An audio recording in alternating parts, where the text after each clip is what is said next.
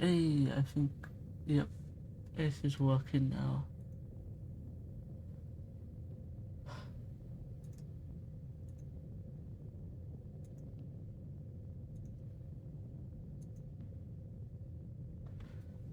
I do not understand why it was just like, nah, I ain't gonna, I, I'm, I'm not gonna be able to pick up anything. But hey, just imagine, welcome in, and thank you for your help. I would have gone so long without realizing otherwise.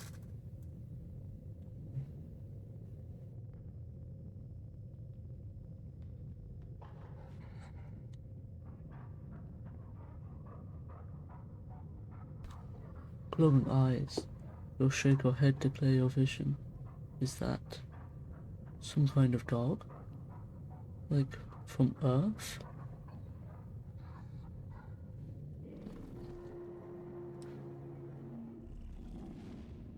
The creature howls and lunges.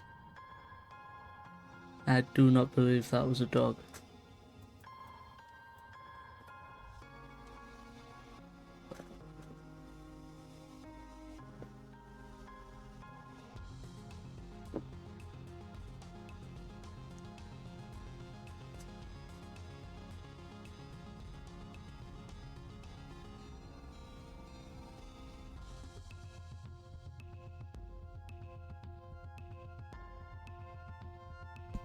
You were born on the stratospheric Earth's first colony ship, halfway through its 20-year voyage to a wormhole at the edge of the solar system.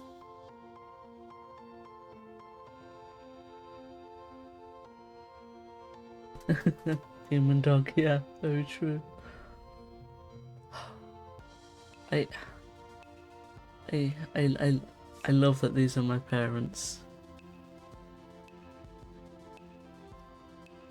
They always look badass. I really like the designs of these characters. Your parents run the hydrophobic gardens, which make fresh air and vegetables for the ship. Like other colonists, they bravely chose to make this one-way journey to the uncharted planet Autumna 4, in hope they could escape Earth's troubles. They had you the old-fashioned way, merging their genes like they merged their cultures and traditions. They name you something else. My parents had good taste. Clearly. Alright. You are a bright-eyed child with active imagination. Sometimes too active, your mom says.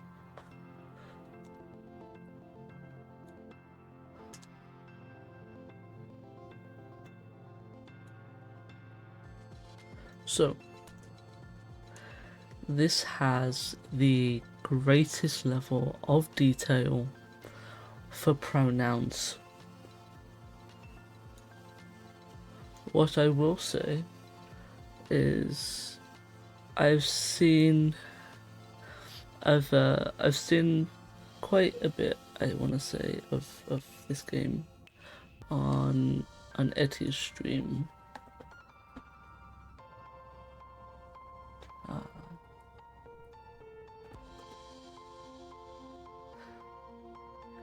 And on its first stream of this game, like literally the first hour was just going through all of this, because literally it is so a lot in a great way. You can set custom ones. See, I do very much like. Yeah, it really is. So like teen, woman, man, parent, mom, dad, because you can have kids in the game.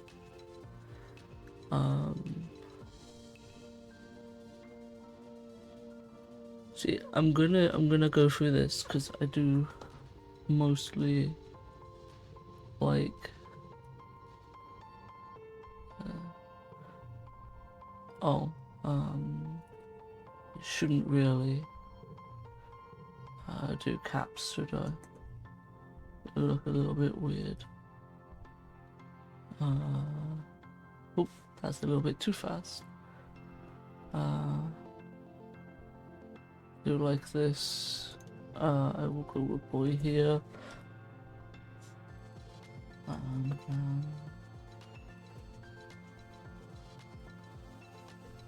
I guess.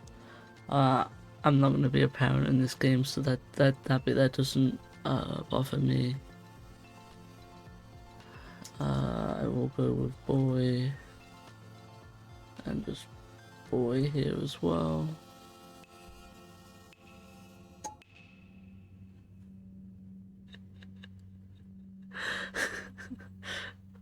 Not to you, I'm not.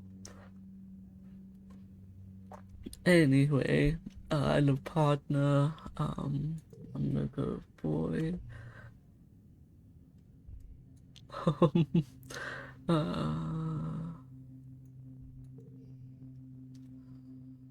Oh god.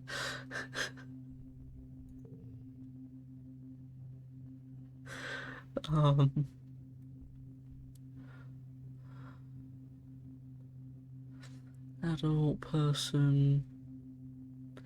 See, when Etty was playing this game, it was like Bud and Buddy, in which what we oh, what was it? I think it was Goob and Goober. I'm stealing them, even though me and Spock came up with them.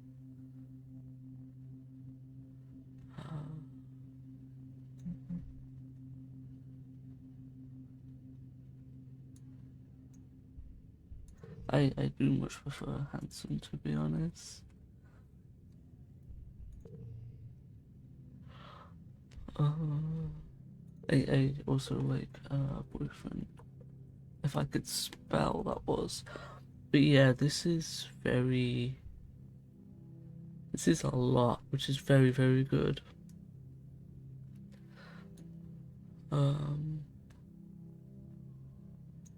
I'm gonna go with handsome here too.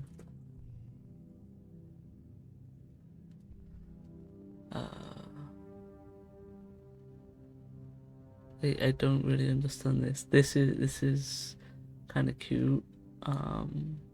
Oh,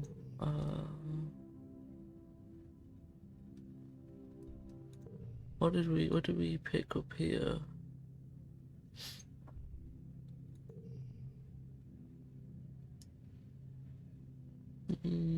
I think I will go with brother.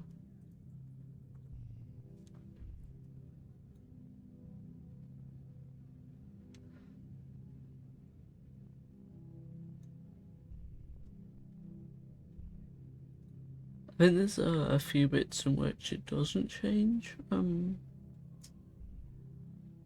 Yeah.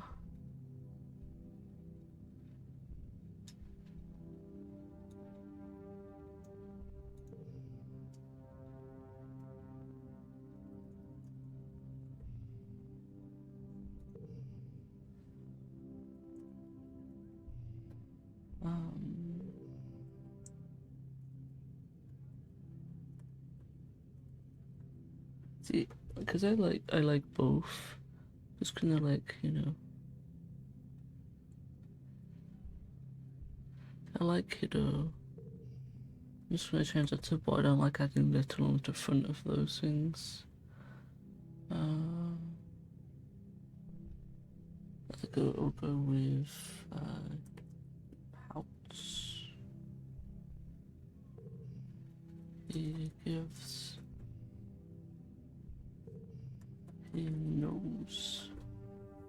See, it's one of those where I think it's really cool because I use like he and they. You can just edit some, so then, you know.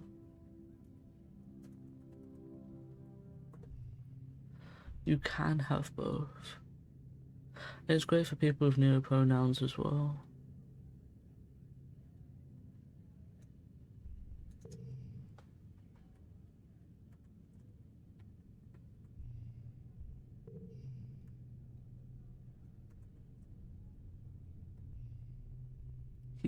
Rex's special friend. That is adorable.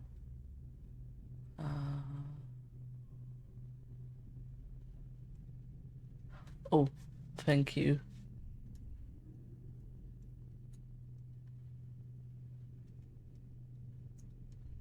You are 100% right. Also, hey Niv, welcome in.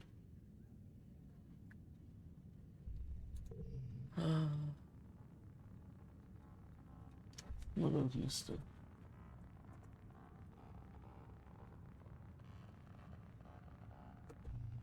Oh, and the best bit is, you can change this whenever you want in the game.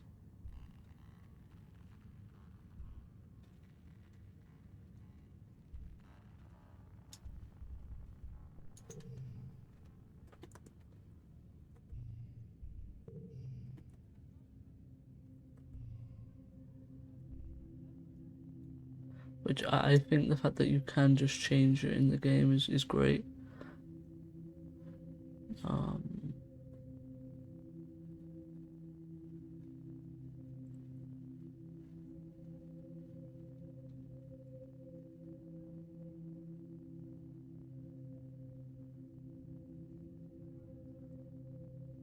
So if you're fluid, you can change whenever. If you play after some time, you can change it. Or you can change it as well. Yeah. Oh, 100%, yeah.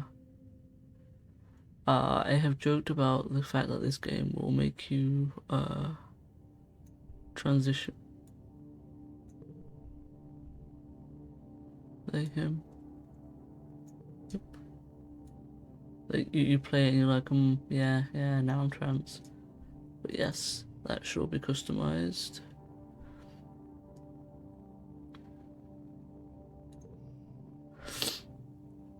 And now there's so much more to go. Your vivid dreams are things you've never experienced. Dirt under your feet, skies overhead, endless jungles and strange animals. You wonder if this is what Phenomena will be like.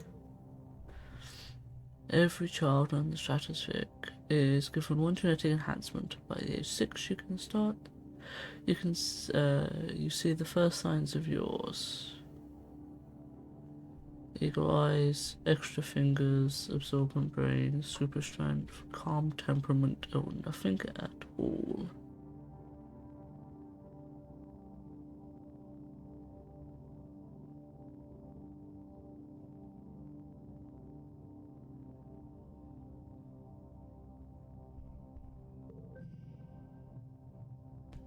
I feel like calm temperament might be mine. Nothing can faze you. You're rarely frustrated, and you don't let anxiety get the better of you. You brush insults aside, always play nice, and never have to be told that sharing is caring.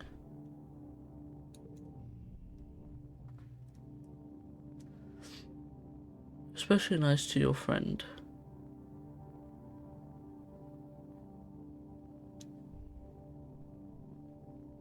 Angelic integer. Wow, my brain. Time to word. Energetic and loyal, an enemy. Tough and gentle cow. Bold and confident Mars. Quiet and adventurous Dis. Studious and mature Tangent. And shy and sweet Tammy.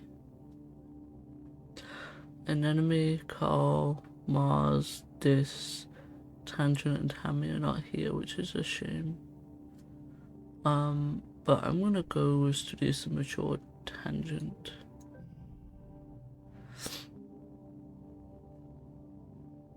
Tangent sits right up by the hollow projector and always has her hand in the air. She and her twin brother Dis drifted apart when she started genome treatment to make her body conform to her gender. Today, Tang is the girl you always knew she was, but her relationship with Dis is worse than ever.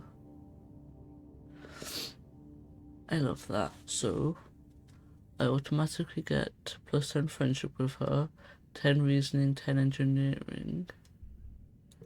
and I can go and have a look at the other one because I was contemplating her or Cal. Cal is a sweetheart, always ready to lend a hand or play a game. He and Hammy are just as inseparable, so it's almost like you have two best friends instead of one. Cal teaches you how to take care of all the classroom hands. Your parents are very proud of both of you. 10 biology, 10 animals. No, I'm gonna go tangent.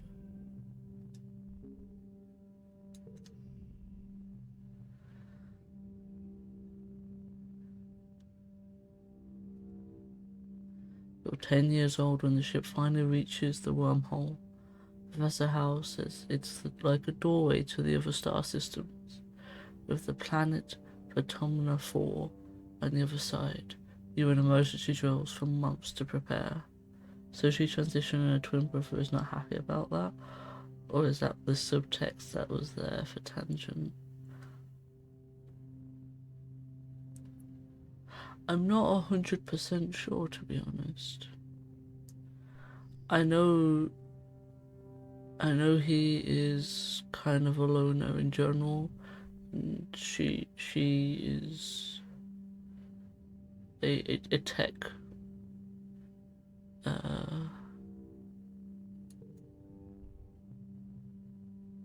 loner.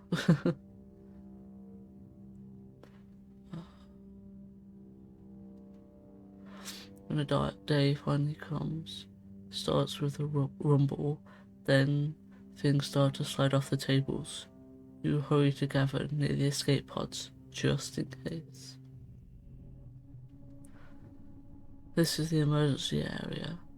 But the emergency area is crowded with families. It's going to be fine, Hannes, your dad soothes. We'll be through the wormhole and down on the planet before you know it, just like we've practiced. Your mom gives him a sharp, worried look. Red emergency lights. Oh wow, my stress has really gone up. Yeah. But it would have been more if I didn't have the calm temperament. Red emergency lights switch on as the sirens begin to sound, somewhere distant in the ship. You try to breathe slow like you were taught, but you're very scared. You look out a porthole, the stars are gone. When you are frightened, you get in touch with your emotions. You bawl like a baby. Hey, get rid of some stress, which is generally true. Hey, Spark. Yeah, -2 isn't that much of a buff. Then again, yeah. I'm gonna hydrate. Thank you, Spock.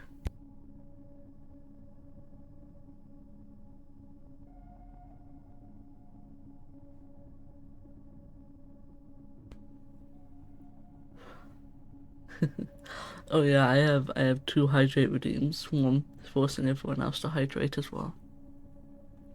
It is it's very perfect. You aren't the only one. Nearby, your classmate Tammy has tears streaming down her cheeks.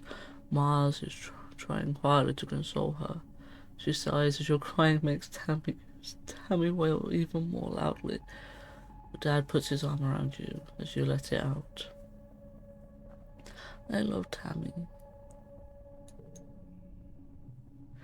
You wait. The shaking builds. Oh, I'm getting even more stressed. And everything starts getting very weird. The hallway stretches, and you're stretching too. Your arms are impossibly long. Your head feels like it's slowly filling up like a balloon. And contracting down to the size of an atom at the same time. Is this the wormhole? You hear the distant, ominous squeal of metal giving way as the ship shudders and lurches in slow motion. The weirdest part is the sense of deja vu. You're sure this has happened to you before, and you know somehow that everything's gonna be okay. The shuddering reaches a crescendo. You hear an impossibly loud crunch and feel weightless for a few seconds before gravity slams you back down against the wall. Head first. You black out. As you slip unconscious, you feel yourself twisted out of time. It's today, yesterday, and tomorrow all at once. And more than just one tomorrow. Lots of them. Different tomorrows.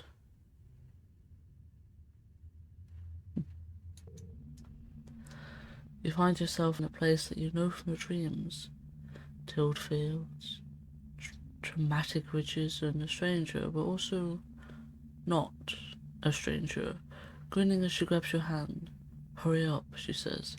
I'm not going to let you miss this. Distantly, you can feel the ship's shaking has stopped, and hear your parents' worried voices. Feeling safe, you slip further into the warm embrace of the stars. You drift. Gradually, 20 less stress. Your consciousness reforms. You wake up in the medbay. Medbay under you plays a soft tone and automated voice speaks. 2 weeks have elapsed. The patient's cranial injury has completely healed. They may now be safely discharged. Then I have that kind of deja vu as well, one that makes you feel like, yeah, everything's gonna be fine. Sounds like a superpower. Superpower or just lifelong experience that, yeah, eventually everything will be okay. All the bad will pass. It may pass like a kidney stone, but it will pass. Anyway, as the fog lifts from your head, you realise something seems different about this room. It's so bright. You try to focus on the window. Something is definitely different. Sunlight?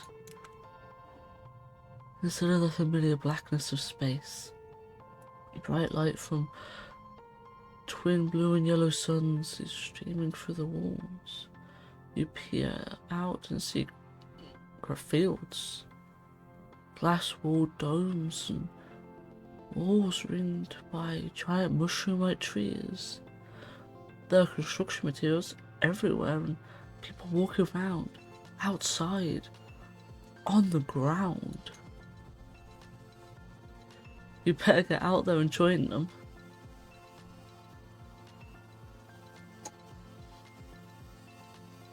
I'm gonna cautiously step outside to start my new life.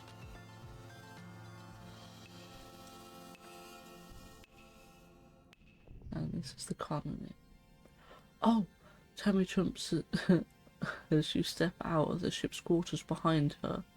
You're awake. Are you all better? You better go see your dad. She points southeast towards some geodesic domes. Okay. Tammy looks concerned. You slept for so long after you bumped your head, she says. I bet your parents were worried. Your dad is working over in the geoponics near those domes. They're called greenhouses.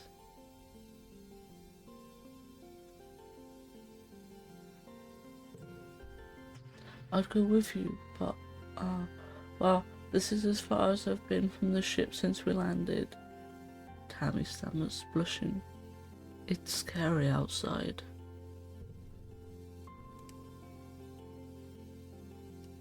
I mean, technically speaking, we have all experienced that, just imagine.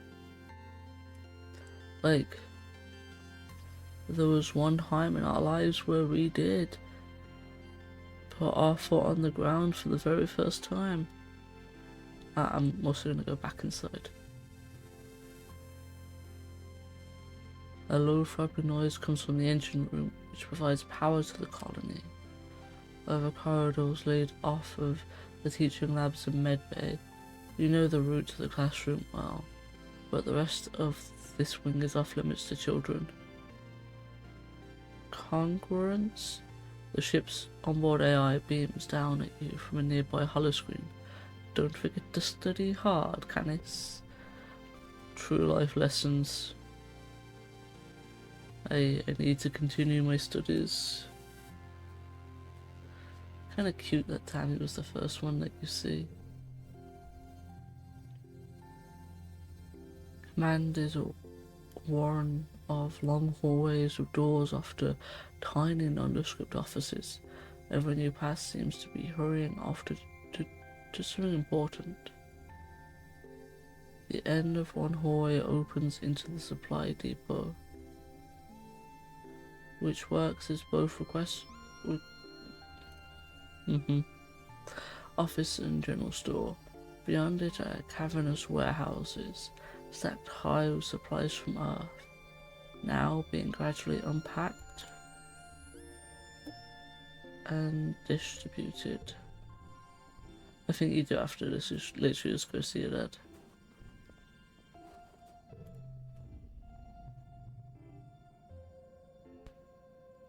Canis, your dad gives you a big warm hug. I'm so happy, finally awake. Doctor insisted. Instance thought it'd be best to keep you asleep while you're not getting healed. Your mother and I thought you might be asleep away the whole year, my snoozy little gooseberry. The dad in this always gives like such cute little nicknames, always plant-based. But I mean, I know it is cute, isn't it? He checks your head and looks relieved.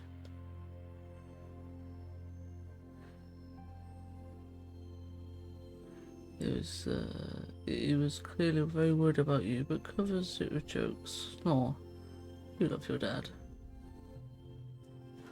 And just gonna very quickly.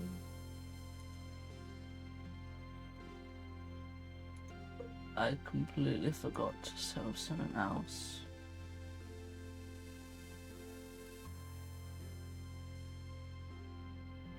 It's been a while since I've streamed.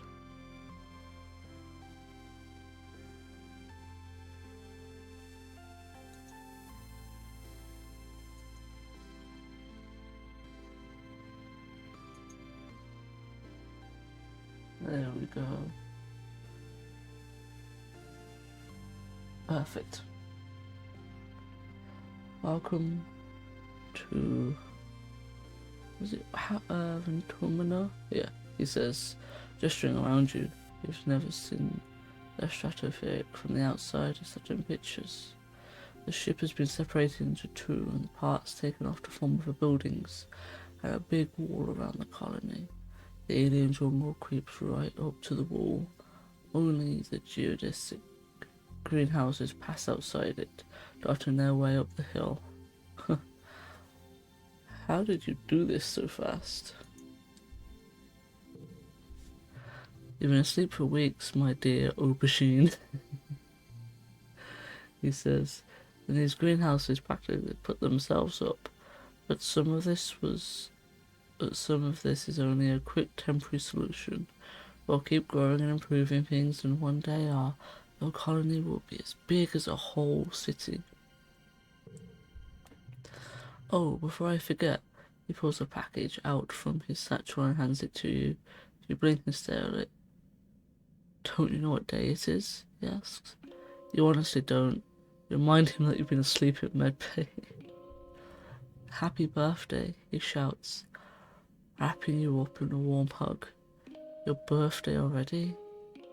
You feel a dizzying sense of deja vu. You stare hard at the wrapped package. You know exactly what's in there. Do you remember it? No, you dreamt about this package some years ago on the ship. Inside will be a small medallion in the shape of the sun that your dad made by hand. Walking up, getting older. Then again, when you're younger, getting older sounds way cooler. Tell me about it. Tell him you know what's in it. You describe the medallion, and your dad says as he hands you the package. Oh, who ruined the surprise? Was it Sheik? I bet it was Sheik. They hate fun. He grins and adds, don't tell them I said that. You start to explain that no one told you, but someone shouted your dad's name. Listen, I'm so sorry, Candice, he says, but I have to get back to work. There was an accident when we landed and... He stops himself. Don't worry, we're gonna fix it, no over an eye. As the hell is expecting you in classes, if you're feeling up to it, your dad says, pointing west to the engineering wing in the far end of the bisected ship. He points to the large doors you came out of earlier. Or you can relax in our quarters till you're feeling better.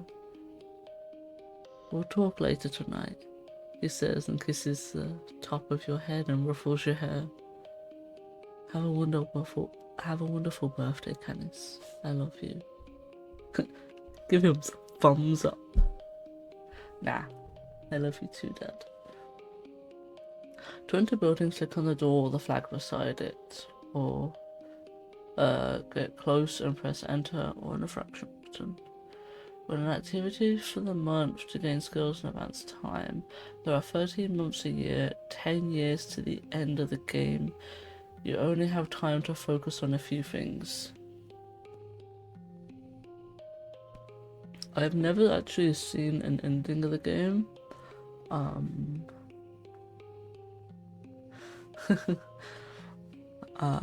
But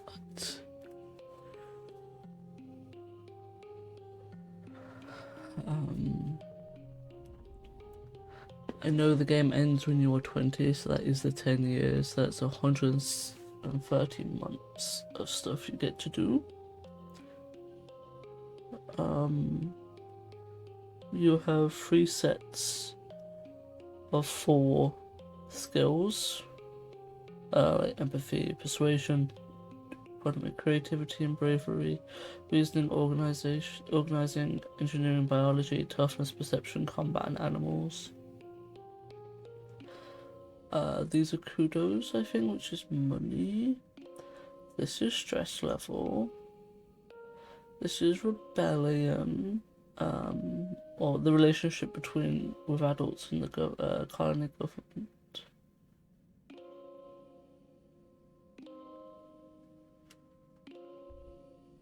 So, I'm gonna try and work out how to do things. You see this sitting on the ground beside some bushes. Is he hiding from someone? He seems to be watching the gate in the wall to the south, where grown-ups are coming and going. Kids aren't allowed past the walls, he says quietly without looking up. They say there's nothing to be afraid of, but then why do we need walls? You stare at the gate and have a sudden rush of memory so strong that you think you might faint. You imagine something crashing through the wall, something enormous, dark and wiggly. For years in space you've half-remembered nightmares of monsters, of the ship being destroyed, of shifting through wreckage that used to be your home, trying to find something. Dad always told you that your dreams weren't real. Breaking from the daydream, Dis whispers, I think there's monsters out there. I believe you. No, you don't. Being sarcastic, I can tell. No one believes me. He turns his back and ignores you. They're huge and wiggly and dangerous. Stop making fun of me. It was bad. No, I no. -2 friendship with this. No.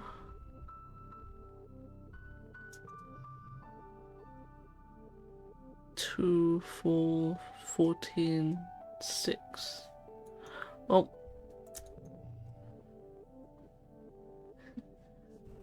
he looks like a little emo kid. It makes sense that people, like, when I say it makes sense, it's like, I don't think we should pick on emo kids, but yeah, I don't have to explain. Hey, Candice. The enemy seems really at home here. She's rolling a sports ball around with her foot, making patterns in the weird blue snow. The stuff is different from snow on Earth, she tells you, because it isn't cold, but it's still neat, and you can make stuff out of it. Your foggy head clears a little. An enemy is simple, physical, real. You always feel grounded near her. Why aren't you? No, it's only monsters. Nope, just some little bugs. The grown-ups would say if there were monsters, right? She shrugs and smiles reassuringly. Even if there were a monster, Chief Rex would beat them all up.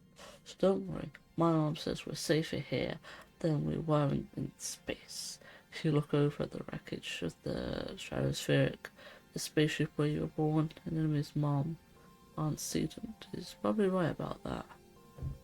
Look what the wormhole did to your ship. Not cold? Hold my beer, gotta fill up. Oh my god. Yeah. Let's see what you're making.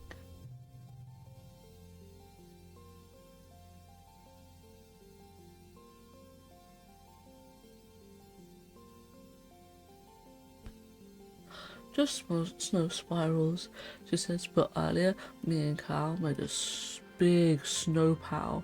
You missed it while you were sleeping in medbay. Her smiles, she smiles. Her broad gap tooth smile at you. Now that you're awake, we can play. Why aren't you in school? She smacks her forehead. School? I wondered where everyone was. I guess I'm going to be late for humanities class. She doesn't look very worried to you. It's okay, she says. Professor Howler's chill. He won't mind, but we should probably go now. She grins and starts running towards engineering. Hey, race you. No fair. She's getting a head start.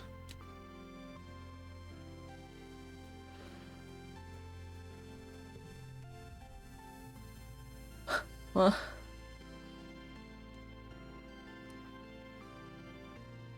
Pretends not to notice you. Hey kid, I dare you to eat this worm.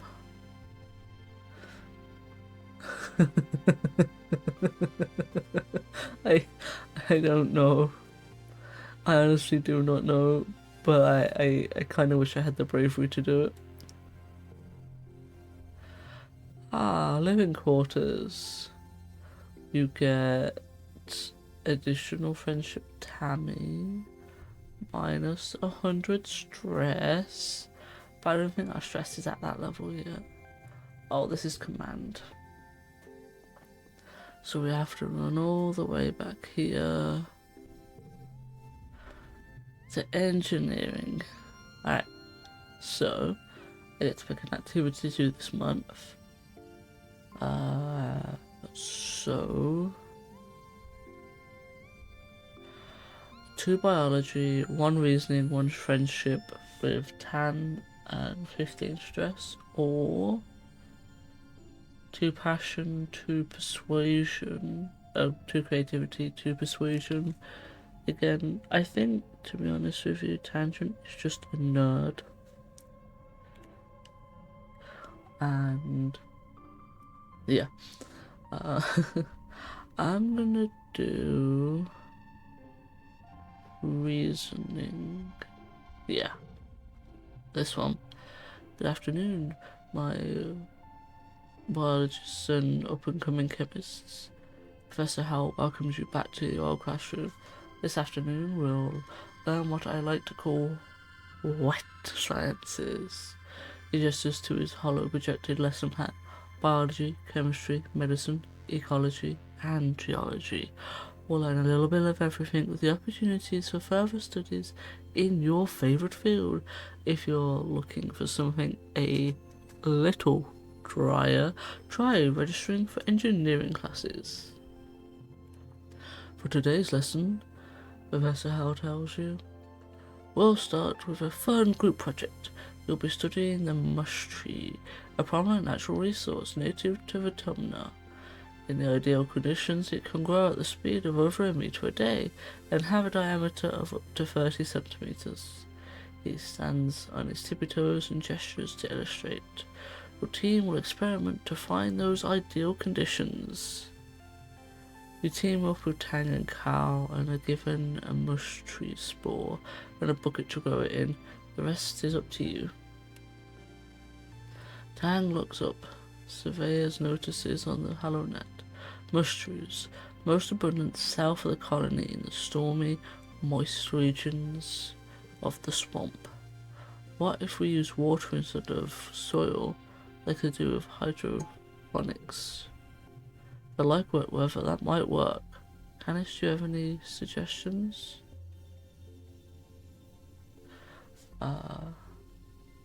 Not like he calls them the wet ones. Yeah. Okay, so...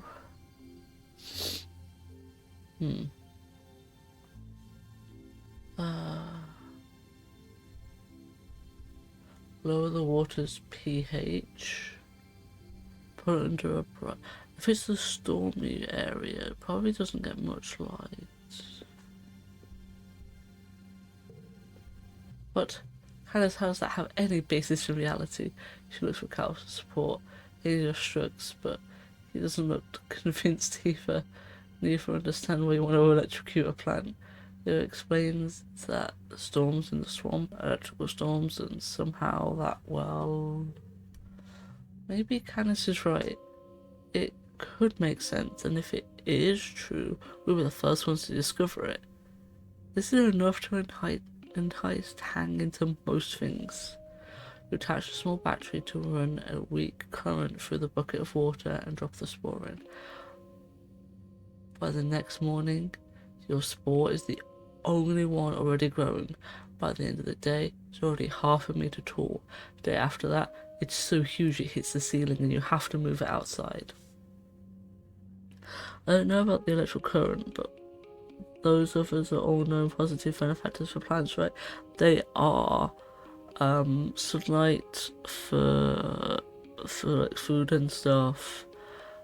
Singing to it apparently, as long as it's it helps. But yeah, now it's just like I'm gonna electrocute this plant and see how it goes. Your tree outpaces all the others by a long shot. At the end of the week, Tang proudly displays an edit to the surveyor's HoloNet notes. Shows rapid growth when stimulated with a mild electric current, as discovered by our junior botanists. I got +1 in biology and 5 kudos. Okay, so... Alright, so with this game, I played the beta before it was released,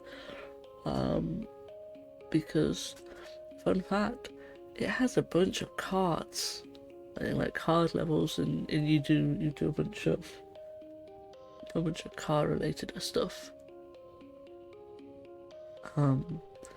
And I never finished it, but there's a contest for the art, for the cards. And yeah, so the whole card system is something I was looking forward to. Yeah. When you work or go to class, you'll play a quick card challenge as the month passes. Move cards to fill 5 planes and make the best hand you can. Yes, order matters. If you total in the circle and right reaches the goal, you win. Depending on your cards, some challenges can't be won, but you'll still get an award for doing your best. Yeah, so you can do like flushes or like bonuses, straights, and yeah, there's a whole bunch of really cool stuff.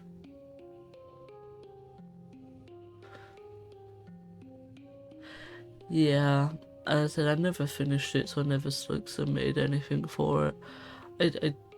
There's been a few games in which I have started to do art for it because there's a competition, and then I worry I'm not good enough, and then I never finish, I never submit anything.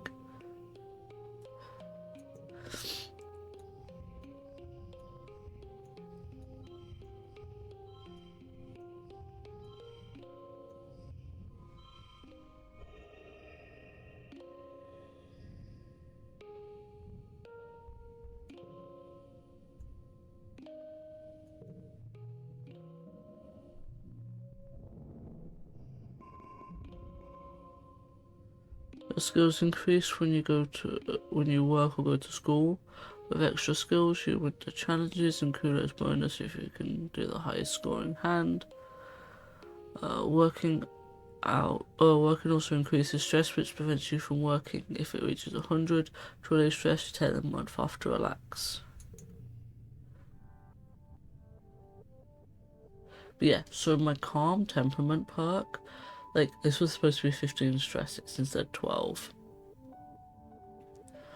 It just means I'm going to be able to do more.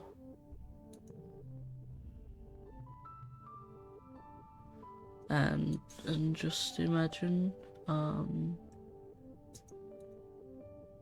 you can see some of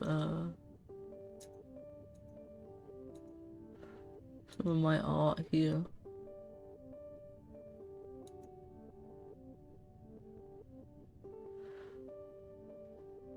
These are some of the emotes I made, and obviously you can see, like, yes, there is a Psyduck hydrating.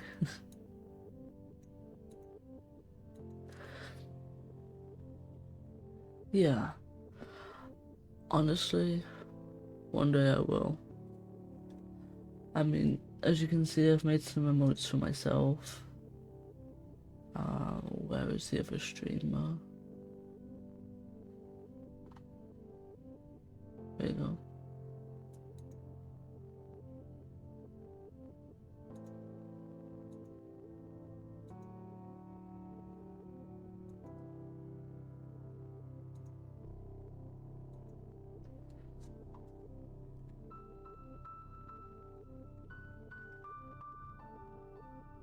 I'm getting better with actually doing art. I have new emotes that I'm working on for both me and Etty. Also, actually, great thing. I made my VTuber. The layout I made. Isn't one of the Falcons also from you? No, I haven't done any emotes for Falcon. As much as I would love to. I have not. I did do art for Falcon.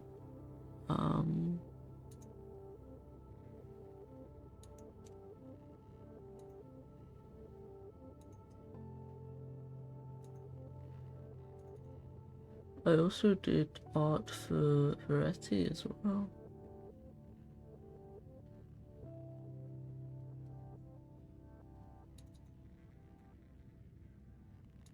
Oh well, that is way too big. Hang on a second.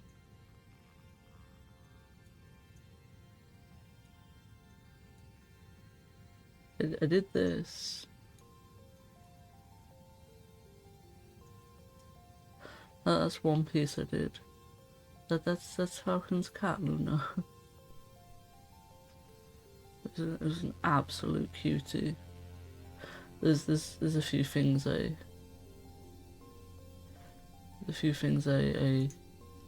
wish I could change about, but yeah, I did that one.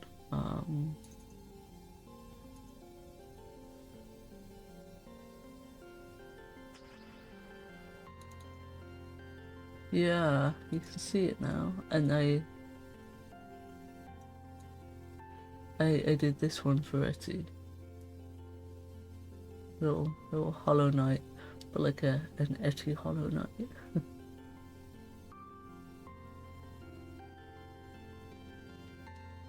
So the eyes in this I didn't do. The eyes are what Etty did. It's part of Etty's little VTuber model. It was to make it look a bit more Etty Knight. Yeah, you can see in the background like the main people and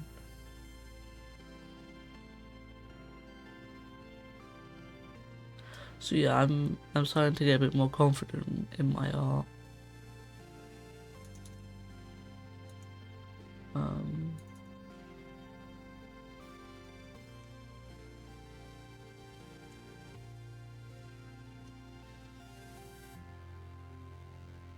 Oh my god, why are my art pieces so massive? Sorry about this. This is one I did a while ago for a friend.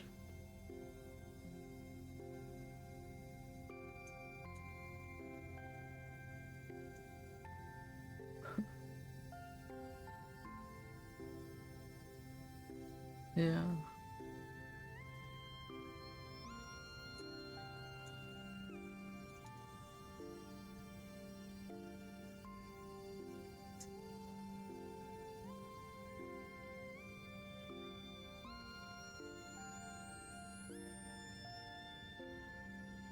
And obviously, as a joke, the greatest thing I have ever done. Wait, no, let it go.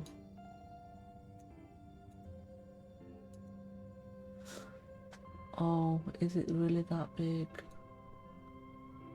Well, I can't show it, I guess then. I end up doing things that are like size-wise way too big. Thank you.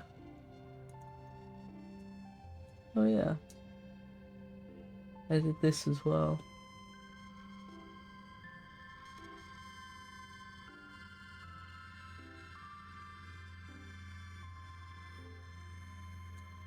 The our great friendo and Kaiser Champ. Oh no, I have to try and remember how to spell the name. Give me a second. And then I think I actually have to run ads afterwards.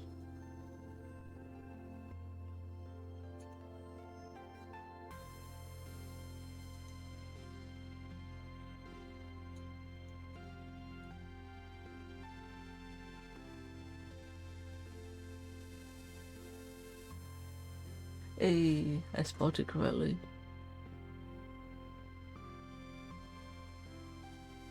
Huh.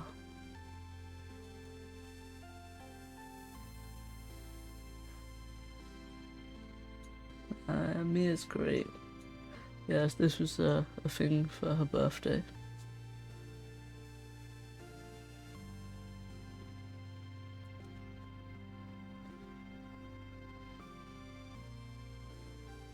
She's like one of my favourite people to watch play Kaizo. And currently doing a bunch of other games, I believe, as well. Which is awesome. I do believe ads are about to roll. I forgot to set up words on stream.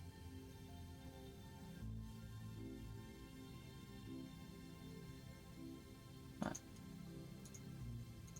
So we're gonna hop onto here.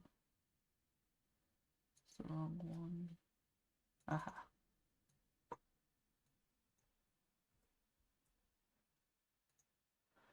By the way, in case people didn't know, I have my own Discord. And I'm also part of the EG stream team, which also has a Discord, which I need to do a link to. Also, I have a Yakuza-based fishing game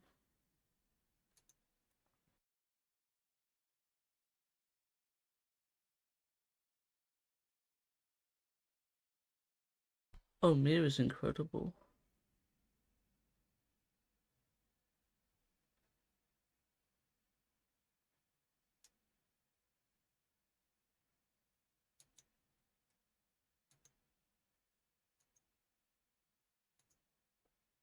I will see you after ads.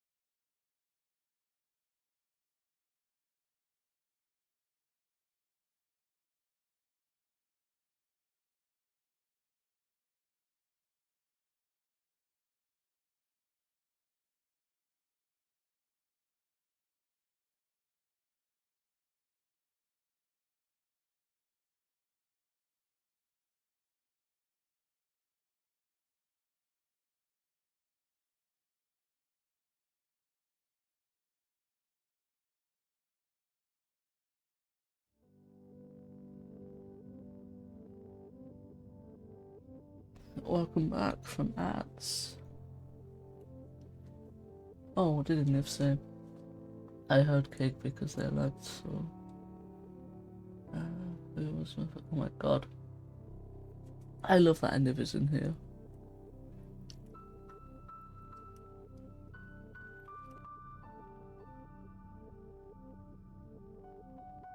Thank you, Spock. I was thinking about how long this game might take, and the fact that the only other person I know, like Sin, play this game is Etty, and considering we're that nearly at the end of the first month, and I think at this point, Etty had just finished the pronoun section. We're definitely gonna finish it a lot quicker.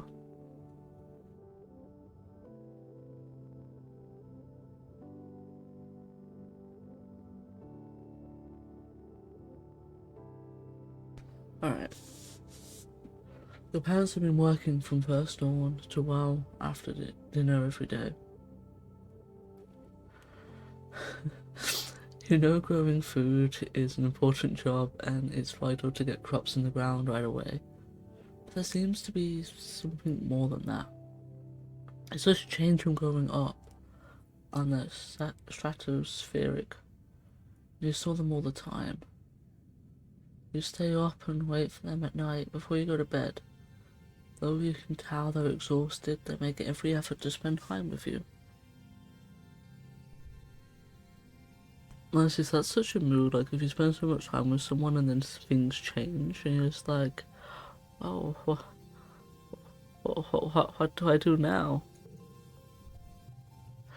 Oh, sorry, we haven't seen much of you, little gooseberry. Your dad says your mom watches.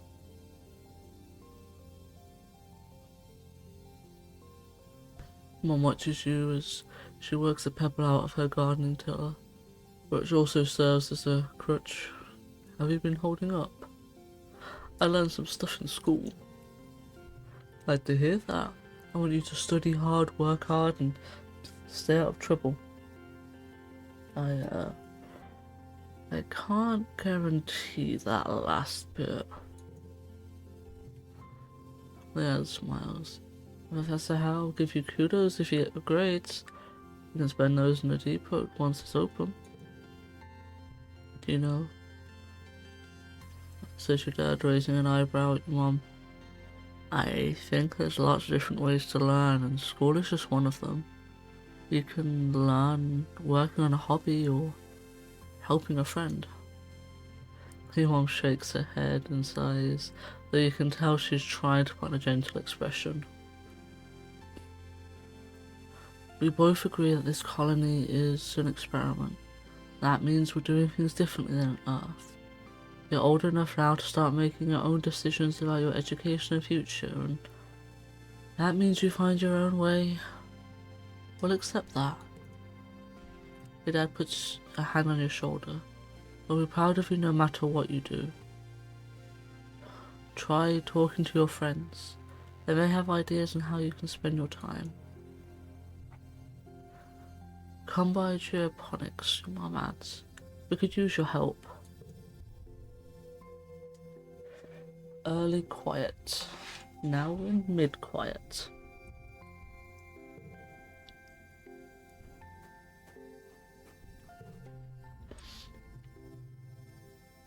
Do a trick.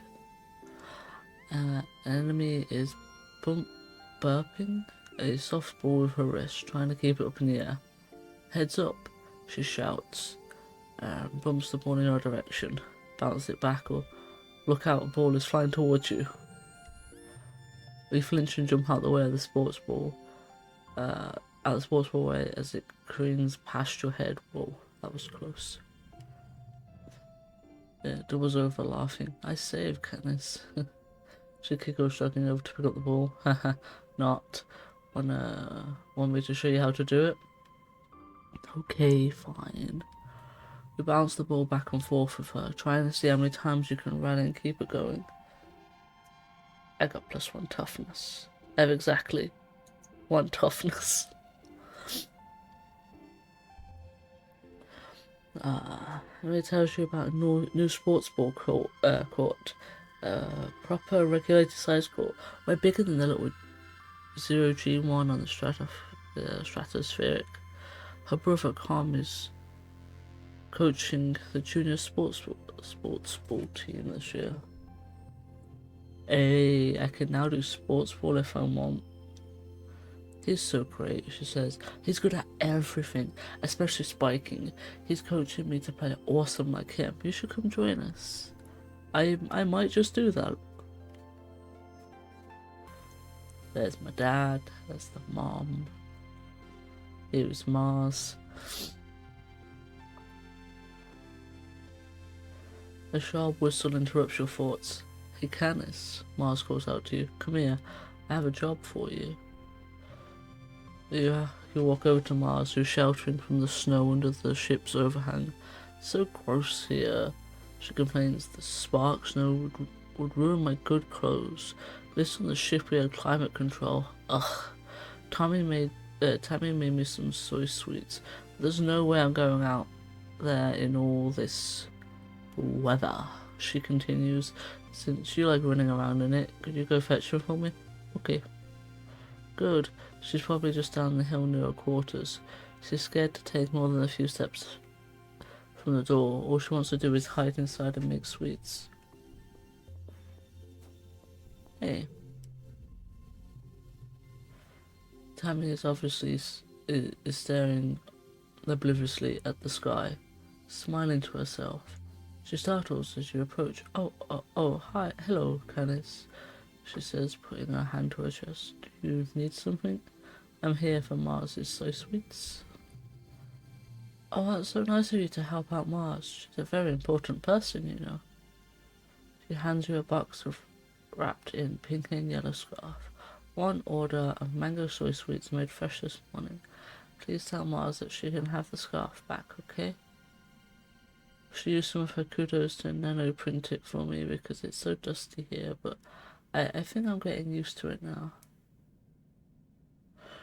That sounds like could make a great pair. She should just go there herself and stay with the baker. You're not wrong. Amy smiles again and tucks her hair behind her big elven ears. Mars is so cool, she says fondly. Sometimes she's kind of bossy, but I know she really cares too.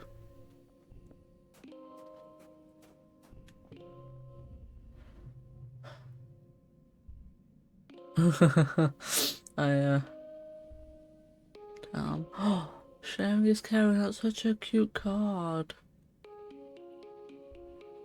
Damn, I need persuasion.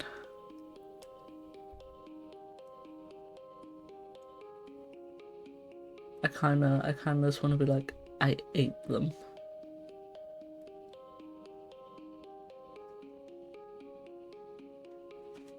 Ah, I can't even like save and go back. Okay.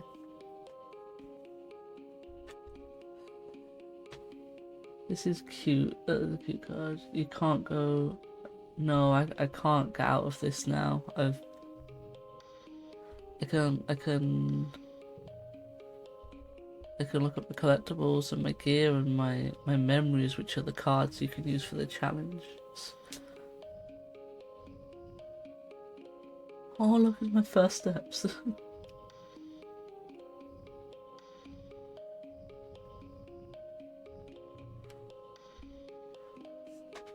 Okay. You did what?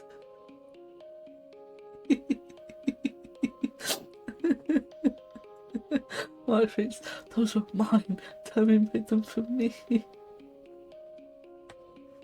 She crosses her arms and huffs at you. I knew you wouldn't be good at delivery, she says. That's what I told Administrator Sick. Oof. I didn't lose any friendship with her though.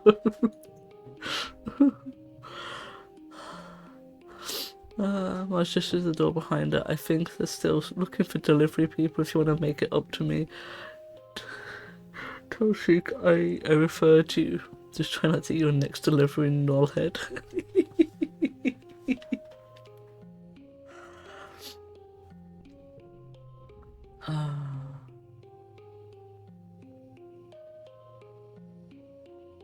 You see Tammy quietly sitting near the entrance to the lounge. You've known her for, oh, her whole life. Back on the ship, you used to play with her. Tammy had the best doll collection. After her mom died, her dad used his nano printer creds to print her different doll every month for a year. Her ears perk up when she sees you. Oh, hello, Canis, she says. Her voice is soft and dreamy like a beam of starlight. Do you want to play dolls? Of course I do. Canis, get your act together. No, I do not think I shall. You don't think Tammy will ever be too old to play with dolls. If anything, she has even more of them now.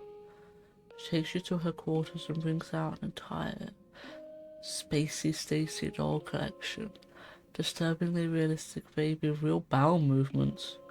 And two super fancy postable dolls named Lily and Tilly, who can be programmed to move on their own. Tammy isn't good at programming, so Lily and Tilly just roll around awkwardly when you turn them on. You cover quickly by saying they must be breakdancing at a club. Who would want a doll like that for longer than a week? I don't know. But I got 2 of Tammy and I got 1 more empathy. What's my empathy at? 21.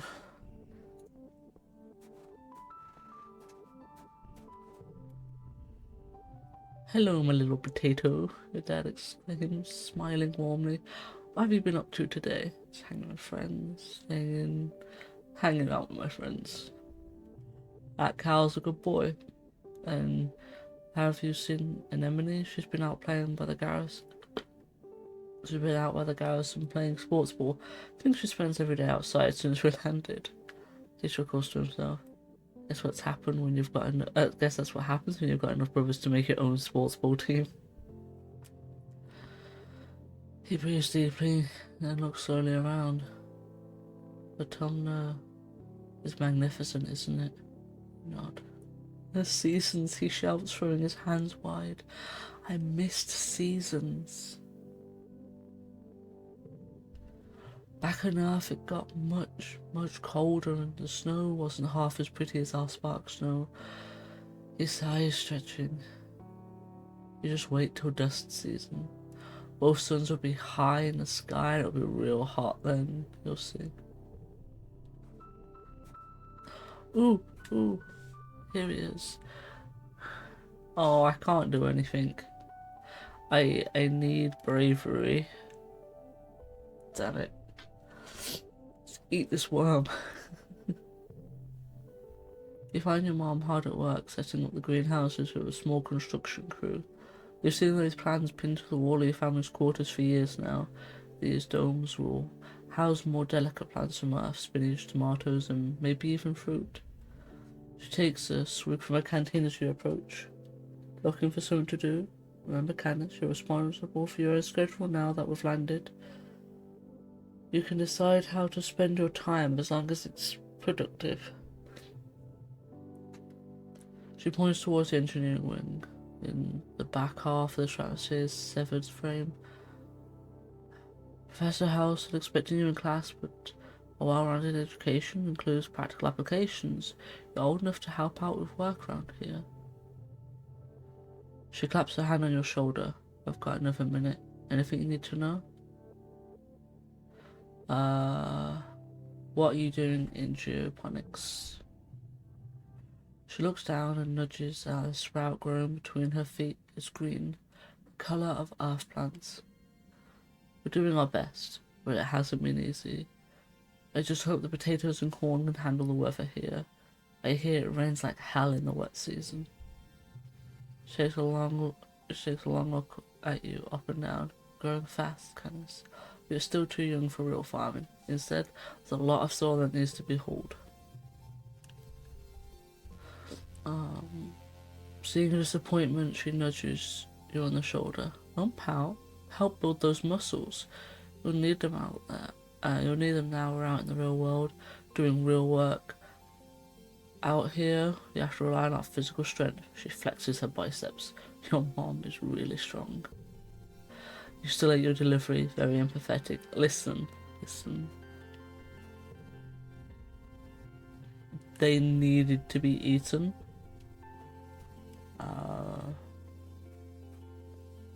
Yep, that's all I got, to be honest.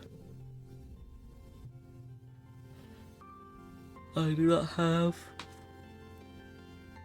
Wait, is my reasoning 5 or higher? My reasoning is 11.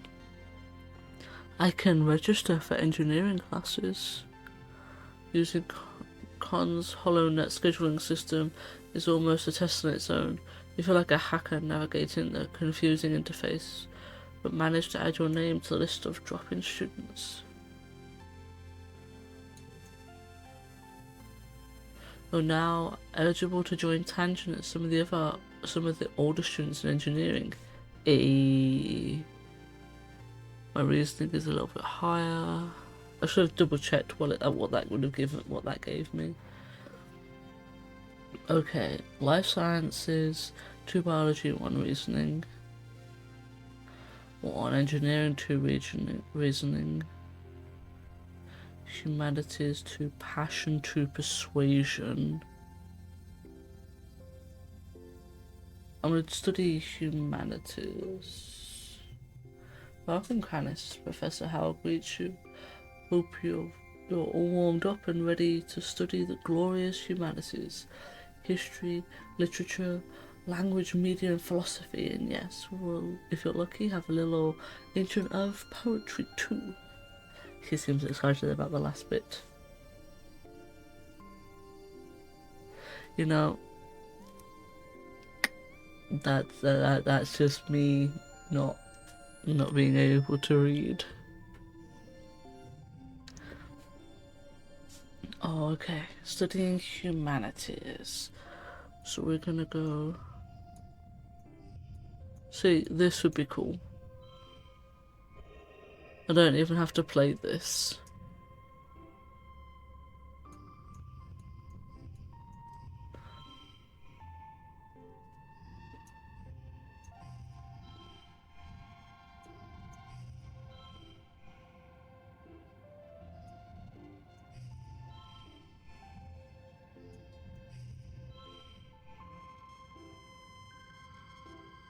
I think 12 is like the highest we're gonna get. It is not. The best score I could have got is 14. Creativity and persuasion.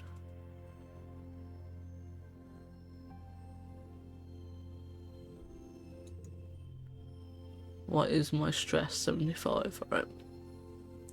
This week you had a few more bouts of deja vu, remembering what someone is about to say or do just before they do it. Sometimes they actually do it, but not always. This morning you were sure Professor Howell was going to trip on an uneven floor in the cafeteria and spill his plate of hash browns. You even told Mars to watch. He didn't know. As Howell walked away, his hash browns were safe today. Mars called you a liar and a dummy. I thought getting close to the number would give full points, but I'd have missed out on even more points. AFK for a moment. That's good. At night, your dreams are mixed up with stuff that you know can't be real.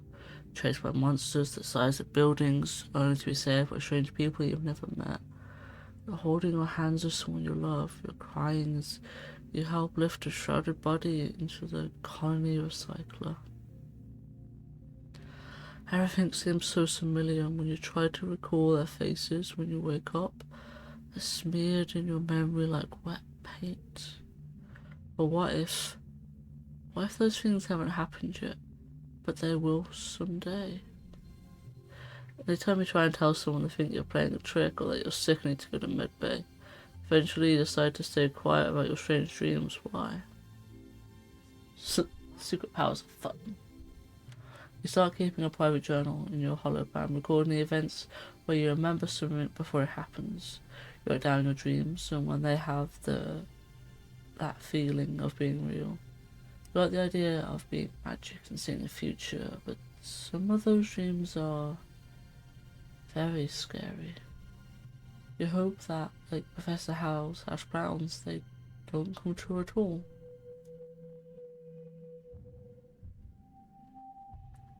Late quiet. 10. Tang is hunched over her hollow palm, frowning and poking angrily at the air. She speaks without looking up. Professor Howe wants us to prep a list of nature flora with photos. There'll be a catalogue on Colony HoloNet, but I can't find it anywhere.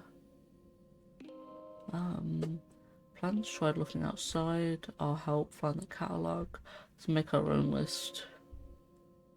Right. So that has increased friendship and organising. Oh.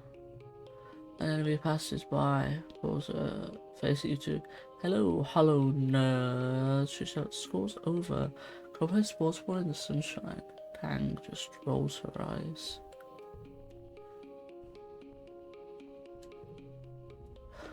Hi, Canis. Aww. I can't help her out. I still do not have. I need bravery. Hey, Meta Knight. Thank you for the hydrate. I appreciate it.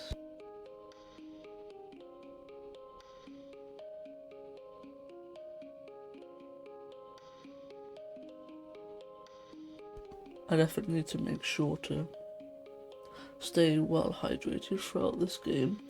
There's a lot of quite a lot of reading.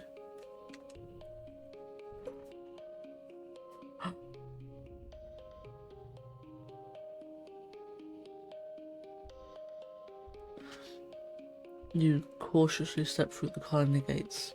Hey there, kiddo. Uncle Tonin blocks your way with a smile. I'm afraid expeditions is off limits for now. It's not safe out there for kids. You need to toughen up so you can join the squads when you're older. Oh. That's like really cool because I've not actually seen this map before. Alright.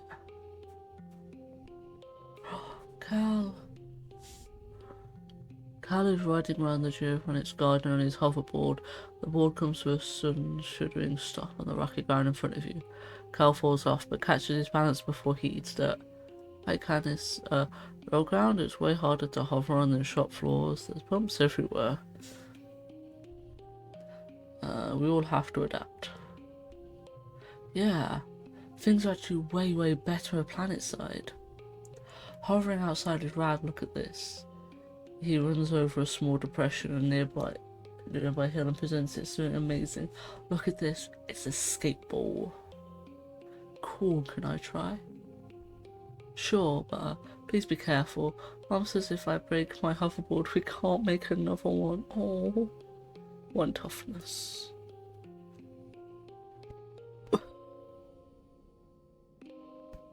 Sorry about that. You take turns riding around the bowl, trying to come up with enough speed, going down one side to come back the other. You don't land any tricks. It's hard just staying on the board with this uneven ground, but it's still fun.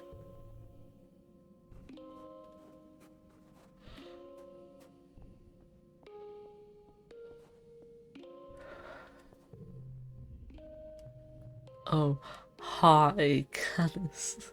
Marzipan looks bored. My lads made me come out to get some fresh air. I don't know what's so fresh about it. It's always full of acid, snow, pollen or water, and I don't know which is worse. Okay. Parents, I guess? Oh, damn it. Your dad takes a big breath of air. This is real living, he says grandly. Sometimes I wake up thinking we're just still hurling for the space on the stratum. I'm just so jazzed when I remember we're here on a real planet. Never take this for granted, kiddo.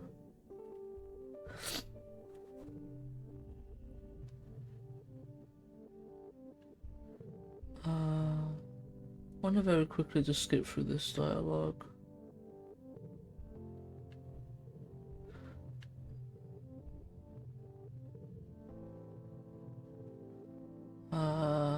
Should I say all this?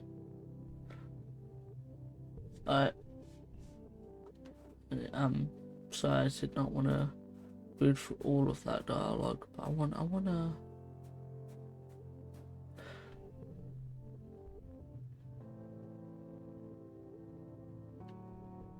I'm gonna relax. First day, first month in the next season.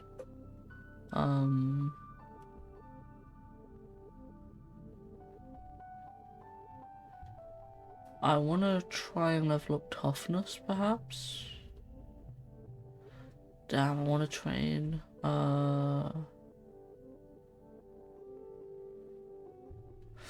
Hello. I think if I go here, maybe. I need toughness or greater, or need. Okay. Oh. Oh, it just says who's who. Alright. It's okay, so we have to do classes. Or relax. I'm gonna do one of the classes. Life sciences, I'm gonna guess. Or engineering. It helps with my reasoning. Alright, we're gonna go with engineering. After Hal rubs his hands together as he waits for the class to settle down. He's in a great mood. This must be his favourite subject to teach. If biology and chemistry are wet sciences, then engineering must be a dry one. And believe me, this class definitely won't be dry, he winks. It's weird. We'll also be learning maths, physics, computing, robotics, architecture, and astronomy. Tangent raises her hand. Will we also learn about nuclear engineering? This is a 10-year-old child, by the way. Professor Howe nods, yes. At a beginner level, we'll have an overview of atomic theory and take a field trip to the engine rooms to learn how our ship's nuclear reactor works to power the colony. Okay.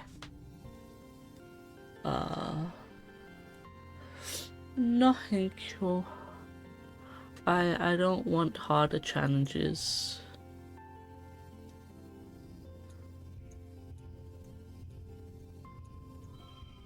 I think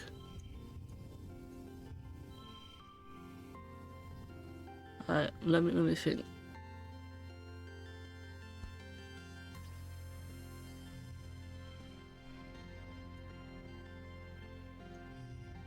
No one. This one there. Is that two? Okay, well that's 11.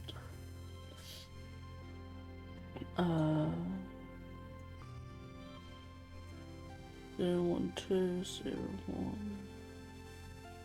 That's a 9. So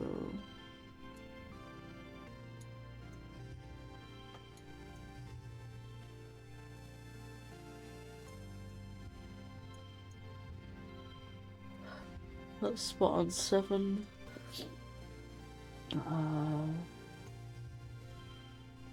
I don't think I can.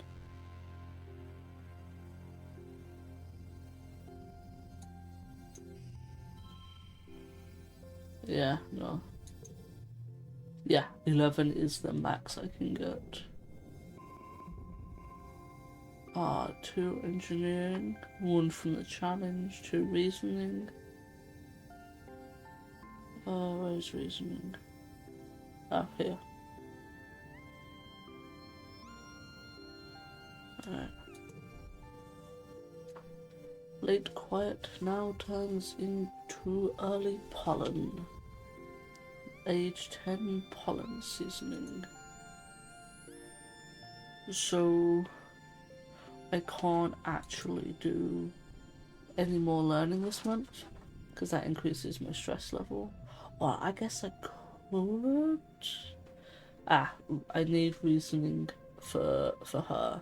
And it has to be greater than 20, and it is currently 30. Yeah. Alright.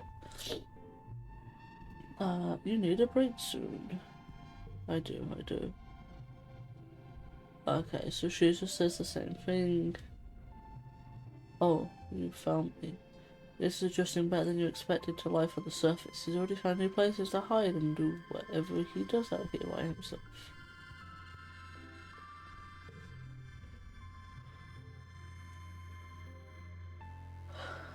Tammy's dad is the head of expeditions, which means he's out surveying the jungle every day. This morning you see her crying in the doorway as he leaves. I don't like it when he's out there.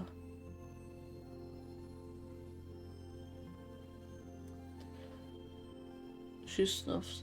He's so brave, and so are you. That's why I like you, Candace. Alright, let's be good here.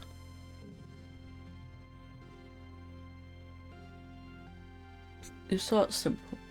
You give Tammy an enormous hug. Tammy gets lots of hugs, but you make sure this one feels special. She hugs you back, wiggling back and forth happily. She's surprisingly strong. Thanks, Candace, she says breathlessly as you squeeze the wind out of her a little. I really needed that. Why do you still have the option to make him eat a worm?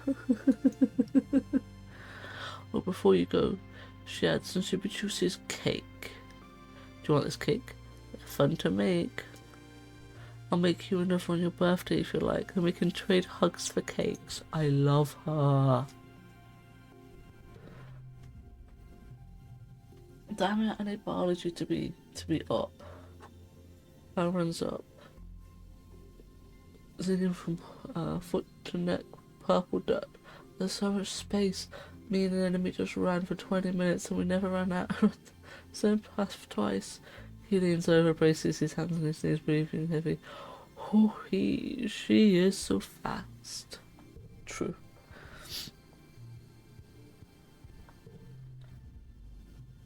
Oh, just give me the same things. I put me to work then. Oh, okay. I need animals and such to do. Oh, what is this?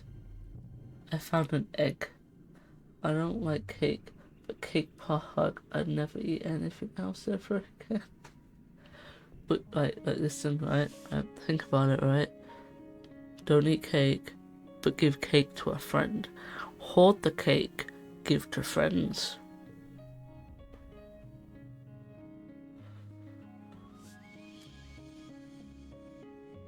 You've heard of Manila, right? You know the season we're holding, festival we're holding in this season. I've already got my routine ready for the talent show. If you have a hope of competing against me, you're gonna have to get creative. Ooh, perfect synergy unlocked. I know, right? So I can't do anything here yet. So I think I am gonna rest, minus all the stress, have more friendship with Tammy because I love her. She is adorable.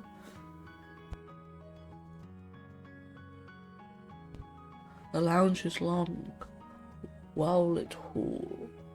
The lounge is a long, well-lit hall above the hull of the ship's midsection. It's strewn with tables and cushions and serves as a communal living space for the tiny one-room spaces every family is assigned. You flop down, the lounge is big beanbag pile with some other kids. I'm just gonna quickly pour myself another drink.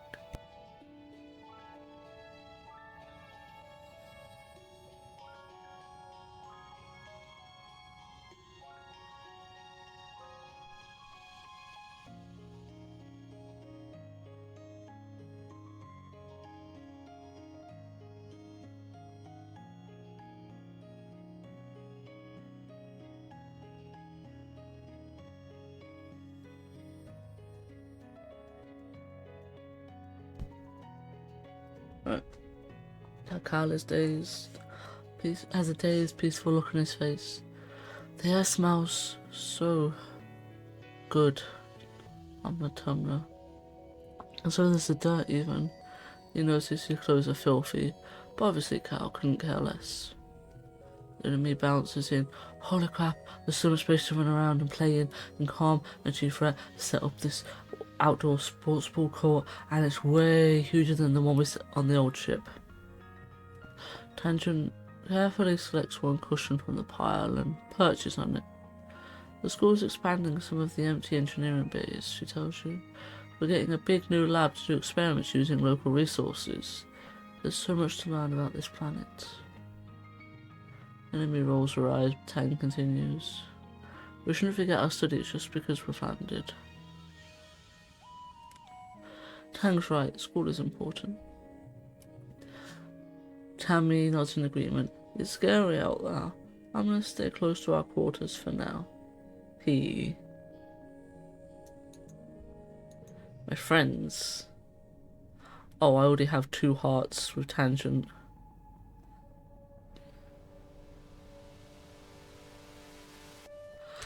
Listen, I ate her food. I literally ate her food, and she likes me more than an enemy already. Like,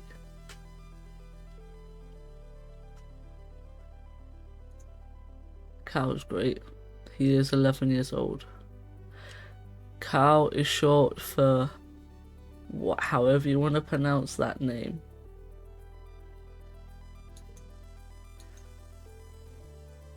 An enemy is 9. Tangent is 9. This is waiting for you to make him eat the worm. What do you think it would like you? One boy. Withdrawn boy, a loner, and awkward around other people. Mars. Mars is short for marzipan. That is me. Tammy is short for aspartame.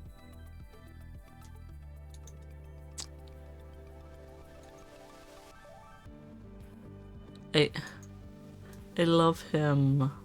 I love him.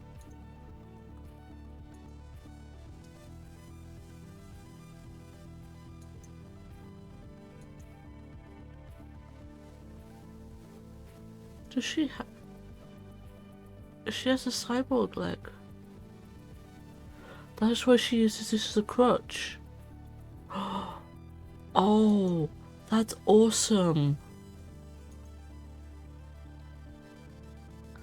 And just look at how happy he is. He seems so sweet.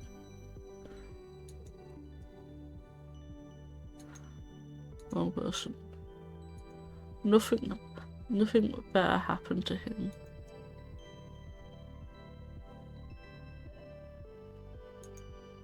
Anyway. You've had less of the deja vu dreams coming to life feeling this week. You're starting to think you just imagined it, but suddenly you get a prickling sensation in the back of your neck and remember that Mars is about to enter the lounge and tell everyone to look outside. You stare at the door. Mars walks in. OMG. Everybody, look outside. They're hoisting a flag over command. You know what that means, right? Autumna is officially humanity's first exocolony ever. You look at the flag, feeling dizzy, and silently mouth the words along with what she says next. You remember this moment well. This is history, kids, she exclaims, wrapping an enemy and Tangent under each arm. And we were there.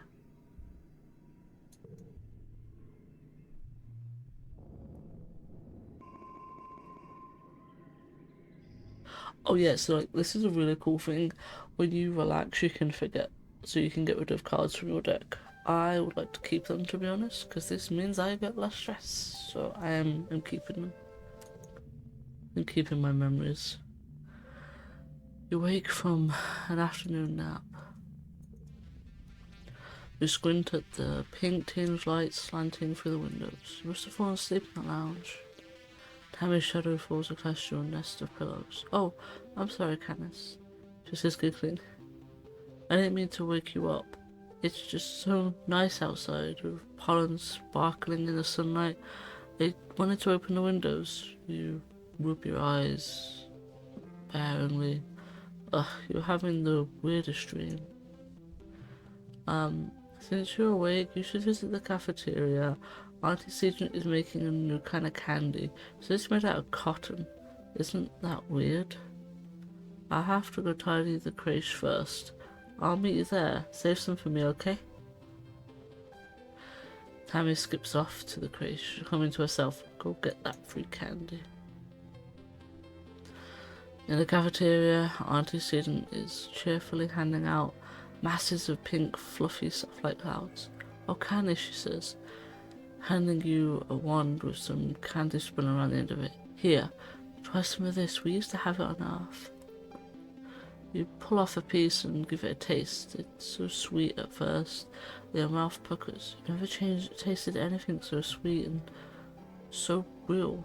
It's not like the soy sweets that the kitchen neoprinter can make. It melts in your mouth, leaving a gritty residue on your tongue. You wait until everyone's gone, but Tammy never shows up. You look down at the cotton candy in your hands. It's boiled a little from the humidity. It's kind of like her hair. You think pale pink and so soft. You keep some to give to her later. You're relaxing in your family quarters after dinner. Your mom had to run off on some kind of council business, so you and your dad are playing a holo game together.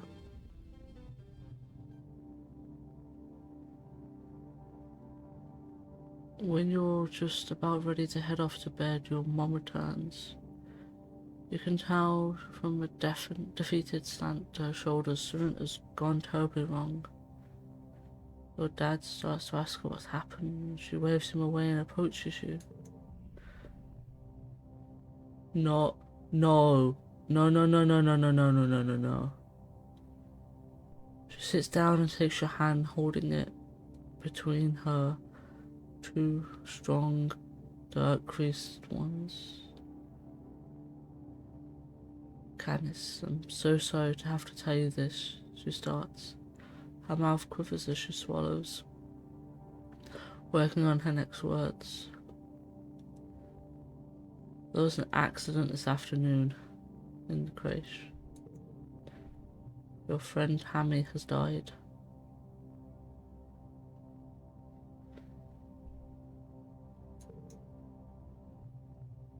You try to understand her words. Tammy, dead. That's not possible.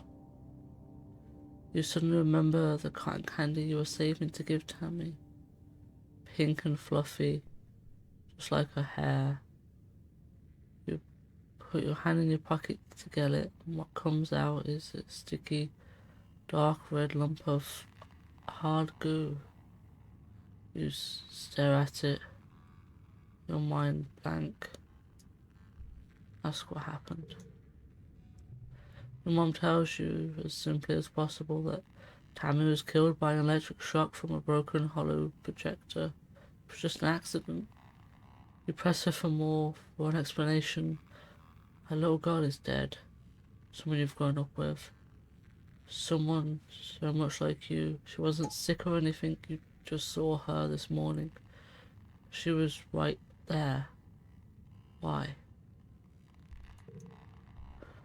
Your mom's eyes are sad and she just tells you sometimes there's just no reason why. You aren't used to dealing with death and you don't know what you're supposed to say or do. You sort of mumble, okay, then change and crawl into bed an hour before your bedtime. You try to fall asleep, but you toss and turn for hours.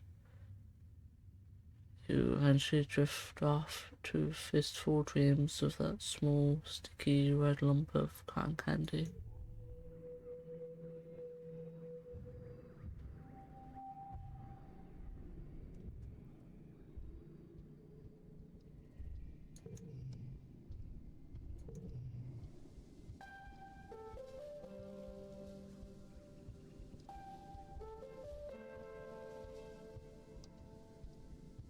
Can I...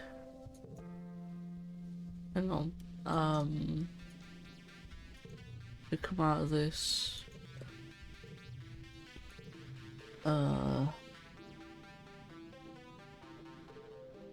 Year 1. Year 1, 2, 3, 4. Month 5.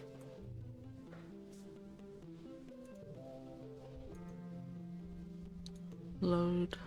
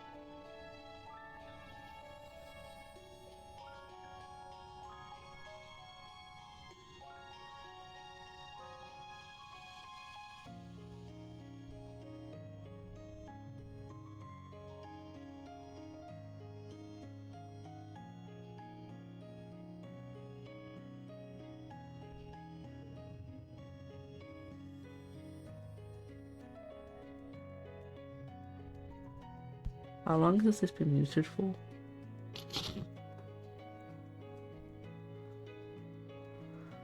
Oh. In the dim emergency lighting, you see Tammy's eyes widen. With surprise and fear, she sits up and rubs her elbow, staring at you. Sorry, are you hurt? It's okay.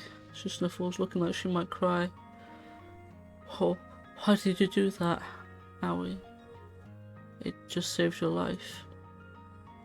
My life, she says. She peers into the dark room, looking even more frightened now. You explain that the hollow projector was going to shock her, but she doesn't seem to understand. What? How? But it's Mr. Bearsworth. It's just a toy. She doesn't believe you, but that's okay. You're just happy that you followed your dream and got here in time. You decided not to mention the dream, since she seems weirded out already. After a minute, the lights come back on, the projector is dead, a thin trickle of stinky smoke comes from the base. Don't worry, Tammy says, brightening as she gets to her feet. Professor Howe can fix it. He can fix anything. By the time you find the professor and finish cleaning up, you've forgotten all about that pink candy in the cafeteria. Oof.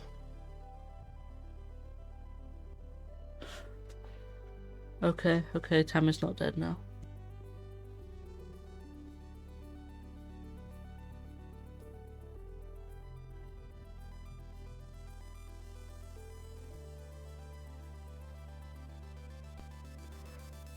Oof. I'm so glad that you can go back and save her.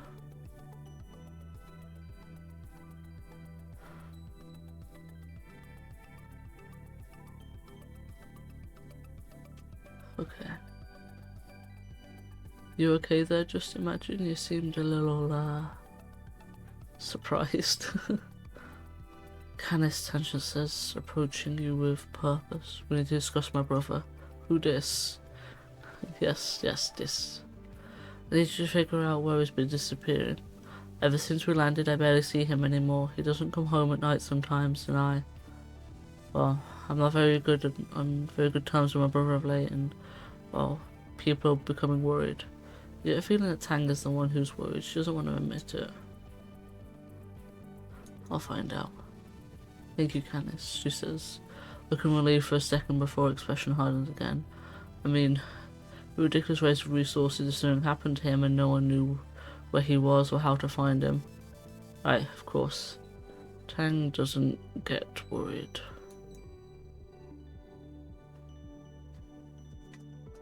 Yeah, the idea of getting information for the game in general, or save states, makes it seem like an experience you already had, deja vu. I like the idea and how it's implemented. Yeah. I didn't know if I would be able to go back and save her. Enemy holds the stomach as you approach. Does the air here make you feel hungry all the time, or is it just me? Like I could eat a whole one of them mushroom trees, just hom. She mimes shoving a whole giant mushroom in her mouth. I love that.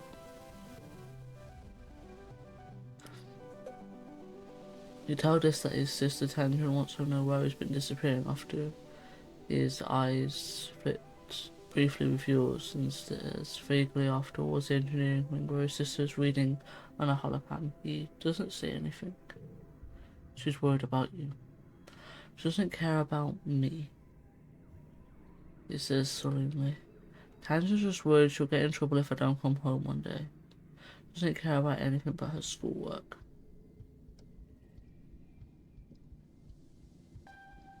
Oh, yeah, no,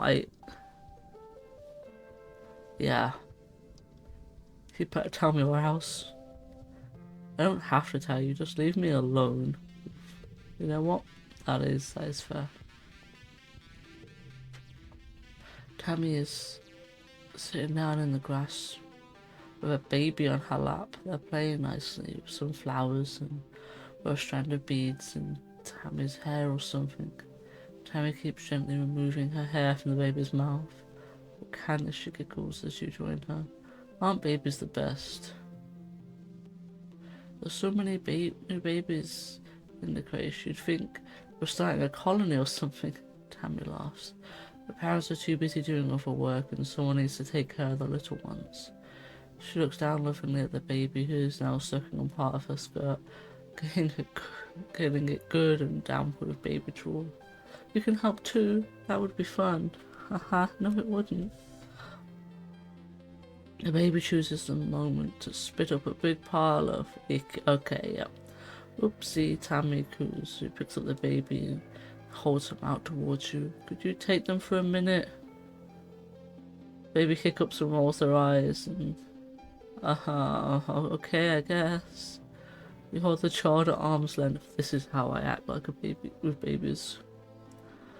Willing them to keep the rest of their stomach contents in, they hiccup again and let out a tremendous belch, as loud as a drunken solar.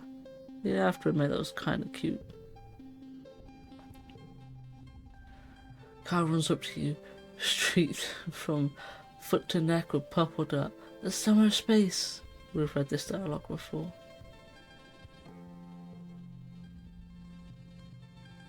Yeah, meet your dad adjusting a watering pot in your mom's flower garden. He's having a sneezing fit, his eyes running in red. You're alarmed. You've never seen him look sick before. People were hardly ill on the stratospheric, except sometimes when the zero-G room makes them queasy. Not to worry, my little beanstalk. I'll be fine, just pollen's making my head a little stuffy. He wipes his nose with a handkerchief and looks around. Everywhere you turn, the air is soupy and tinged with pink from all the floating pollen. On Earth, we used to call this hay fever. Oh my god, there's ads.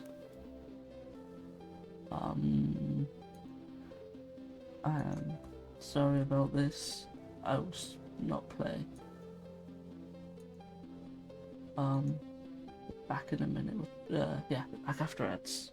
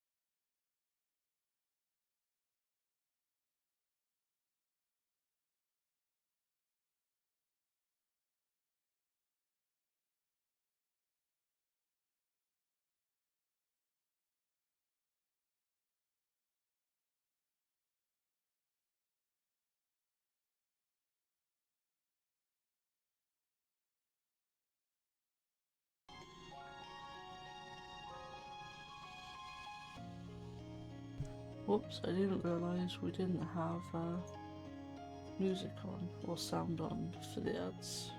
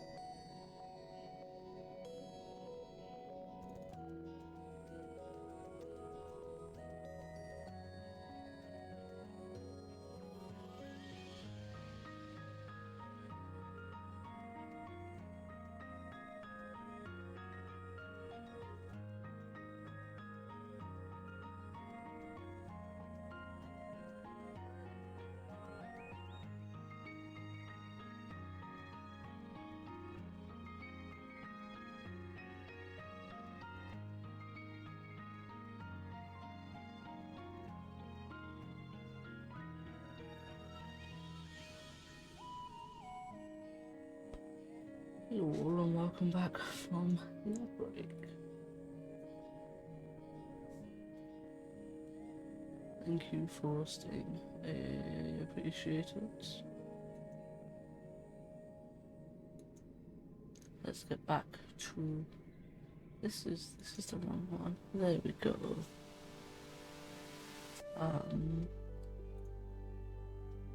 Let's get back. No, I forgot something. What is it? I use that, don't I? Wanted to get night bottle.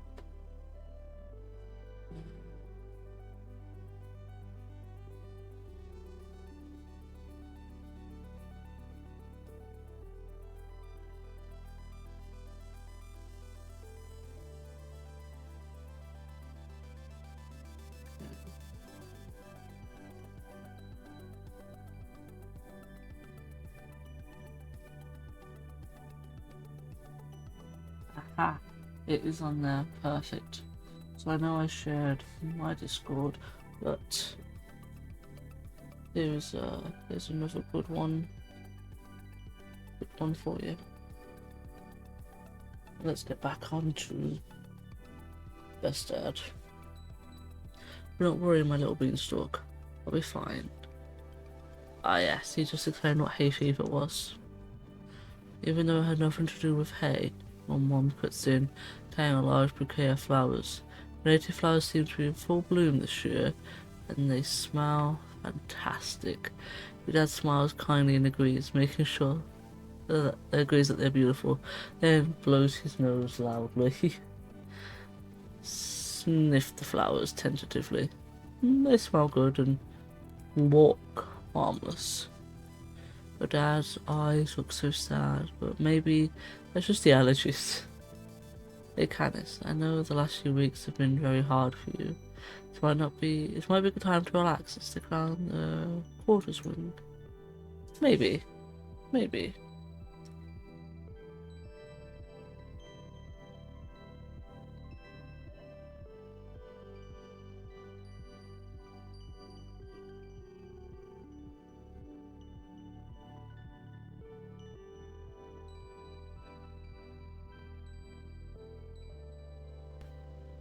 I need more bands that are like cookie cutter, mass produce YouTuber. No. Oh, nice. Okay, Nev. Okay.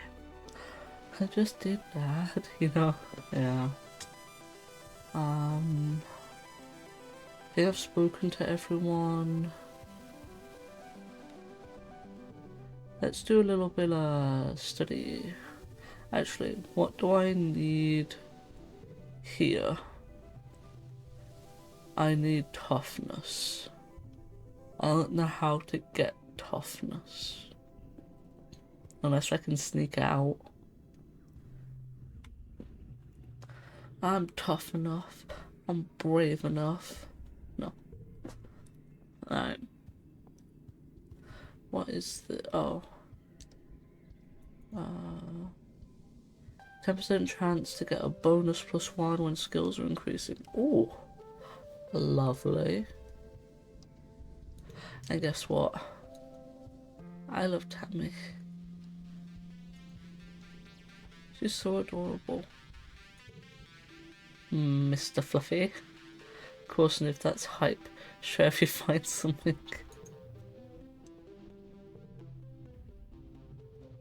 Okay.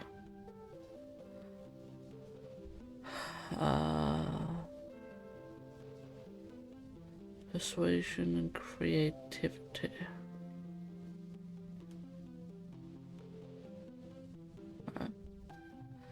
You learn the language you speak. Esperanto is a co-lang, or constructive languages. It was designed to be easy for foreign speakers, at least European ones, to learn, and I hope that it could bring people together. The word Esperanto means one who hopes. Okay. And now I can actually push through stress as well. That's... ooh, what's this? What is... you're not gonna tell me what you do? Okay. Oh. +1 to a card, change suit. Oh, okay. Giggle. Giggle.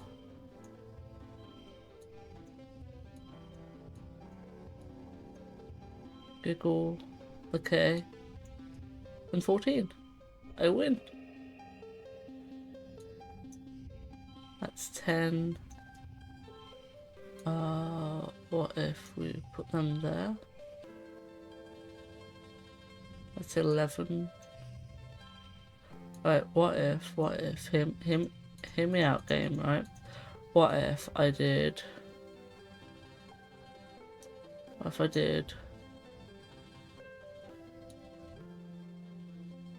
no, doing this way, so then those two are together and these two are together.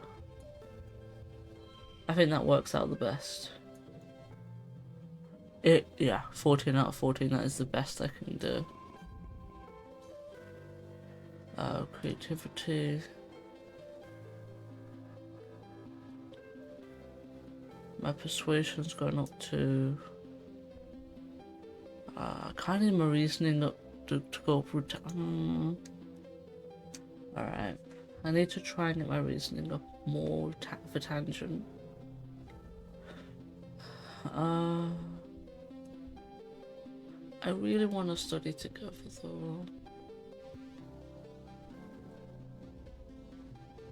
I think if they've got like the little dialogue thing above them, yeah, that means they want to talk to you or they've got something to say to you.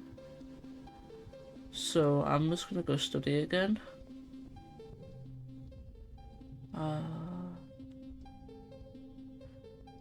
I'm gonna do engineering. Hi kids, the onboard ship's intelligent con glides into the room on her stealing track, and the class cheers. That's so cool. She's like a person, but also a machine. She knows a lot of jokes and can tell you anything about space. Honestly, you change the pronouns and it's Etty. She never gets bored or frustrated by your questions. You all know me. I bet some of you have questions on how I work. What do you want to know? Do you have to eat and poop? She laughs, which is never sounded quite the same as a real person laugh to you. I guess you can say I eat electricity, and in the same way of the energy from the food, but no, I have never pooped. And I think that sounds kind of neat, actually. What is your job? Alright, now part of me is showing animal videos to children in the quiche, and part of me is here teaching you, but most of me is monitoring the engines, which gives us power, and the life support systems that make it comfortable in here. How do you know many things? My brain is big, she explains. It's just enormous, really, much bigger than this little monitor you see here. And it's connected to the ship's HoloNet, so anything you can look up on your holopalms, I just know. Explains that she's had to do all kinds of calculations to help fly the ship and land it, that she was designed to provide a user-friendly interface to the ship systems. But how does modern me to be far more than that? Now I can even tell jokes. Why did the computer cross the road?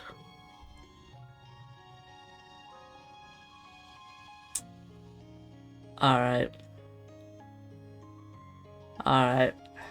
Let me pull up. Alright. So we're gonna go, what's that? Is that X to ASCII, is it? Or so 0, 10, 100, 0, 11, 0, 11, 11, 0, 0, 1, 0, 0, 0, 0, 0, 0, 11, 0, 0, 11, 1. Is that I am doing the right one? No, I am not doing the right one.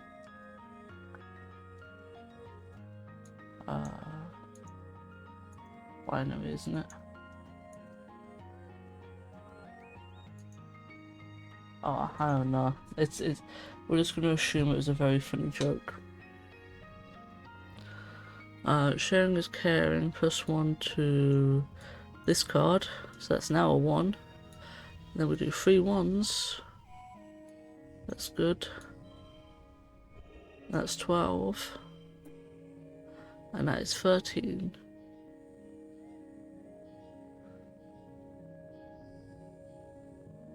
Gems matter for other cards.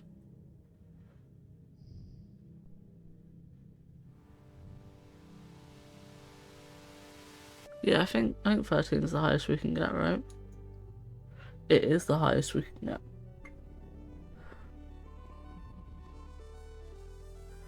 Two to reasoning. It's 15. Okay. I need it to be at least 20. And now we're in early dusk. I need to save a little bit more often. Year 1. Year 1. What is this, month 7?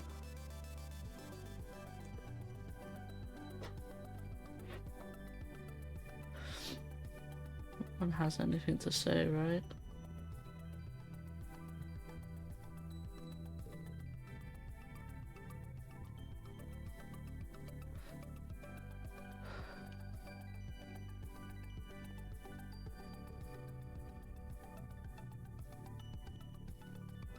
How do I get animals up?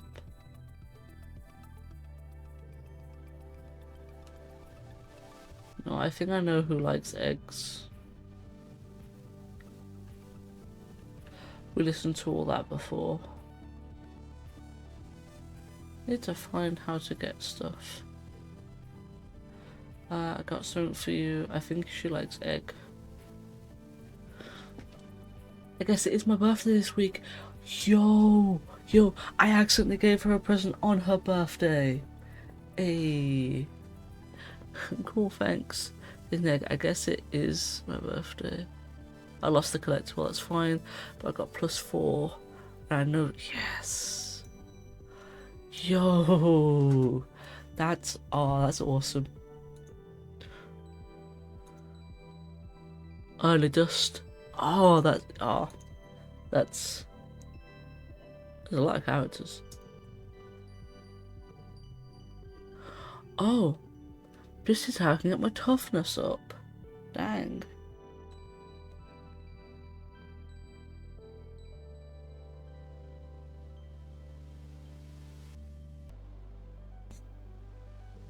Playing sports ball. Wherever Com is organised in the youth team, she tells you. Kombucha offers a high five and greeting, then tosses a sports ball your way. Let's start with a practice game to see what you got. See what you're good at. You and enemy are team captains. Pick your team. I am choosing Com. Com is clearly the best choice. He's 5 years older than any of you. Will definitely win with him as your forward. And I'm gonna go with Cal. Mind if I play goalie? Sports ball is fun, but feels mean to score against the other team. Oh no, it's a toughness challenge. Oh god, there's 3 rounds. Story challenges have 3 rounds instead of 1. After every round, you keep the cards you didn't play and unlock extra slot to play them in. Losing isn't always a bad thing in story challenges. Okay, so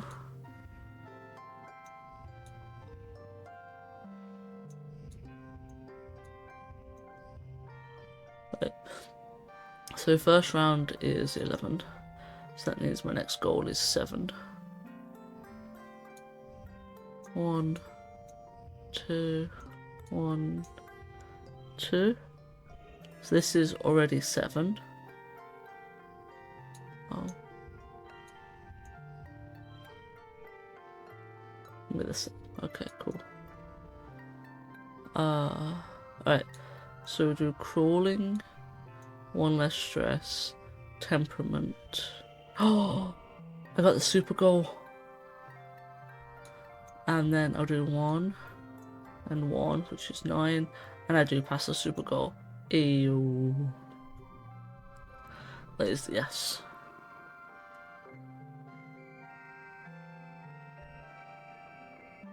I now have 4 toughness. You play net stop. Com could possibly run the entire field himself, but each time he gets the ball, he passes it off to someone else in the team. Cal makes an amazing jump save, but is winded when the ball hits him in the chest.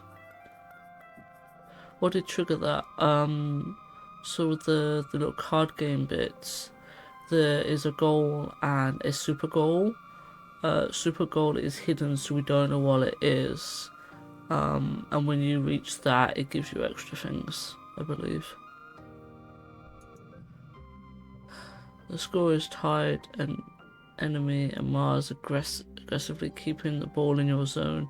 Kombucha manages to intercept and punts it to you. bam! You score the match point with a rad spike all the way from the net line. Nice. 5 kudos. Hey. +2 bravery, +1 toughness, and plus stress. So now I actually have some bravery as well. It's time for Vertinalia. The council have called a festival to celebrate life here on the planet. Everyone gathers in the colony square, and the governor to hear the governor's speech. In Earth's history, the cop begins and then clears her throat and waits for everyone to quiet down. In Earth's history, Vertumna was known as the god of seasons, change, gardens, and fruit. It's no coincidence that our forebearers of the Vertumna project chose to take on such an auspicious name in the hopes of seeding future bountiful seasons for humanity. We will continue this tradition of Vertumnalia in our midsummer festival to celebrate our Vertumna, this lush planet upon which our finds ourselves today. Oh, loyalty.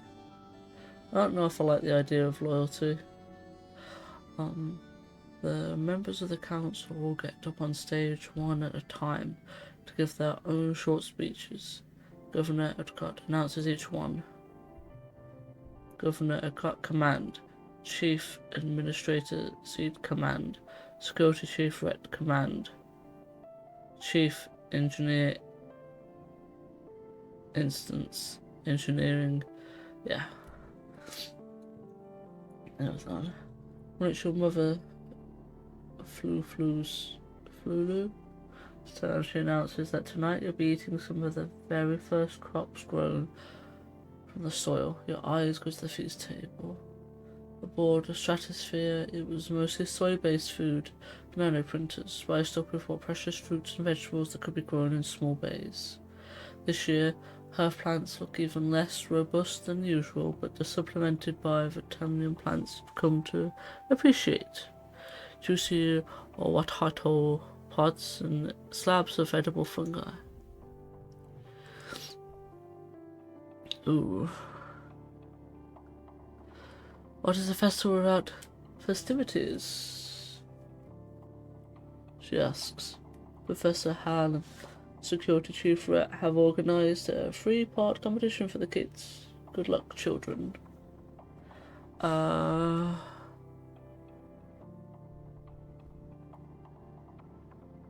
Science fair. Talent show. +5. Oh. Or singing or dancing or talent, maybe that was not the best option to go for. This plods up to the front of the stage and sings a pop song. As a pop song starts to play, he just stands there, deadpan, staring into space with arms at his sides while the singer bouts out the first verse. Then the chorus comes in, he suddenly springs to life, dancing and lip-syncing to the lyrics, frantically waving his arms and grinning manically, then collapses back into standing still once the chorus is over.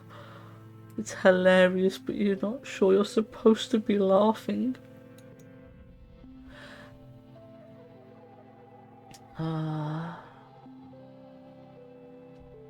Mars next performs a choreographed dance routine to an old Earth sung by an AI idol. She has light emitting balls at the end of her hair, which swings around everywhere to a dim light while controlling a small floating ball drone who dances with her. It's total overkill, but is impressive. What do I do? Comedy routine and magic act or hoverboard tricks. Just imagine, do you want to pick for me? Because I have no idea what to pick.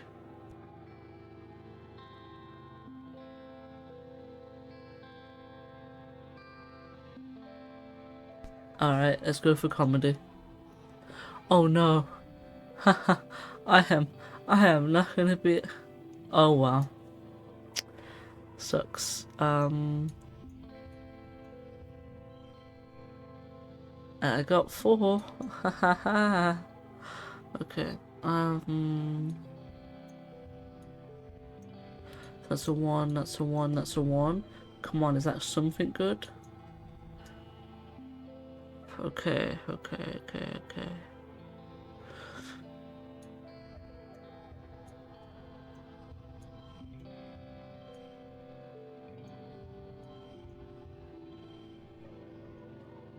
Oh, I can't push through that level of stress.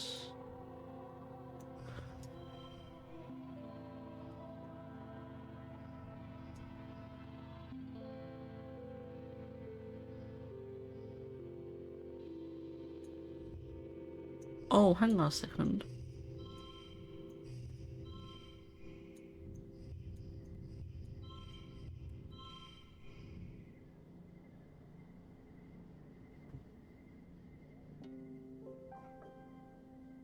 That is fair.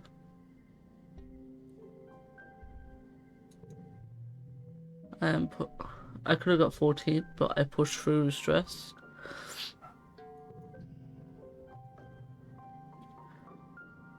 Everyone laughs at your comedy routine. You win as voted by audience applause. Talent show champion. I've gained the status of popular. I've got 2 friendship with Mars and 2 friendship with Dis. Kudos is now doubled for 3 months. Mars begrudgingly shakes your hand, leaning to whisper that you better enjoy your victory now because she's going to destroy you next year. But, right, so I push through with 55 stress. Because it's a break and time off, I get 50 less stress. So it's all good.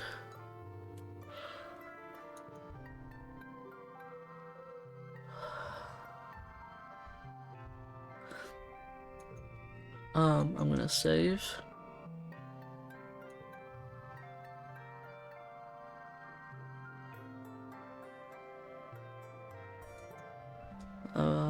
Yeah.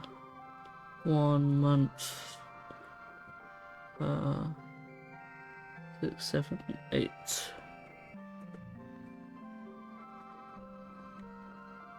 Oh, ha ha ha. Intention is watching a construction crew build scaffolding for the new engineering pavilion. They're using mushwood, which is so light that one person can easily lift a 10-meter long pole to stack into place.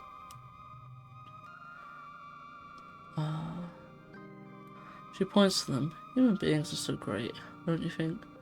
Before we landed, this was all just dusty jungle. Now it's civilization. We've been learning about adaptability in writing in biology class. The books say it's what sets us apart from the animals. Like we don't need fur because we can make warm clothes. If it's too hot, we can make air conditioners instead. Maybe animals have neat adaptations. Maybe even, but even if they do, I haven't seen any sign of intelligent life here. Just those big, dumb exofauna. Some animals are smart and funny. She looks skeptical. They're still animals, Canis. Listen, don't just be like, listen, Canis. They're still animals. Like, I know. Just make myself an air conditioner, oh my god. Maybe they're just pretending to be nice to you, feed them. You're lucky if they didn't eat you. Daub's mouth look cute and can eat through a bag of rice in less than 30 minutes. Even a herbivore can be dangerous here. Don't want them to eat you. Together you watch as the foreman pushes the blueprints of scaffolding into the floating stream. Screen of a hologram raises the scaffolding to check progress.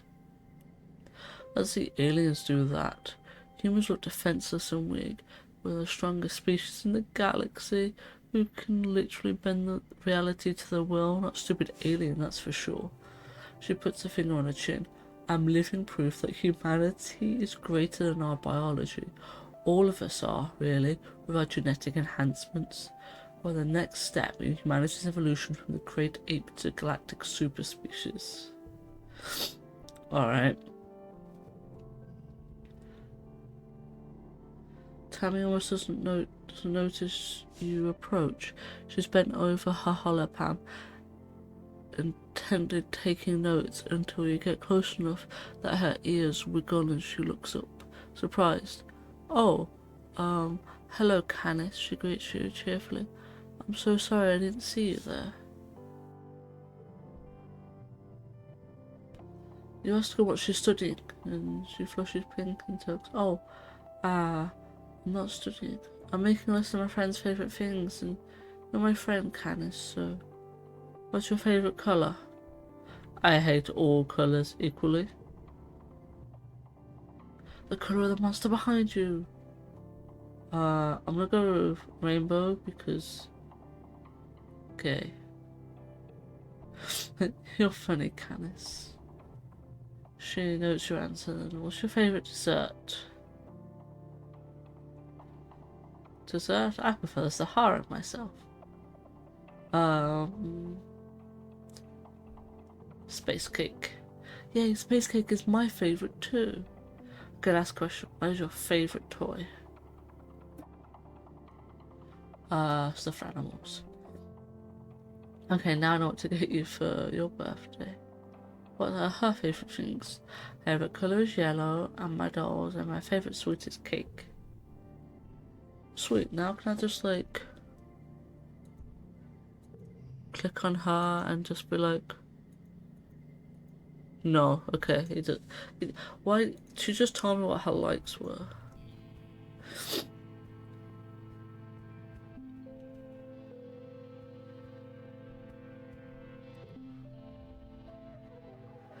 Ah, yeah. Okay, I need my reasoning to go up. Because I need 20 reasoning.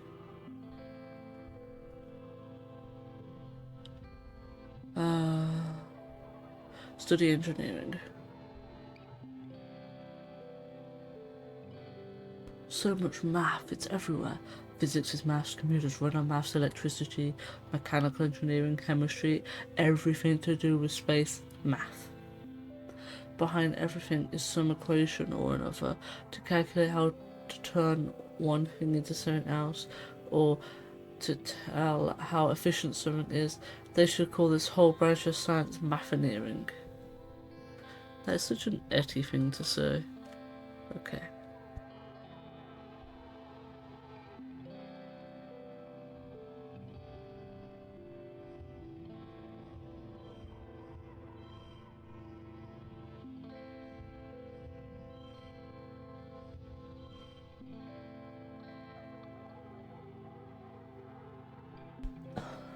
Okay.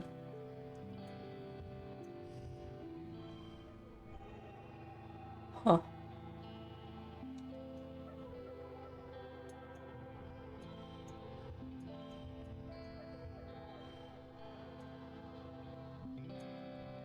So why didn't it work for that one?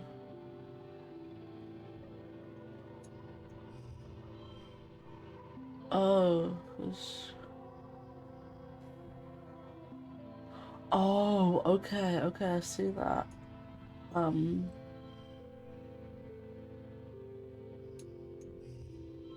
0, 1, 2, 2. Okay, I think 13 is the highest. It is not, it's 14. That's what I'm reasoning that now, okay.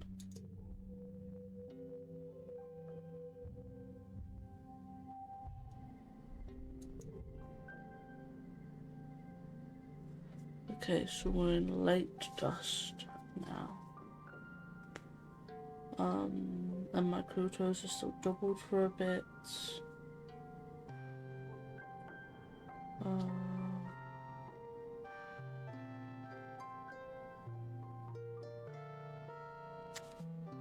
Okay.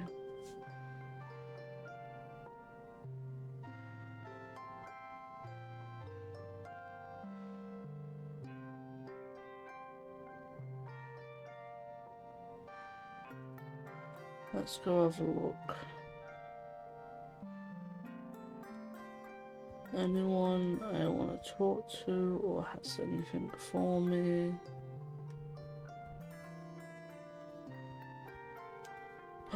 Mushroom log, mushroom log.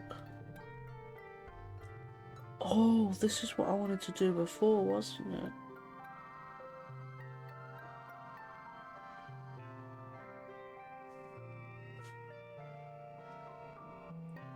Yeah, I think I'm gonna shovel dirt this month.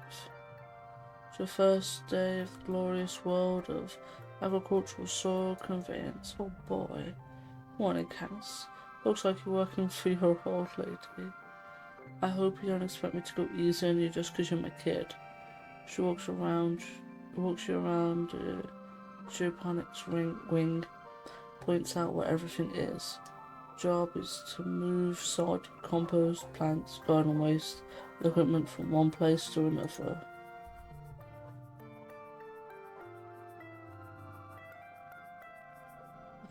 Any questions? Nope. Okay, that's my kid. Your mom says she slaps you on the back, you stumble a little. Your arms ache after the first half hour of work, but you keep going. By the end of the month, you feel utterly drained and exhausted and good somehow. Get to work. Okay.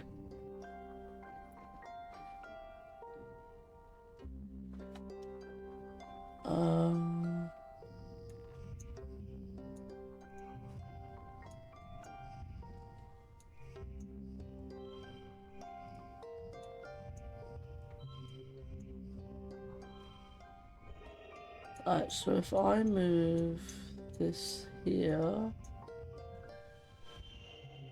Hey, I got the super goal.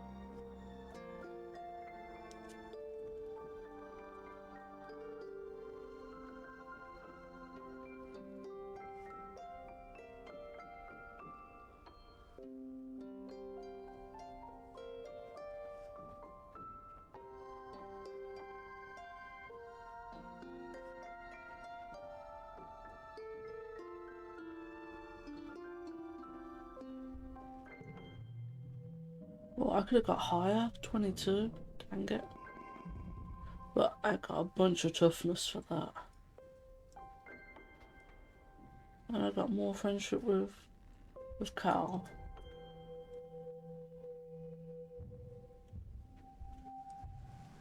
Early wet.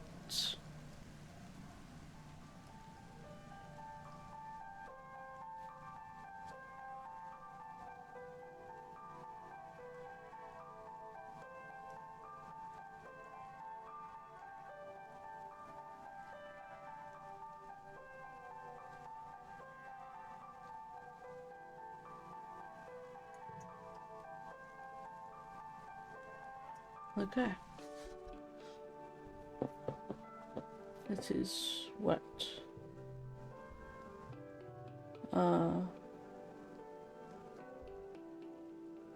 It's pouring rain and everyone's trying to stay dry.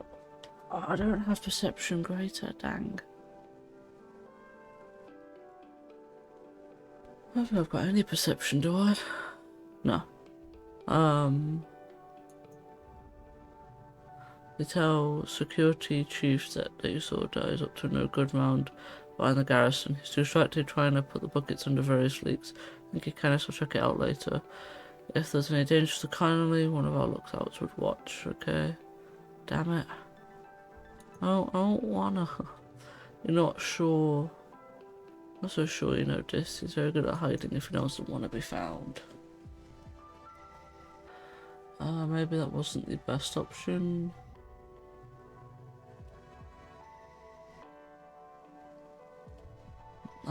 I need to find something to give to this. Mushroom log. Mushroom log.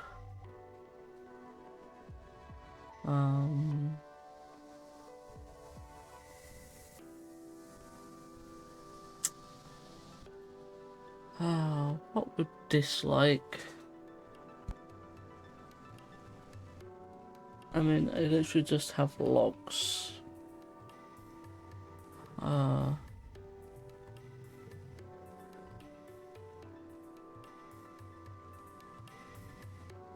Cake. I don't know when it's his birthday. No, I'm gonna think and consider that. But I think I'm gonna do engineering this month. Calm down, class. This quiz just to find out where you will stand, what you want to learn from this class. Okay. So it's easy, suspiciously easy. Sure enough, every section is harder than the last, and you're quickly stumped by a question. You know, the teacher said you weren't supposed to able to answer all of them, but you look over at Tang, and she's just reading through the test. The competition gremlin in you has an idea. I don't want to cheat though. Alright, let's try and cheat. Not hard. Set up your hollow palm to the dimmest setting, just barely visible as a shimmer during daylight, in order to put all the facts. Okay. I'm glad I've got some rebellion out of that. And I gained a memory. You got an A, which means advanced class. It appears we'll be working on advanced materials together, Tang says, impressed. Professor Howell doesn't seem to notice you cheating either. You got away with it. You wonder if this might come back to bite you later. Nah, you'll think, it'll be fine. Okay, so 0, 1, 2. Dang it, it goes to 4.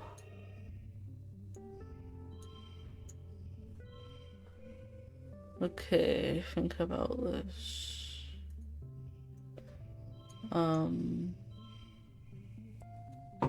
Okay, so I'll put this back.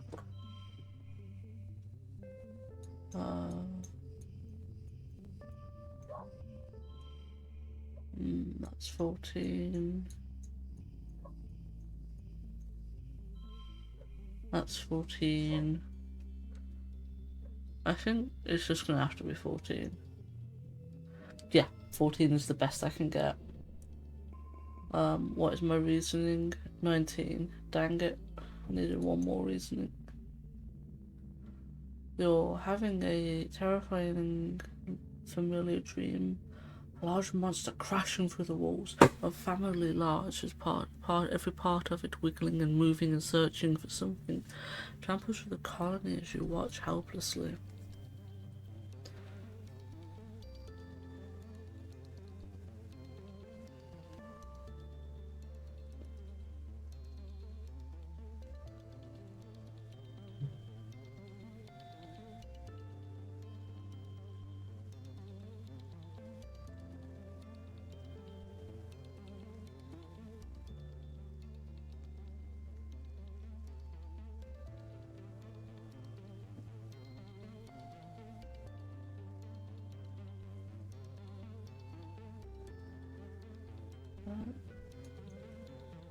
You wake up shouting no.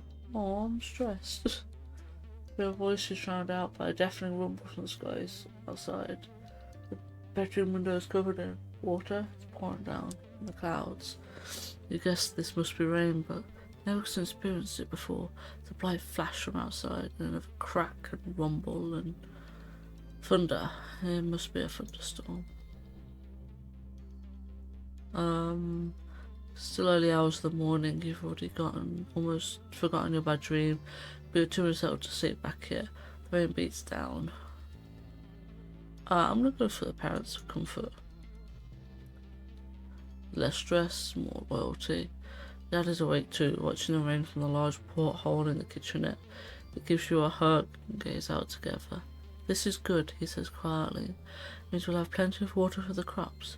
Pure, healthy water, just like on Earth. Everything's gonna be okay, my little potato.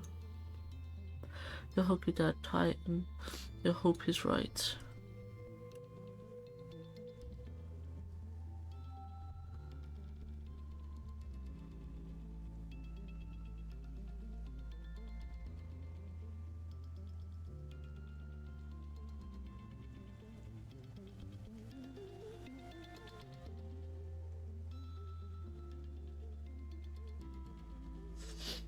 Okay, next month. Right. 80 stress. Okay, so I could study. Oh, that's got something to say. You're looking a little worn out, my little firefly. You know, your dad greets you looking concerned. You know, despite what your mum might say, there is such thing as too much work. Maybe some R&R over in the lounge would help recharge the solar cells, what do you say? I'll sleep when I'm dead, no. Maybe I just need a hug. Your dad throws his arms wide. Well, get in here, tiger butter. For a long hug, you do feel a little better. Your dad gives incredible hugs. Alright. I need my reasoning and engineering to be up, I think. Let's have a look. So my biology is low, my engineering is nearly at 20, so is my reasoning. So if I get my reasoning and engineering up, then I can try and do biology.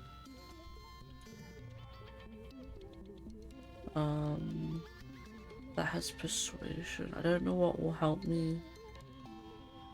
Alright, we'll study engineering for right now. Professor Hal is a first class nerd. You can always or almost always ask him a question that makes him spiral off into a long explanation, going into way more detail than you ever needed to know. It's a useful skill for those days you don't feel like doing schoolwork. It's a mood. Alright. Okay.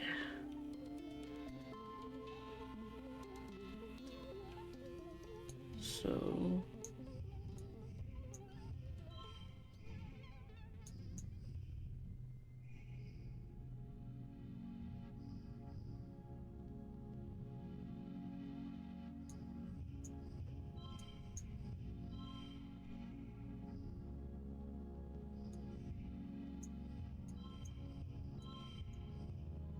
Okay, so 12.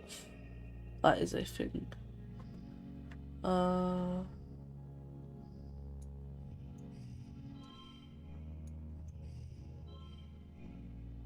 it's a 9.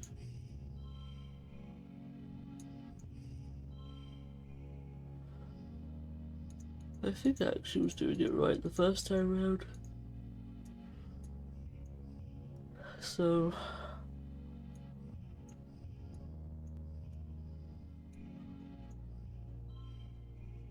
oh, that's a 3, don't need this.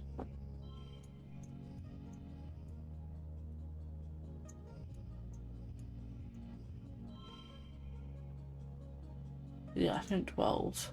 No, it's 13. Alright. So my reasoning is 20 and my engineering is 21. Okay. Mid wet is now late wet.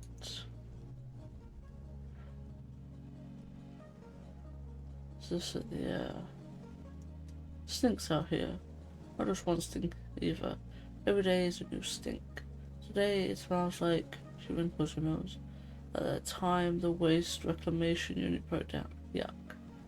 Never noticed the smell. She's so sensitive, or maybe she likes the stale air inside the ship better. Want to study together? You and Tangent sync your hollow palms and play a game together where you race to assemble the chemical compounds using a simple programming language. Tangent is a whiz at it and breezes through the levels, barely making a sweat. You can tell she's hiding a smile when she looks over at your shoulder to help you particularly tricky algorithm. Yeah, my reasoning went up for that. I need a break soon. You do, and you will.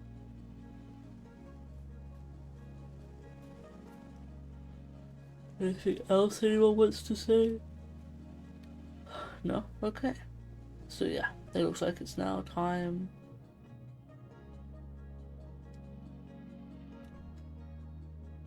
to have a break. You organise a raid on the kitchen pantry for stacks. They want to be free. You must liberate them. I want to forget. Hey, thank you so much for the hydrate. I actually really do need that.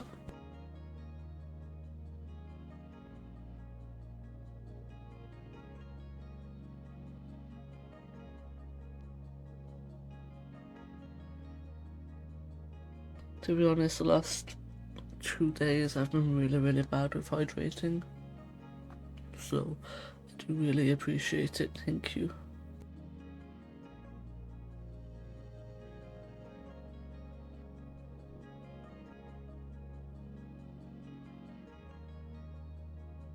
I know, me bad at hydrating. The shock horror.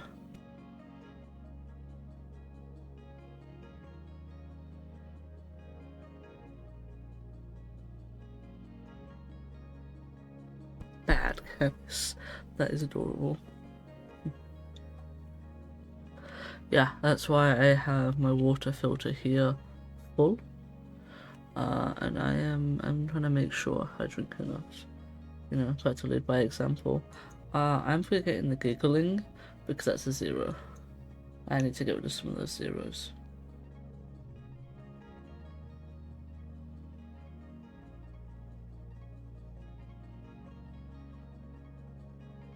The days have been getting shorter, with only the yellow sun barely skimming the horizon. One morning you wake up in the darkness. I check your hollow pound to know what time it is. You see our hollow streams from Mars. Good morning to all my pals. If you can even call it morning, they named it glow season because, like everything else, it's crazy glowing out there in the dark. I'm staying the heck inside for the next month. What's the point of even going out if you can't see anything? It's gonna be a long, boring month. No way, it looks cool out there. You peek out the window. The wormhole is the biggest you've ever seen, like a massive fiery ring in the sky. The planet must be close to it now. And out in the jungle, something new is taking place. The plants are flowering, glowing in iridescent blooms, and everything is so full of life. There's a new strange sounds along hooting calls and gurgling roars.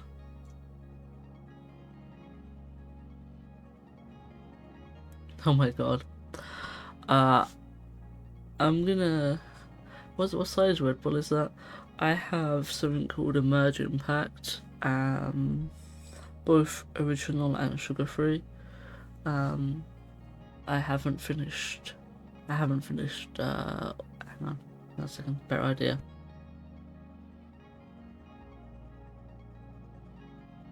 I've finished my energy drink, which I think that's my second today. I have a glass that's half pint. I drank about 2 of those, and it's 9 p.m. So I'm gonna make sure I drink more. Yeah, read that. From Mars's message, a notice from the council warning everyone to stay safe inside. Tammy's dad and the other surveyors have been called back, and the gates closed for the month. There's a tension in the air, as if everyone's waiting for something.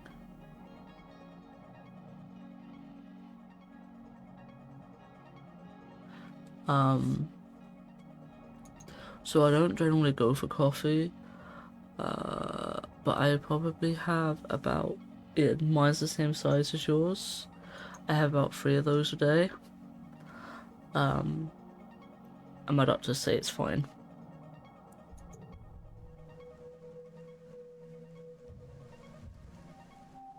And now we're in glow season. Look how fucking gorgeous it is. Excuse me, you're supposed to be inside. Damn it, I can't train.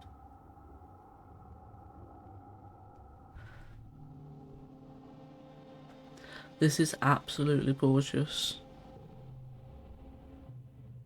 Oh, I can't sneak out yet.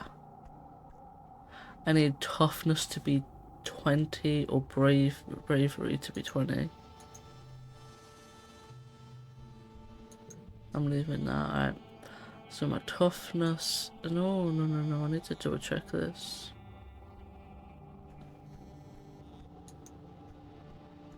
Toughness is 11. My bravery. Okay. So I think it's going to be toughness that I'm going to have to. Canis. Your mom stops you as you walk by. What are you doing out of your quarters? It isn't safe out here. Well, going to school. She nods with begrudgingly approval. Fair enough. Stay close to the stratosphere. Got it? Don't know what's out here this time of year. As you walk away, just out of earshot, you can hear a mumble. Stars. It is so beautiful, though. I want to sneak out. I want to just do a little sneak out and be like, yo, what's up?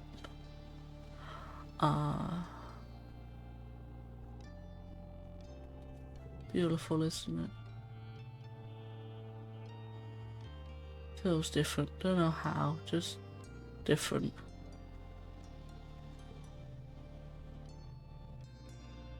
Oh, it's toughness, isn't it? Wait, is it toughness? Yeah. Let's do some shoveling of dirt. Plants have a day and night cycle, just like animals. When the glow lights in the geoponic domes are turned off, it purges the whole colony into eerie darkness. The native plants in the fields throw off any kind of light. It's beautiful, but weird. Right. Oh, this is going to be awesome. Right. So if we do 1, but that is 5. And we put that next to that, so that is an extra 1 and extra for that. But I will put this here because it sets the neighbour's value to it, and that's 1 anyway. I have 19, the super goal is 18. I think that's probably the best we're gonna get. No, it is not. No, it is not. Right, hear me out, right? 21.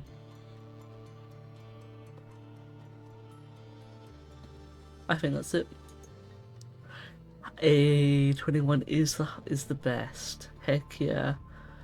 So now my toughness is 16. Got more kudos because I got a best score.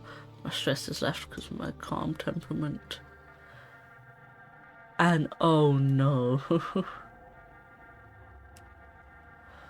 It's daytime when the emergency sirens start up. Well, what passes for day. It's still nearly pitch black except from the eerie green twilight glow on the horizon. You look towards the gates. They're open. Wait, they shouldn't be open. Oh no, I get a little bit more stressy. The alert blares out of every speaker in the colony. It's the same one you used for the breehorches and fires. And in space it meant you were supposed to go to the nearest emergency shaft and put on a spacesuit. And for Tumna, it means go to the assembly point and wait for instructions. Oh, I need my bravery to be higher, damn it. It's alright. Gunfire is the colony under attack. You find distant Tammy in the creche. Tammy gestures for you to come crouch under the table next to them. Takes your hand fearfully, hides it in. Are you scared? And nods silently. You comfort Tammy, who cries softly while you wait for it to be over. She was worried about her dad, Tommy, the head surveyor, who was working at the gate when it started. You grew up here, it feels weird to be hiding here, like you're just little kids again. You hear more gunfire and yelling, but within half an hour they play the all-clear tone. Tammy's dad, Tormin, is first through the door as the lights come back on. He gives Tammy a huge hug and she bursts into tears again. You'll leave when your parents walk in with an ashen-faced Carl. They won't talk about what happened at Geophonics. After 2 weeks of darkness, the blue sky The blue sun barely skims the horizon. It begins to move higher in the sky and daytime returns. The council admits they don't know how the gates were opened or how the creatures got in. Some of the attacking creatures were once thought to be docile. Others were species no one had seen before. It was like something had driven them to assault the colony. At least no one was killed. This time.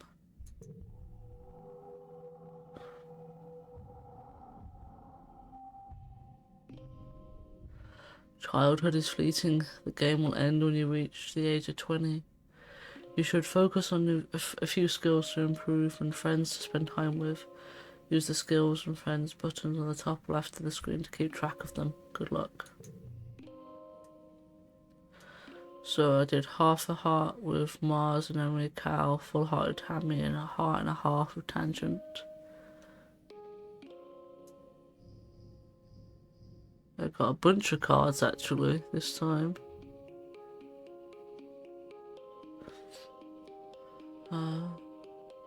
Empathy went up by 2. Everything is great. I like how they give 11, 12, 13, 14, 15.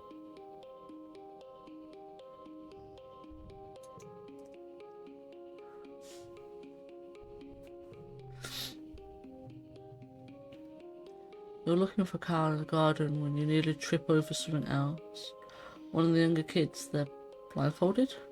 Hey, they exclaim, ripping the blindfold off their face and throwing it to the ground. It's Cirrus, one of Enemy's brothers. He glares at you. I was almost done. Carl jogs over it and grabs it just in a friendly headlock, ruffing his messy red hair. Dude, you were so close. Cirrus stamps his feet and complains that you got in his way. It's not his fault, Carl says. They didn't know we were playing a game. Give me a sec. I'll teach them how to play. Carl turns to you as Cirrus leaves. Sorry, Candace, he says sheepishly. I was teaching Cirrus a new game, but it's more like enemy. Yeah, than I thought. Real competitive, you know? He stoops to pick up a blindfold, brushing off the dirt. We're trying to come up with different kinds of games. Other than sports ball. No winners or losers, just I want to have fun with my friends. Do you want to learn? Let me check my schedule. Yes. Carl's smile looks like he's gonna stretch right off his face. Radical, he shouts, jumping up and down with excitement. Okay, so first, pop this blindfold. The blindfold's a little scratchy and smells like dirt. You can feel Carl's big hands on your shoulders. I'm gonna spin you around, and when I let go, you're gonna listen to my instructions. You're gonna walk all the way to the cafeteria, okay? You nod. You don't see Carl's grin, but you hear it in his voice as he spins you. Counts to 10. 1, 2, 3. Do your best. Make him work for it. First, Carl says, walk forward 10 steps. Do you follow his instructions best you can? No, I'm going to follow them the best I can. You take 10 steps forward, holding your hands out for balance. The rocky dirt between the flower beds crunch under your feet. Yeah, Carl says. Now turn to the right and take 15 steps to get to the door. I'm glad I got my empathy up. You turn to the right and walk forward, counting 15 steps. And when you stop, Carl laughs. You hear his foot crunch behind you. Forgot how much bigger than you I am. You're like 2 more steps away. You take 2 more steps until your outstretched hands land on the warm metal of the door. Success! Awesome, Carl says. Can't help but smile. This is fun.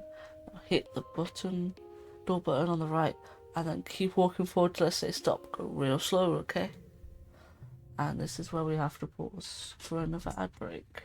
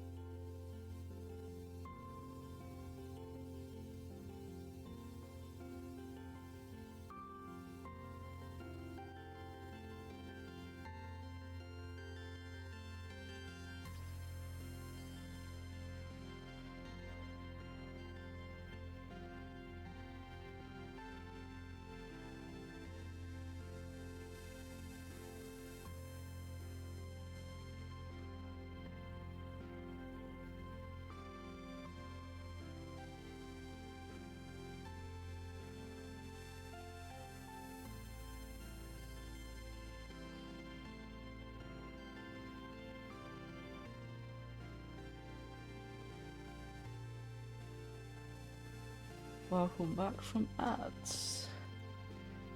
This is an interesting day to say the least, isn't it? Just imagine finding out I would feed a child a worm.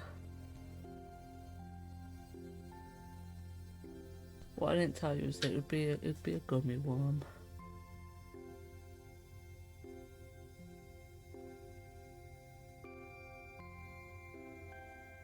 Realise I need to put it to the correct. There we go. Like a little cool thing. On a shirt. A little model. I drew it specifically like holding something. Because like when I stream with Etty, like the little monitor that Etty has for like being on other people's streams, like a perfect size for a little computer monitor that is, but it also works out really great now for the EG logo, which I think is like really cool.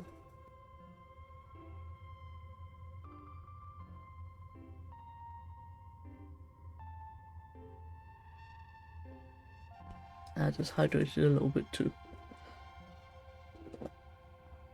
You open the door and start to walk forward. The path slopes downwards and your feet slip a little bit. Even though you're moving as slowly as you can, real dirt is nothing like metal floors of stratospheric. It's turbo rocky here, Cal says, and you feel uneasiness prickle up the back of your arms. Just going forward slowly. I trust him. The fact that I have to have empathy at 20 or higher to trust him is wild. You slowly creep towards the slope, the centre of the colony, somehow managing to not bump into anything. But Cal cheers. Okay, now turn a little to the right and keep walking straight. We're so close. You carefully pick your way forward, stopping when you hear Mars's unmistakable voice rings across the courtyard. What are you nullheads doing? Carl tells her you're playing a game. Is that a real game? It looks like Candace is just wandering around with a scarf over his eyes.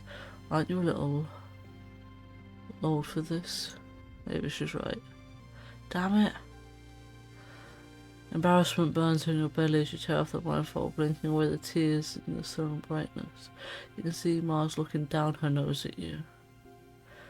Mars sneers, tossing her braids over her shoulder. I thought you were cooler, Candace. Let me know when you're ready to play adult games. You're not sure what she meant by that. You become wary of Carl standing behind you. Sorry, Candace, he says quietly. I guess it is kind of a silly game. You ask if he wants to get some Mate or juice from the cafeteria instead. You spend the afternoon brainstorming ideas for more games. No winners, no losers. I know, Carl is so sweet. Stupid Mars.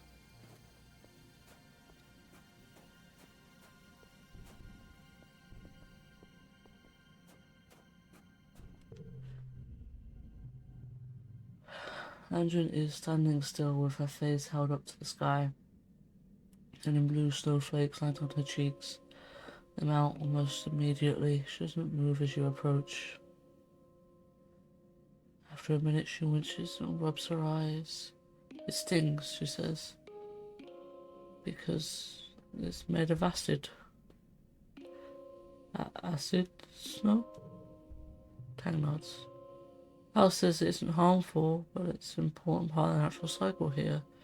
Freezes at 12 degrees Celsius, turning into tiny crystals that are so heavy that they fall from the clouds. You can see them under a microscope. Sticks out a tongue and lets some flakes fall on it. It tastes kinda sour, but sweet. Fascinating. Chang pulls a sample jar out of her coat. We know what it's made of, but our understanding is incomplete, she says. Places the jar in the outcrop of the rocks. The big mushrooms changed in shape and colour before the snow began to fall. I wonder if there's some sort of signal that precedes the changing of the seasons. What happens if I expose samples collected in dust season to snow from quiet season? A small excited smile creeps across Tang's face. There's so much to learn about this planet. I can't wait. Tang really reminds me of someone.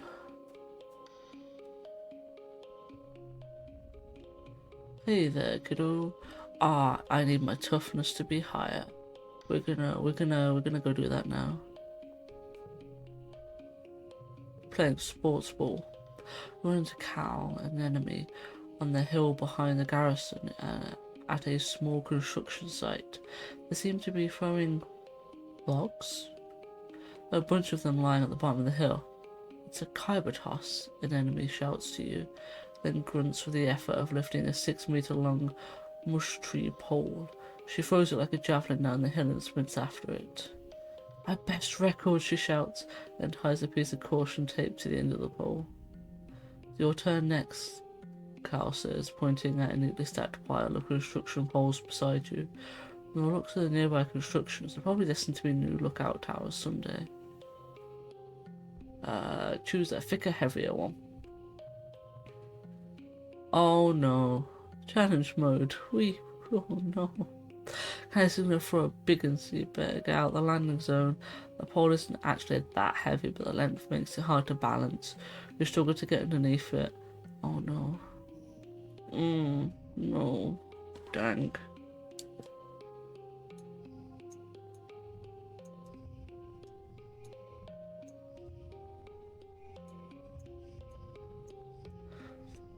Okay.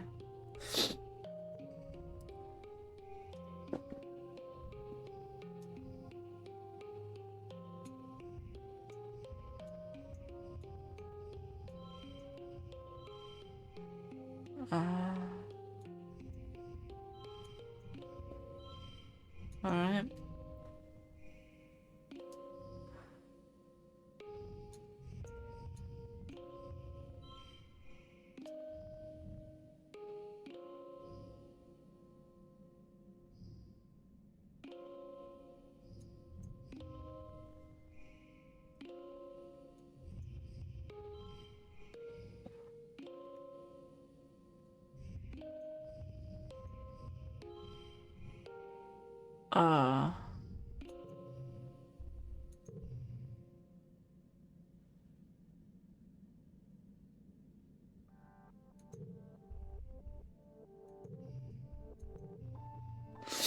Ignore me.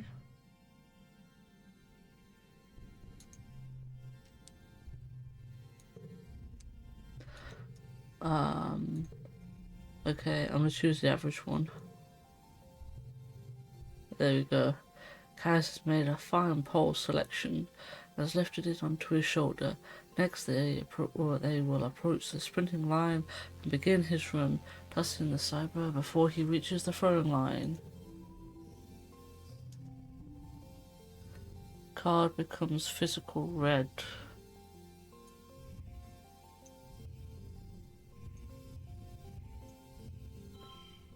Alright. Okay. 1, 2, 3, 5.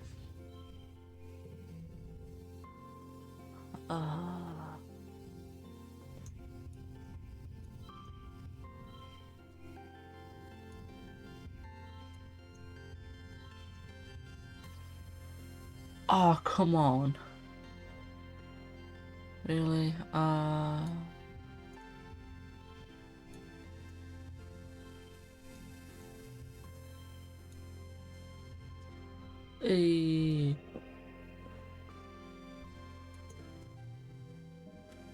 And that was the best I could do on that last one. Nice. I'm victorious. 1 toughness. The pole sails down the hill past all the other poles, coming to us sticking out of the ground. Wow, we beat my distance. an enemy says when she jogs back up. Players can't beat each other in mushroom toss. They can only beat their own high schools. And you get 2, no 3 bonus points if it sticks out of the ground like that. You play for the rest of the afternoon, adding rules and variations as you go. You don't stop till the entire stack of poles is jumbled at the bottom of the hill, decorated festively with caution tape. It's a wonder you got away with this.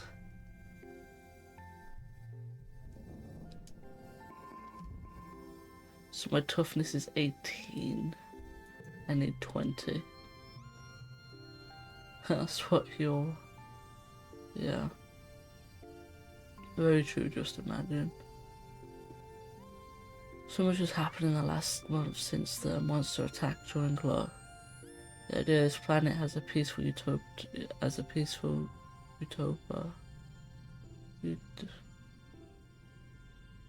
been shattered.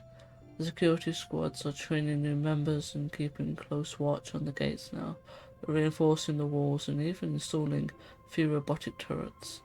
In class, you have drills on what to do if a colony is attacked again. And all the excitement. You forgot today was your birthday.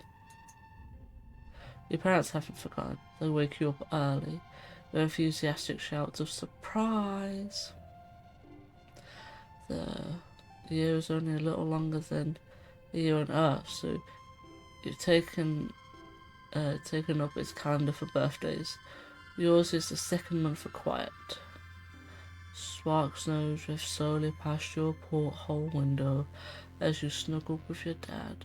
Your mom climbs up too and sits at the edge of your bed. Your dad pulls a bowl of fruit from behind his back with a flourish. Like a magic trick, at least you think it's a fruit? What are those? Bobber fruit. Your dad grins. The foragers have been picking these just outside the walls. They may look funny, but they're tasty. Try one. And while you're trying them, hydrate.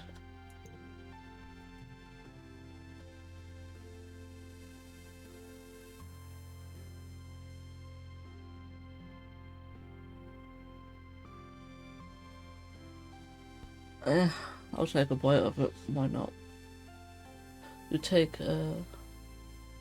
it's not thorns, it's just friendly spikes. You take a cautious bite. The pulp is soft, tastes like lemon, only more blue. Bet you can't wait to join the surveyors out there, your dad says wistfully. Who knows what else you'll find. Canis is not allowed outside the gates. Mom interrupts, her voice sharp. It's too dangerous for kids. Oh, I know, but like, eventually, your dad says, but your mom cuts him off again. But not now, Mom replies. Not since the attack. Not if everything that we know is out there. You knew about the monsters, admit it. My parents exchanged a heavy look. Surveyors knew there was something dangerous out there we hadn't encountered yet. But we didn't know it would attack the colony. We thought it would, if we closed the gates and stayed inside, it wouldn't see us as a threat. We didn't want to scare everyone. It was just a precaution. Even still, it's clear that everybody should know how to defend themselves if it happens again. Defense training. Whoop whoop. Be clear, this includes knowing when to run away. Security chief Rat offering self-defense lessons at the garrison, you know. Even for kids. If you're interested, you should pop in sometime. Your mom gives you a stern look, and I've heard stories of kids sneaking outside the walls. If I catch you doing that, I'm gonna put a chip in your ear. You laugh. What a joke. Your mom doesn't laugh. What? Me? Never. Yeah, you better never, your mom retorts, crossing her arms.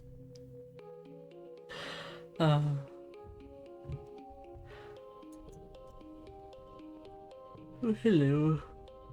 So then I trapped it in my room. Nerissa's telling you about the bug she saw in her quarters. Its wings were as big as my head, and it had feelers like, whoa, and it was bouncing all over the place like boink, boink, boink. She gestures excitedly, swinging her arms over her head. The bugs here are so big and they're everywhere. I was gonna give it to Tang because she loves gross bug stuff, but she said I should let it go because if it stung me, I might get weird mutant powers. I mean, other than the ones I already have. I wanted to see if I got more weird mutant powers, so I started jumping around off higher and higher things until I was jumping off the back of the ship, and I got into so much trouble. But it wasn't even that high. She stops mid-track. Hold on. She says, stooping to rub irritably at her knees for probably the 100th time in the past 5 minutes. I'm gonna die. I busted up my knees and so itchy is where my scales grow in. Annie, don't pick at it. Chief Steward and assistant's voice rings out across the garrison yard, pleasant but firm. It instantly transports you back to the ship. Crash, tugging on her skirts and calling her auntie. Enemy jumps and stands up straight with her hands flying to her sides. But Mom, she whines, digging her fingers into her knees as Auntie Seaton approaches you both. It's scratch-tastically itchy. I know, lovely, but the more you pick at it, the thicker your scales are gonna grow in. Well, what if I want to have cool scales? Auntie Sedent smiles indulgently. At this rate, you're going. At the rate you're going, I'm sure you'll be covered in them before you know it. No need to rush. Enemy's skin is dotted with patches of protective blue-green scales that grow in whenever she gets a cut or a scrape. She rubs the patch of her jaw diligently. The one she got when she ran oh my god, head first into the food synthesizer back on the ship. Auntie Seaton opens her satchel and pulls out a bundle of clothes. The queue for the nano printer is over a week long, but patch your pants or scrapes of your brother's clothing. Please, try not to put any more holes in them. Or yourself, okay? That's a cool thing to be a dragon by 14. You're not wrong. She hands the clothes to an enemy, kisses her on the forehead. The enemy sticks out her tongue and gags. Yuck. Enemy evaluates the clothes as her mom walks away. Galactic, she breathes, as she runs her fingers over the odd coloured patches. Then right there in the middle of the yard, she unashamedly squirms out of her pants and pulls on the new ones. Look like a fighter jet from the Halos, she exclaims, showing off her new pants. Like when the stench saw your kill count on your plane. Oh, like a really cool scar. Yeah, you get it. My pants are scarred, just like me. Alright, so, nope. Leave. Alright, friends, an enemy, armor scaled skin, early dust. Nice. 16. He does not change at all. Right. He's 51 years old.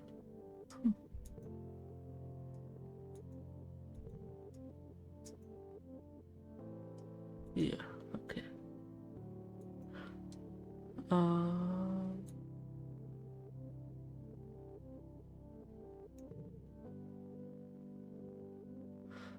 Watch her get new clothes, play with her in the dirt, step free, angry auntie. You're not the most wrong, you know. Oh, you get to also just like rename your character whenever you want. Kinda like what you can do in real life. As long as you got the money, you can rename yourself. Tammy beams when she sees you, but there's nothing better in the world than the sight of your face. Happy birthday, Canny, she exclaims. She comes in for a huge hug. She smells so nice, like vanilla and flowers, and she's really good at hugs. This is for you, Tammy says.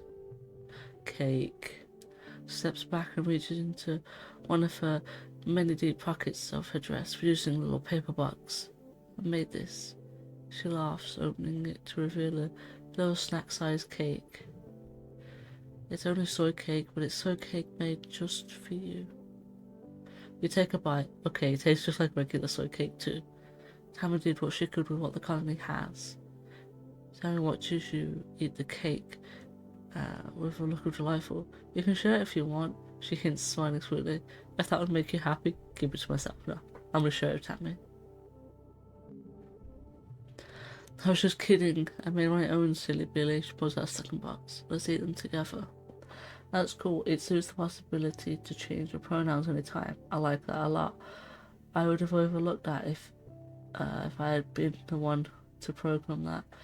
Yeah, the thing is, majority of games you can't like change your name and pronouns and all that sort of stuff once you start playing the game. So it isn't just you. Don't worry about that.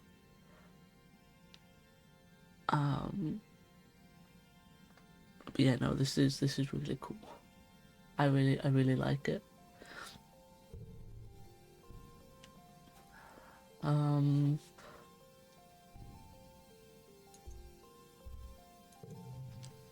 My collectibles.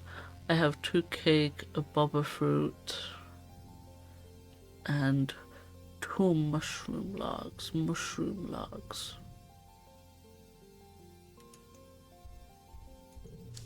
Can I get another mushroom log? Oh my god, I found... I need to just like start clicking on absolutely everything, don't I?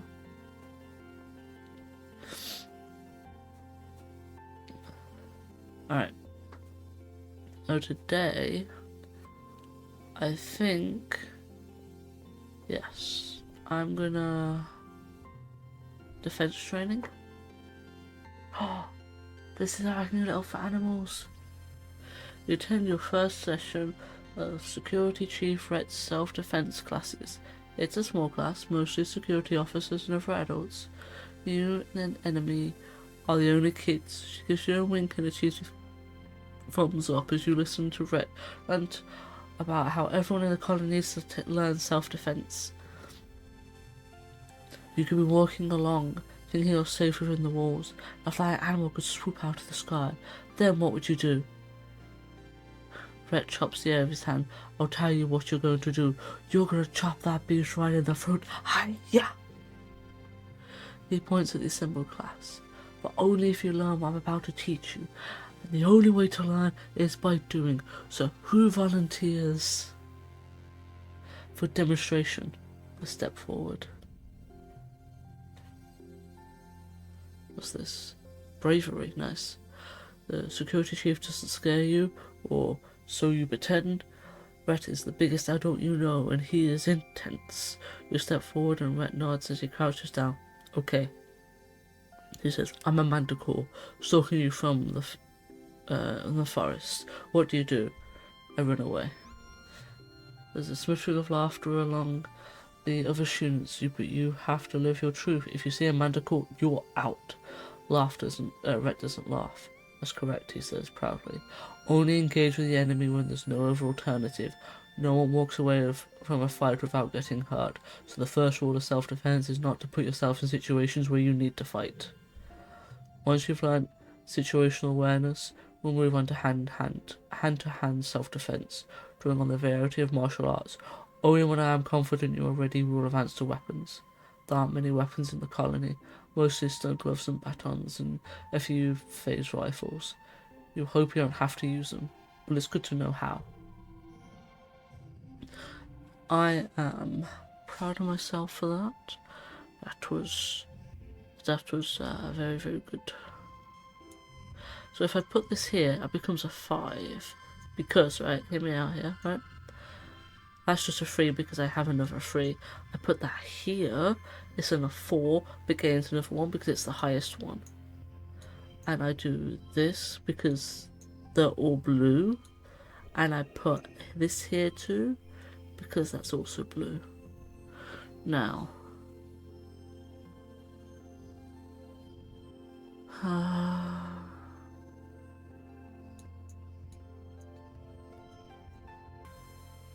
So that is now 15. Put that there. 17. So I think that really is the only way we get to do it. Unless I add that to it. 21. I hit the super goal.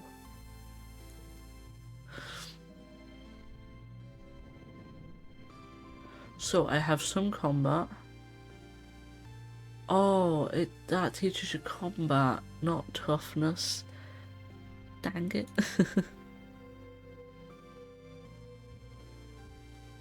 Alright.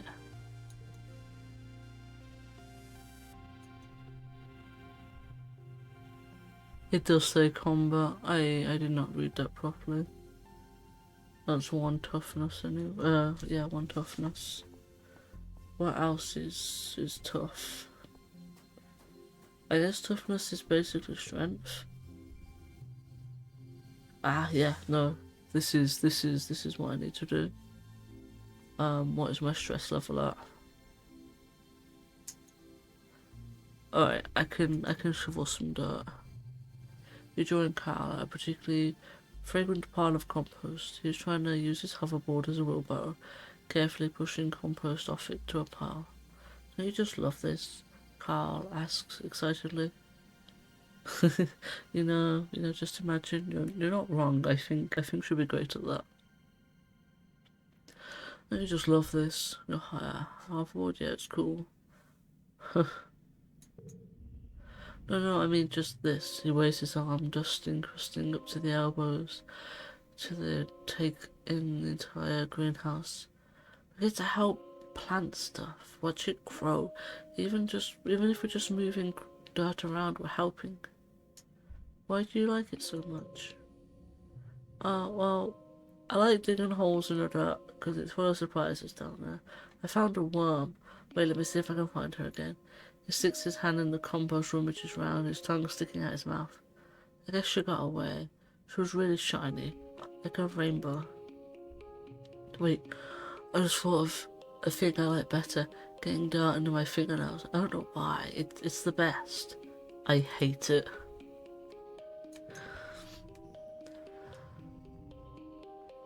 Alright. So unchangeable means even if I put that there, it ain't gonna change to a 3, so we can swap them around and then make that 10. Alright. So those two have to be together. The fact that that's a 3 and that's a 3 gives it an extra 1 in total. Having those 3 together gives that gives extra points.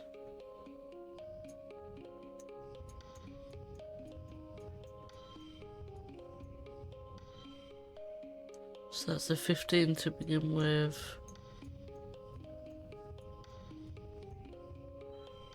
I don't think we're gonna change the 15. Yeah, I think 15. It's not. The best score would have been a 16. Huh. Okay. Okay. So early pollen. Let's see if there's anything else around here I can grab. No. Alright. You know what that means? It means oh no, hello. Tangent is in deep conversation with one of the other scientists. He seems to be consoling her, but Tangent's face betrays no emotion as he claps her shoulder and reassures that she's doing really well for someone so young, and everyone's compromised some of their samples when they're first learning. He leaves and Tang sighs as she puts her head to her hands, stopping short when she realizes his sister wearing gloves, and she peels them off and digs fingers into her eyes. Are you okay, Tangent? I'm fine. I compromised an experiment I was working on because the vent was still open while spraying the workstation down with sanitizer. So gross here, probably the fungus of Faitha. Tantrum takes a bottle of sanitizer from under her workbench and cleans while she speaks. There's pollen spores everywhere. And he comes over here and tells me it'll be okay, Tank. Like it's his job to console and patronise me. I think... See, it is okay to make mistakes, but I don't know why you see that as patronising right now. I'm not going to say it's okay because I feel like you'd find out. You'd think that I was being patronising, so... You're sighing, innocent. I hate being young, she says. Why don't they understand that we have higher expectations for ourselves than they do? I need to learn from my own failures. What I don't need is someone to pat me on the head and tell me it's okay and adults will make it all better. I messed up, just let me fix it. Don't make a big deal out of it like I'm a child with a boo-boo. You know? Fair play? Let's relax.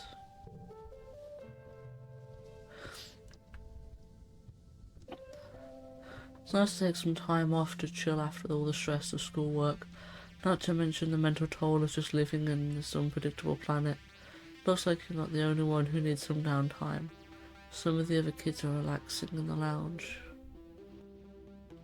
Mars and Dis, Carl and Tammy. Need to think. Who do I...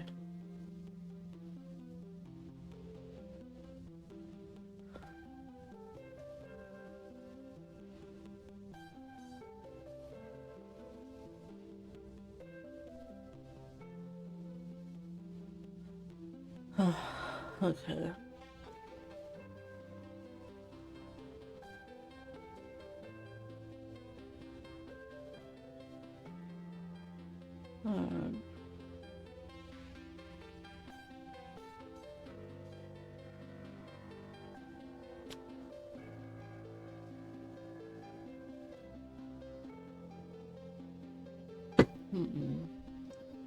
I hate being young. Oh, I wish the times I thought that.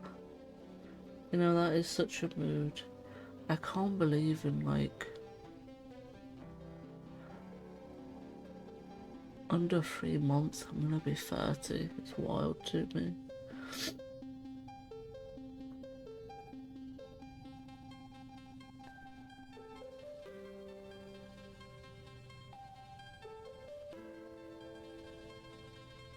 Wild. Alright, let's approach them. Okay, but you do stink, you hear Mars defend herself. It's not my fault that you can't tell. Maybe your nose stopped working, but the rest of us can smell it and... I'm not gonna be a bully. She waves her hands in front of her nose and makes a PU gesture. Turns to you. He smells awful, right, Candice? Stop being so mean, Mars. Oh yeah, I've got some more friendship with this. That's good. You stand toe to toe with Mars. She glares at you, and then at this. Ugh, fine. I'm sorry, Dis. I'm just trying to help. But I should have said it in a nicer way. Not everyone in life is going to tell you the truth, you know. Oh, one boy gets bullied. One boy gets bullied. I kind of want to get rid of this one. Yeah. She's got the right thought, but she's still a bitch. Yeah. You can just say to people like, hey, mate, here's some deodorant.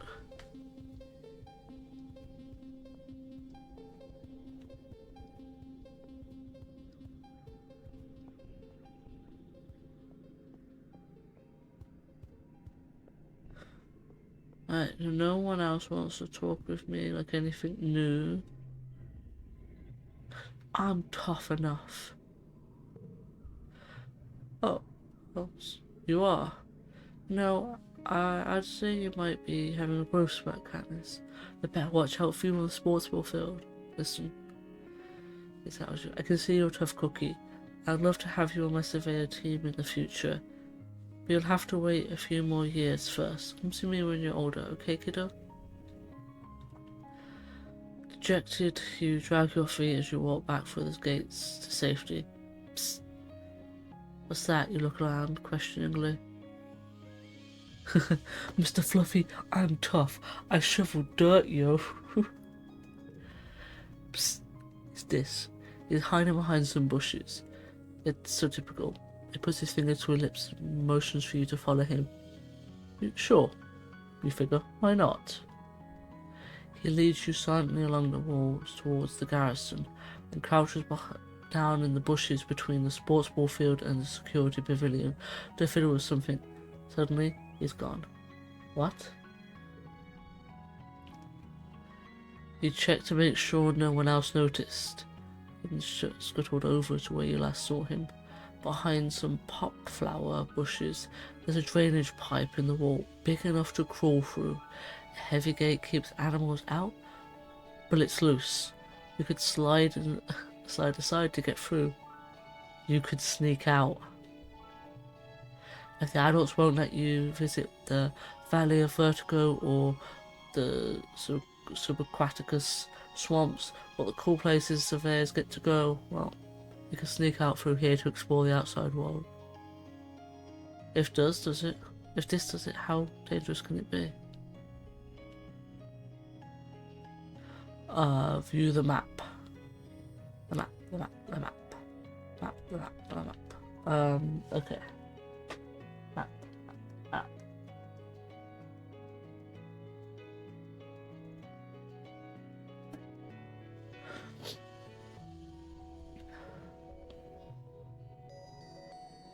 The south, the vast boggy wilderness, home to dangerous animal hazards, weather conditions. Exploring this area is only to be done with extreme caution. Alright, sneak out for the drain pipe. It levels up my perception, my friendship with this, and my bravery. Okay.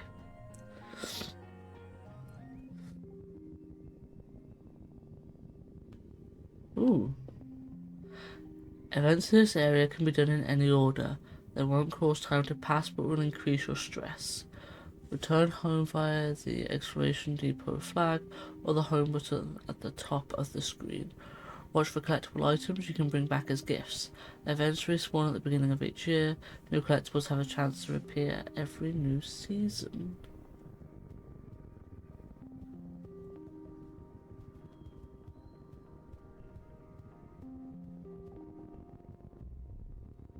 Okay, so first things first, I want this animal.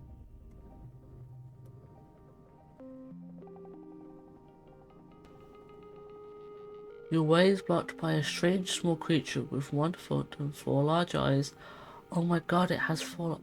You know, I just thought it had like 2 legs and those are massive ears or whatever when I was watching Etty play it, because I didn't see the screen or anything. Must be a hop eye. You hear people talk about them, but you've never seen one up close. When you try to walk past it, it nips painfully at your heels. Right, what's its deal? Come on. Come on, little animal. Animal.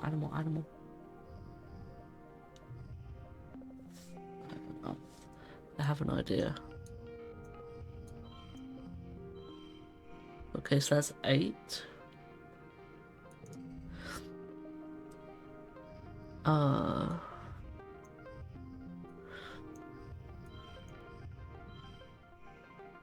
Oh no, better.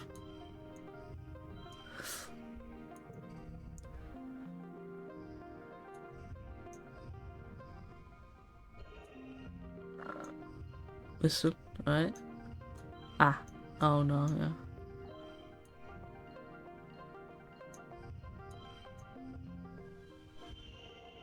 Hey, I hit the super goal. It's kind of cute, but also kind of not. I'm not sure. I think it's the frog eyes, yeah.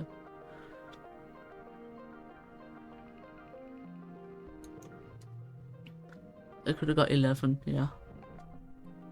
1 less stress, 1 plus animals. You start trying to get past it and just listen. Oh, you can hear little squeaking noises from nearby, probably warning you away from its nest. You carefully avoid the nest while speaking in soothing tones. The agitated little guardian titters warnings at you, and she lets you by. Ooh, my perception has improved. Time passes, plus 13 stress, minus 2. Good.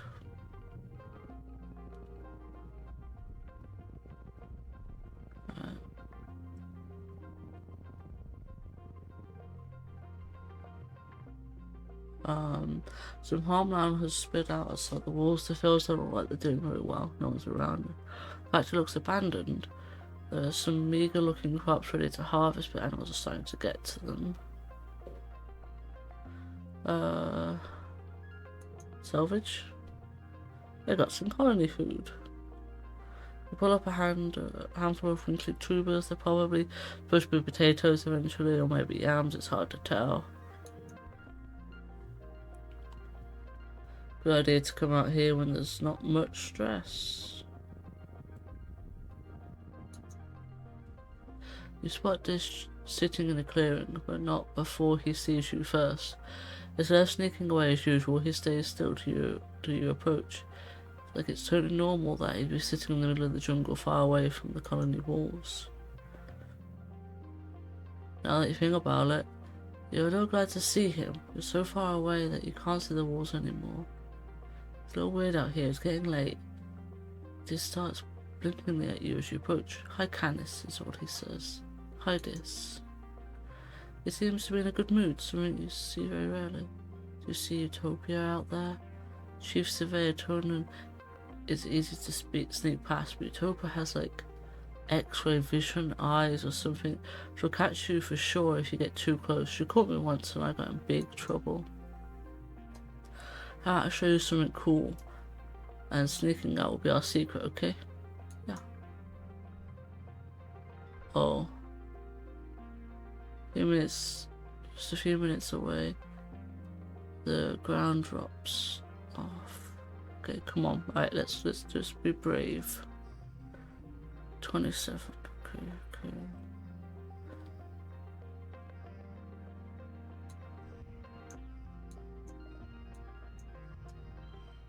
1, 2, 3. 0, 1, 2.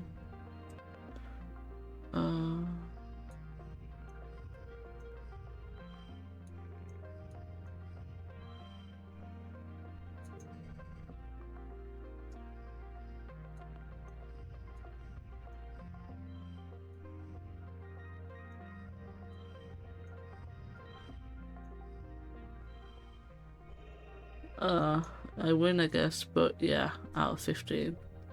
That is fair. Ooh. 30 less stress, 2 more perception, new card, and I've got more friendship with him. Makes me very happy.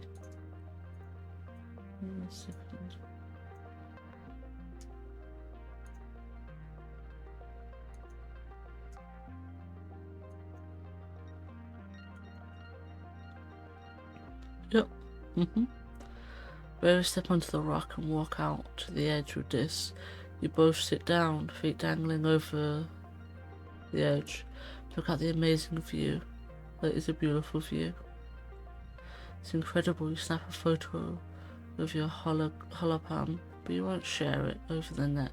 This is your secret. Yours and Dis's.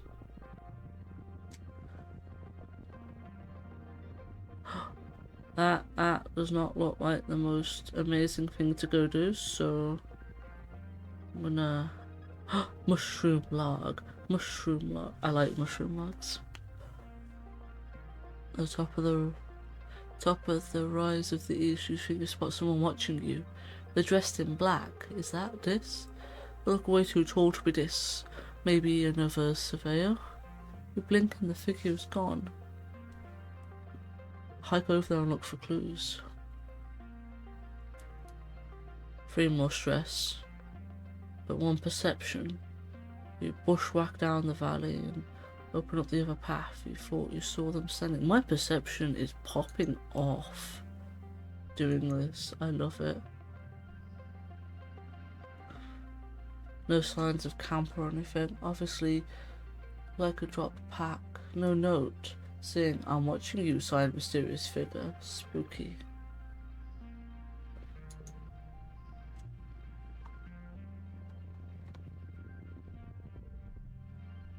Plants go drying fast through pollen. Okay. Sure, let's push through the plants. Goal of 27. Oh, perfect actually. I can get, yeah, 7 off that. Ain't bad.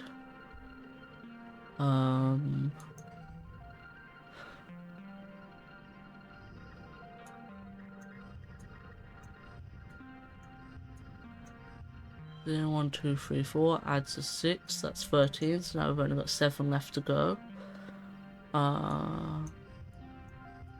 We can do literally 4 ones in a row. Super goal has been met. I add that there. Wow, beautiful. Win. I feel like this card game is absolutely perfect for me right now. And I got another card. My perception, as I said, perception is going wild. I love it. You find a good stick and whack your way through the tangle of new growth. Take that, nature. Okay, this game is far more enjoyable than I previously had thought.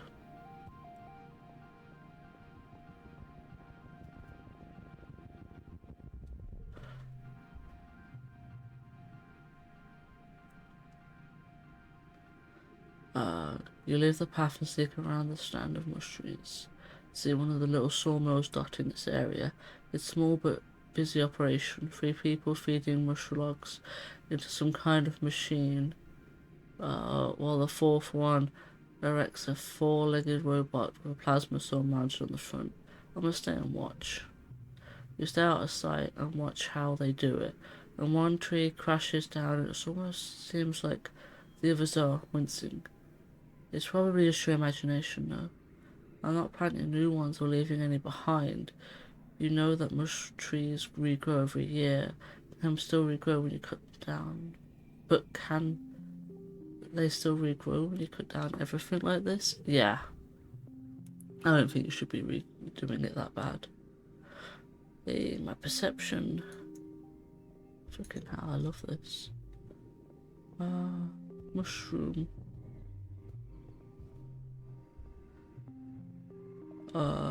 Yeah, no. Okay. So, I think I've done quite a lot at this point. What is my stress like? 60? Yeah, not even 60, it's 54. Oh,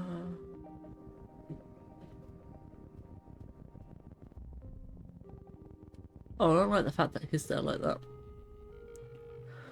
I don't want to pop it.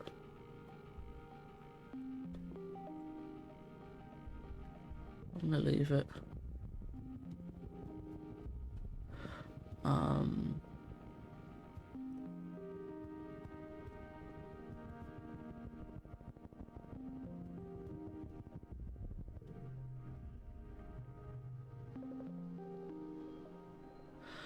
There's a clearing, the most majestic creature you've ever seen, like a unicorn from your dad's storybooks, but with leathery reptile skin that shines when the light hits it. It moves so slowly, like it doesn't even disturb the ground. Could be dangerous, but let's see what it does. Be as quietly as possible. You know what? Let's go. Perception challenge, hit me, baby. Okay.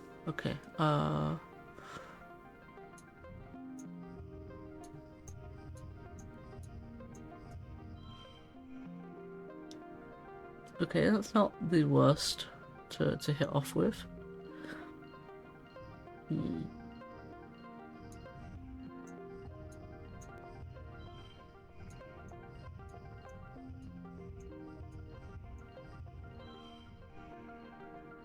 Yeah. I'm not pulling the great. Now I'm pulling all the good cards. See, 4. That's immediately 16, 19, 21. Is that it? Yeah, it's getting there, super goal. Right, but I'm thinking, move this along. 22 to 21. I think that's not even the highest. I get 25. Okay, my reception's 10 at least.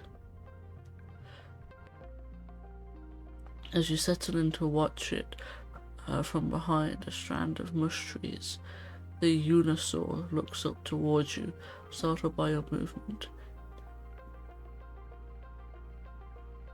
Some people walked up to it, in my opinion. Okay, and if yeah, I didn't realize like leaving this place would do so much for my perception. Incredible. Yeah. I also can't believe there was a much better way of doing that. I need to try and work out how to get the best ones, but yeah. After a tense moment, it goes back to business. First, it sniffs out good tree, rubs its scent glands in its neck roughly against it, then it pees like a crystal waterfall on a rock. Everything it does seems magical. You quietly take a picture of your hologram. Hang on a second.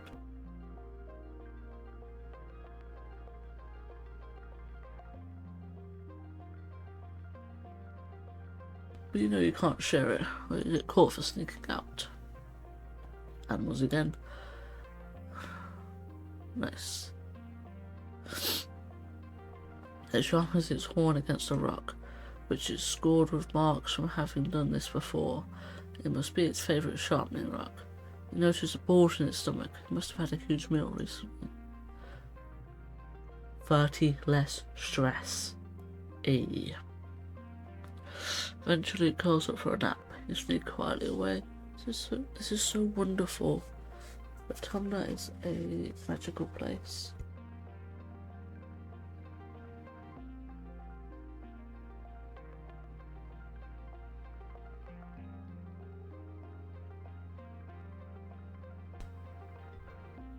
Okay, I can completely see why Etty streamed for as long as it did before.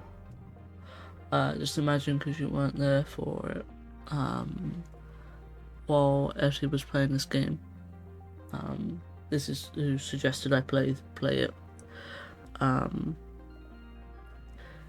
It streamed for 17 hours. Like a single stream of 17 hours.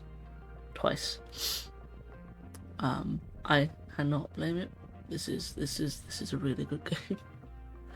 Minding your own business when you stumble into yeah, I did 17 hours one day, and then streamed 17 hours the next day, and then had a break, and then streamed like at least like 12 more hours a day after that. Oh, Eddie pops off with content. Like, if you want to sit down actually and watch someone for like 8 to 12 hours, or at least have someone in the background, Etimonym,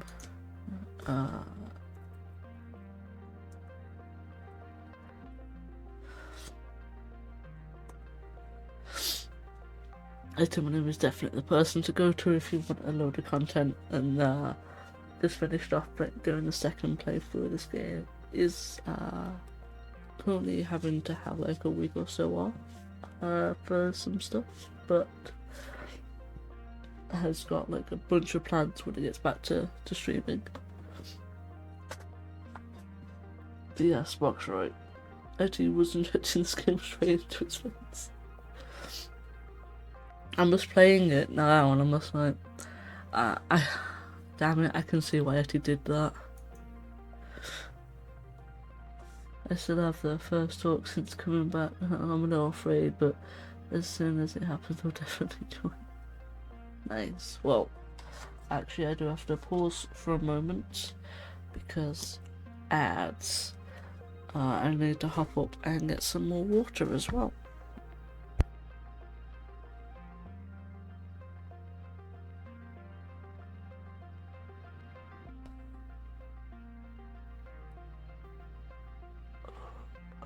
I shall see you all after ads.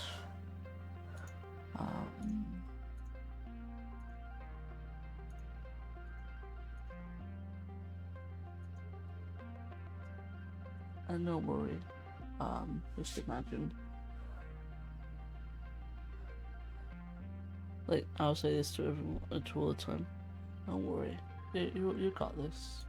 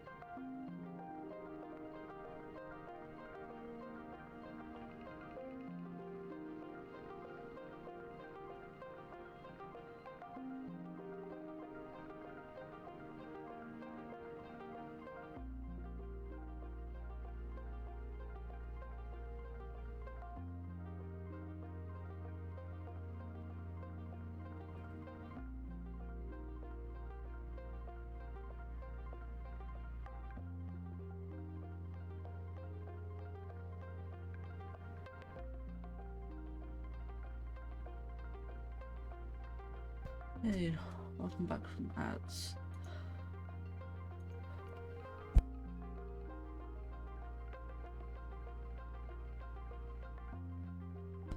I was away from my computer for a little bit extra, like an extra minute or so longer than I thought it would be.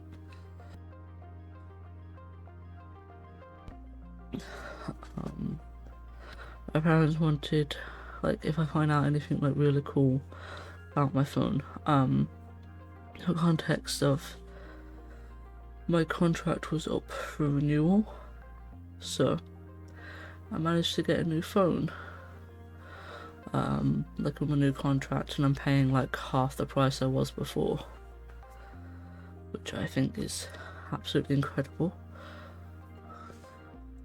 Yay. I will hydrate and fetch in just a moment. But I took my phone off charge like 8 AM yesterday. I did not put it on charge last night, and now it's like 10 PM, and I've still got over 20% battery. And I've been using it. I've been watching a bunch of YouTube on there, I've had Twitch open a bit, been playing games on there, I had a few phone calls, and like, yeah, it's still about 20% battery. And considering it's like, that's 2 days. And my other phone, it was what was it? Oh, I was like getting up, watching Twitch for a little bit, going out to work, and my phone was at like 60% battery by the time I got to work. It was like either listening to, like, watching people on Twitch or whatever. So the idea now that this is gonna last a hell of a lot longer. I had the Samsung Galaxy S22, I think it was before, and this is the Nothing 2A. I've been following the company for a little while.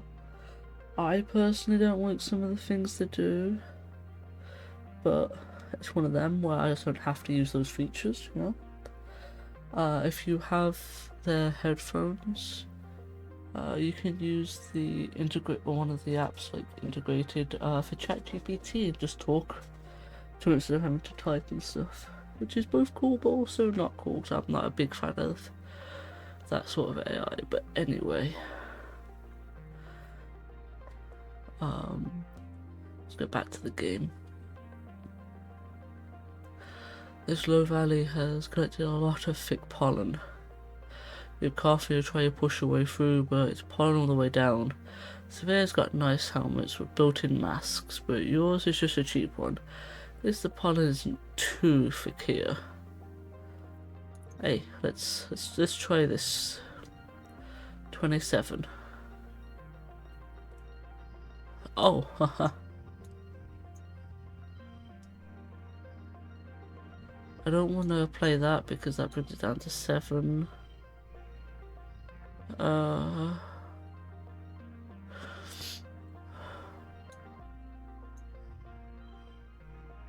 14. Oh, because yeah, that can count. Okay.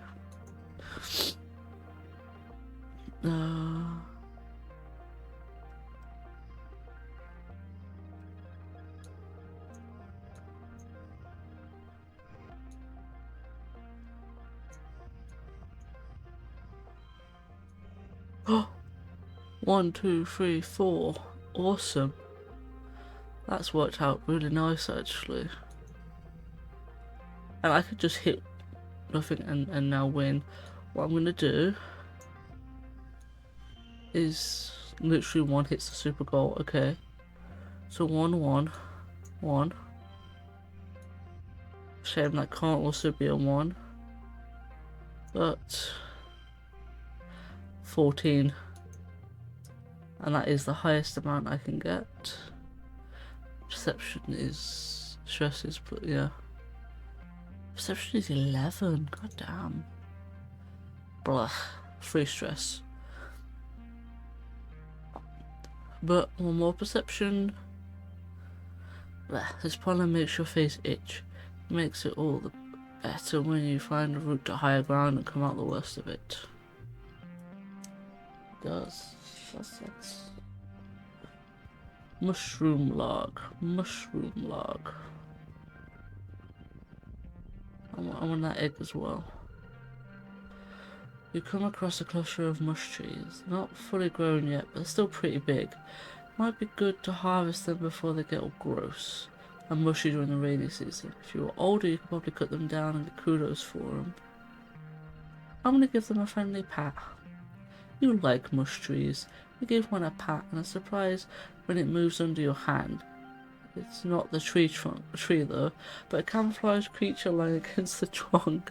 It looks like looks a little like an octopus or starfish with long legs wrapped around the tree, giving it a hug. +1 perception, +1 on animals.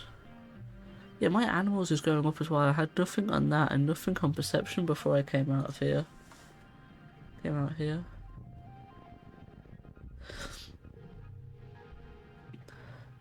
let your mind wander as you're walking. Rumble straight into a field of gluttonous bobgrass.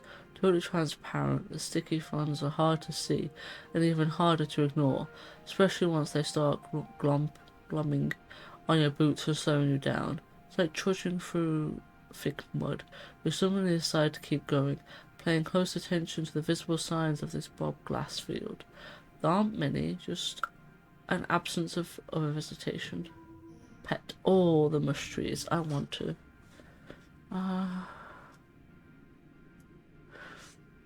Again. That knocks it down to 20. 2. Oh, it's not going to work, is it? 1, 2, 2, and 4. That is 16. Gorgeous.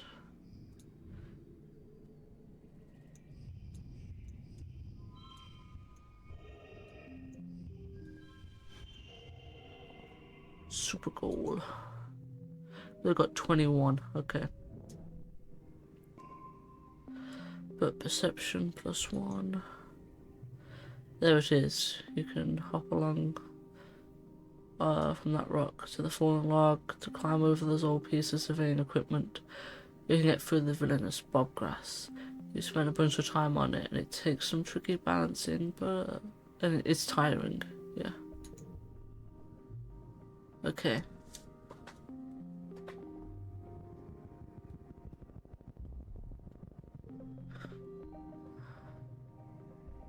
Oh. Stream cuts through the path. Oh, a bravery challenge. Right, let's go. Oh, sweet, okay.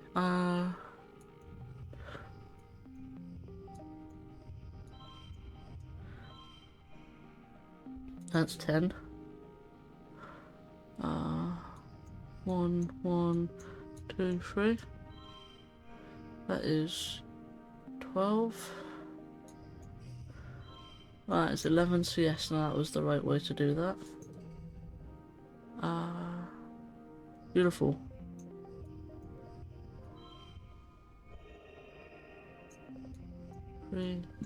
Hang on, even better.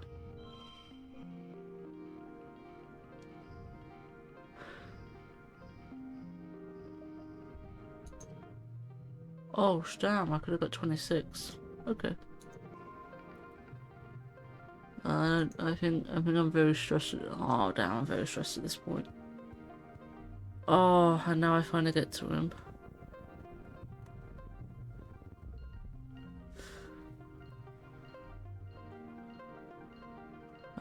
He's back Uncle Tonin. Chief Surveyor Tonin, that is, bumbling about preparing some automated surgery. He's very cautious, jumpy even. Mr. Fluffy is making a lot of noise. Every few minutes he'll pause to check his surroundings and go back to banging away. It shouldn't be hard to avoid. Okay, let's sneak past him. And hopefully not get too stressed out. Alright. 0, 1, 2. So that's 8 in total, which is not bad.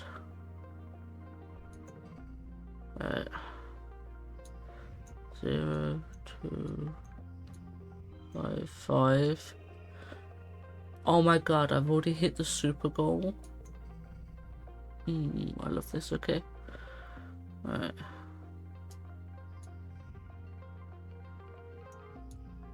1, 1, 0. So all 3 is 1s.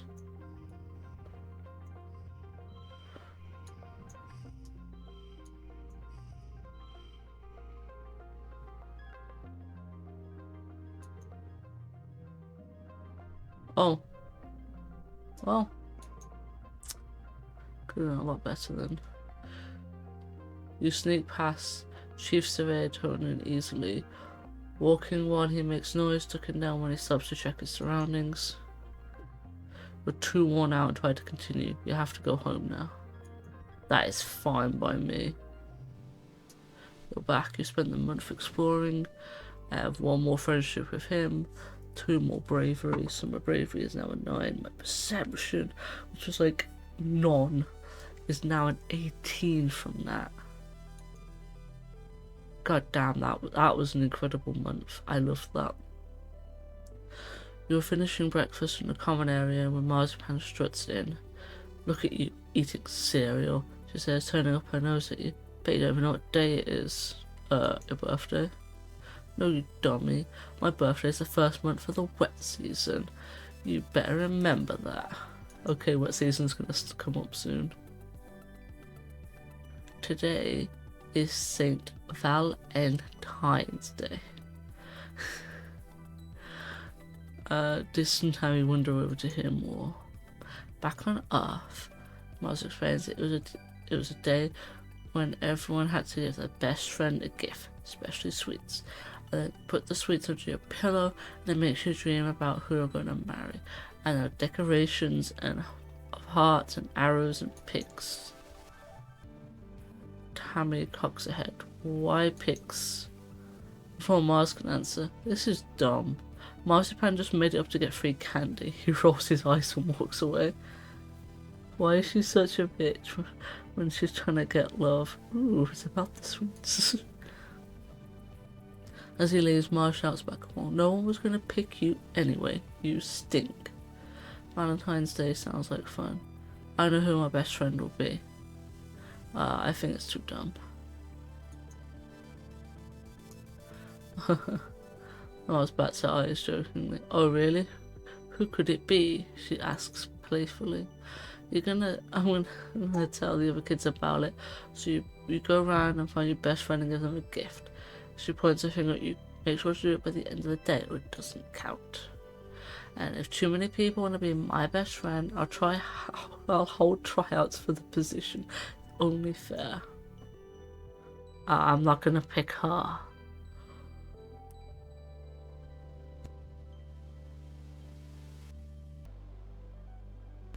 You know what I'm gonna do? I am at stress 100. I am not gonna do much. I'm not gonna. Oh, I have to pick. Oh. Okay. I know who I'm gonna pick. You tell Tangent you know where this has been going. You tell her it's been staking out to explore the jungle, not far away, but outside the walls. Tang looks concerned. Really? She says, wringing her hands. Is it safe? I'll keep him safe. She eyes you skeptically. Full offence, Canis, but you're just a kid. However, I suppose it's good to know he isn't alone out there. Full offence. Just full offence, alright. Anyway, be my best friend.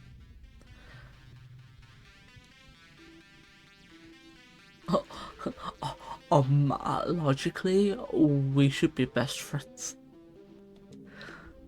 You lay out reasoning, strength in numbers, deal making as a foundation of human society, and so on. Tang pauses the game and her eyes focus on you. Best friends? That sounds so childish, but I suppose a smart kid should stick together. And it'll make Ma stop asking me if I've chosen a best friend yet. She goes back to her game. I accept your proposal. Good. I picked my best friend.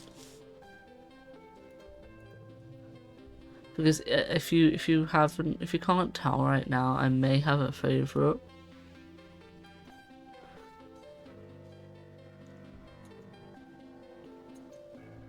At this point, we all should know.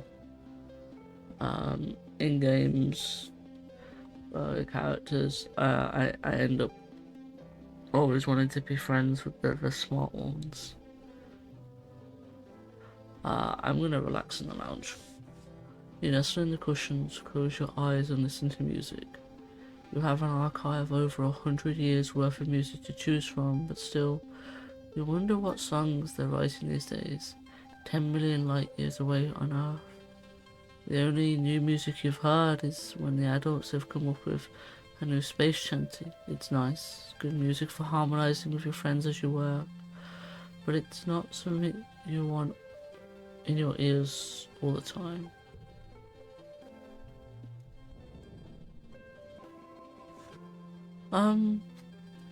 Honestly, I kind of like. I just don't want the zeros, but the ones that can stay for right now. What is this? Oh, I look so cute. I'm keeping it. It goes to late pollen to early dust. The dusty season. And now, a friend wants to speak to me. Tammy is sitting in a little stool in the sun, reading a fairy tale picture book on her hollow palm. She sighs. Are you okay? I'm okay. It's just that, look at all the pictures of these princes and princesses. The princes are always the taller ones. But I'm so big, I'm even taller than Cal. How can he be my prince if I'm bigger than him? It's true, Tammy's the tallest kid you know, taller than the boys, even Cal, who's a year older. You know she and Cal are close friends, but you never thought of him as her prince before. Cal would want to be a prince anyway. Being tall is awesome. You list off all the things you can think of.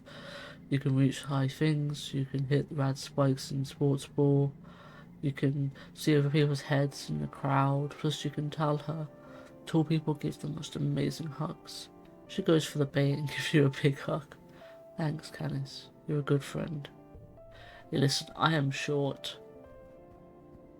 I concur, tall people are great.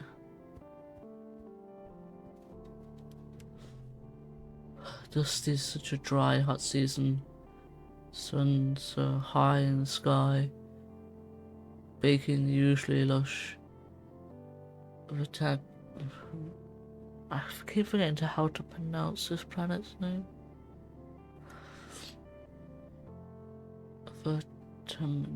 Jungle. If there's a breeze, it's warm and you guessed it, dusty.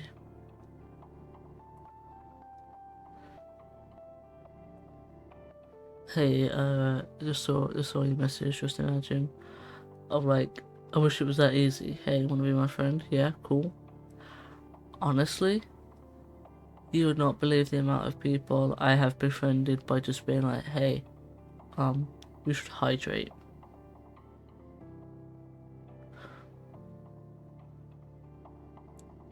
Like honestly, I'm known within like EG and other places by just being like, hey, you should hydrate. Honestly, sometimes shit works. That's literally just all you gotta do every now and then. Is just find something, find like your niche or whatever, and Yeah.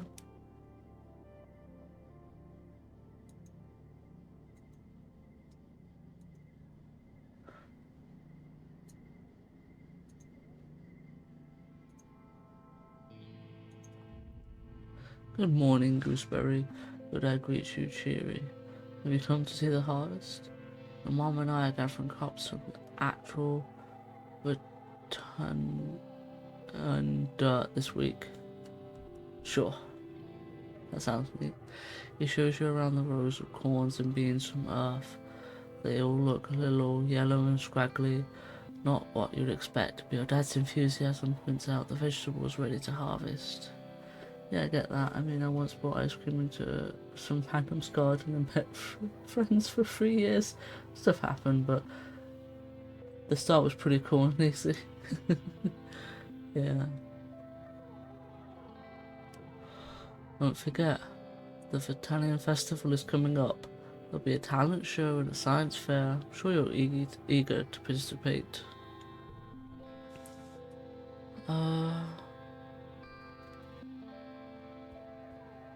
Honestly, I kind of want to go out again.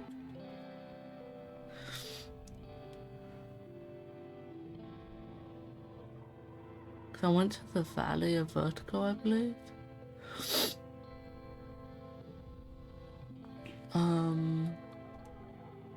Let's go. Why not? Should have saved before this, shouldn't I?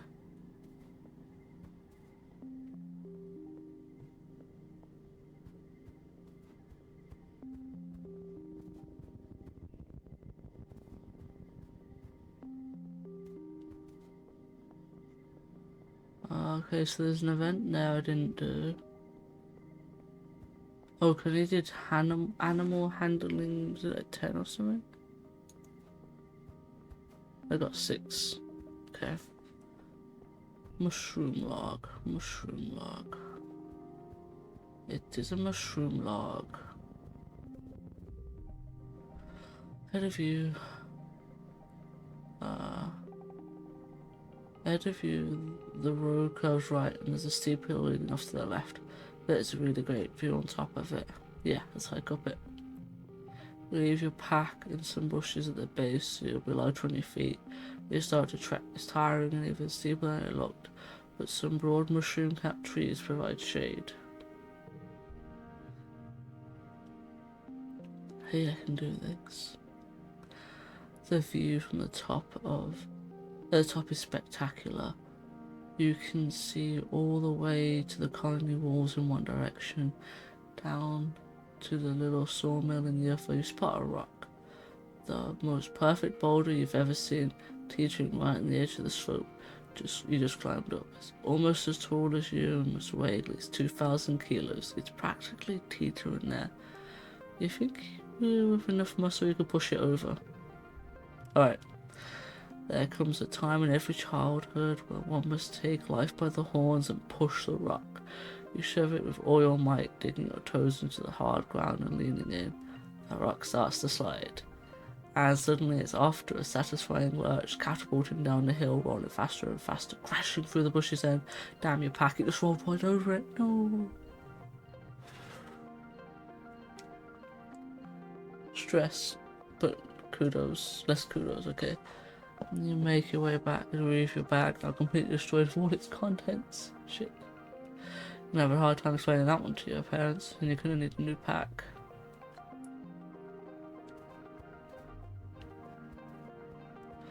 Oh.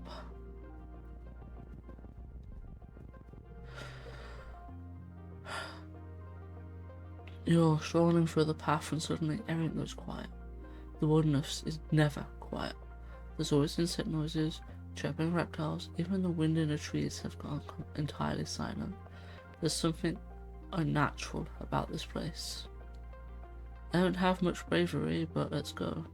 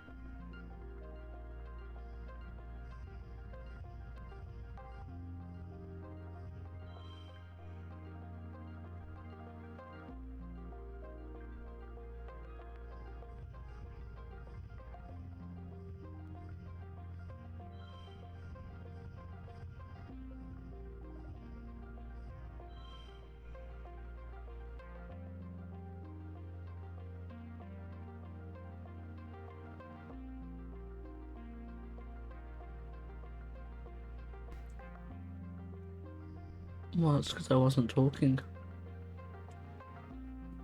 I was thinking, and I got it. But I'll keep an eye on that noise. No, you're good. More bravery.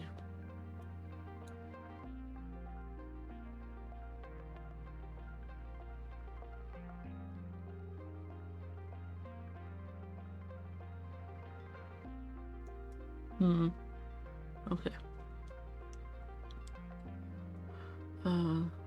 Look for the quiet area, and it starts up again. The mystery will remain unsolved. Spooky.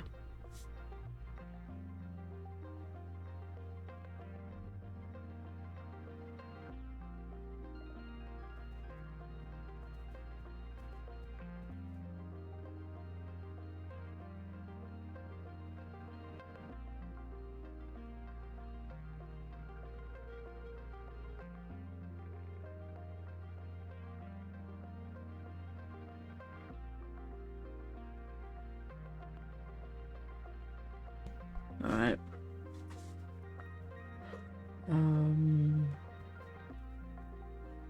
I do feel like, unfortunately, we've done everything here. Oh yeah, because I came from this direction and I went up around there. Alright. Where go now?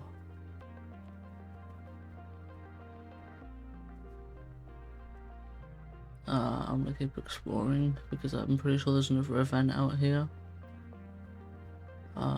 Maybe I can keep exploring, yes. I'd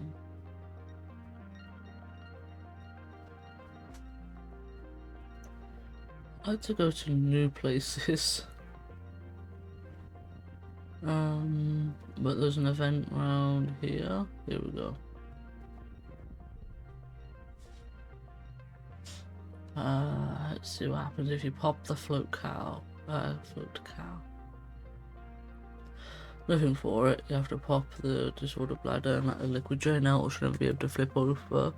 She struggles and screams as you open your... No!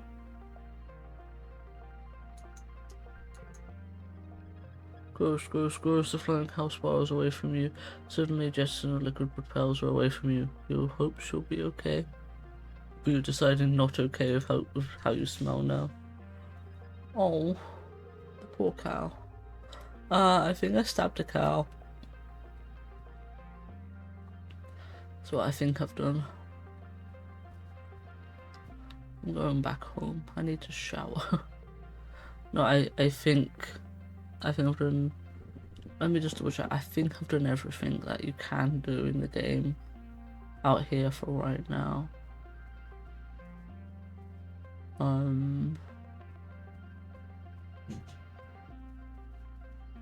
I feel like this has been quite a wasted journey.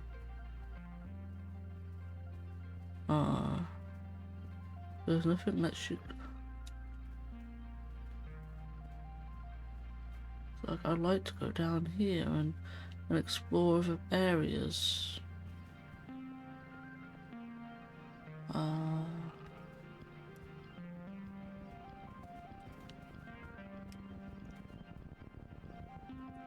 Alright.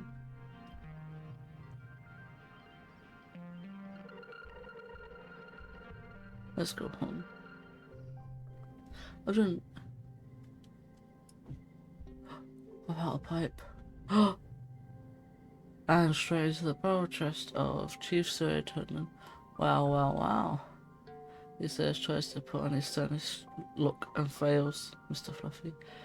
We've been wondering why you've disappeared too, Canis. I sent you Topa out with some surveillance a few hours ago. You're lucky your parents have been too busy to notice yet. I should probably tell them. You start to sweat.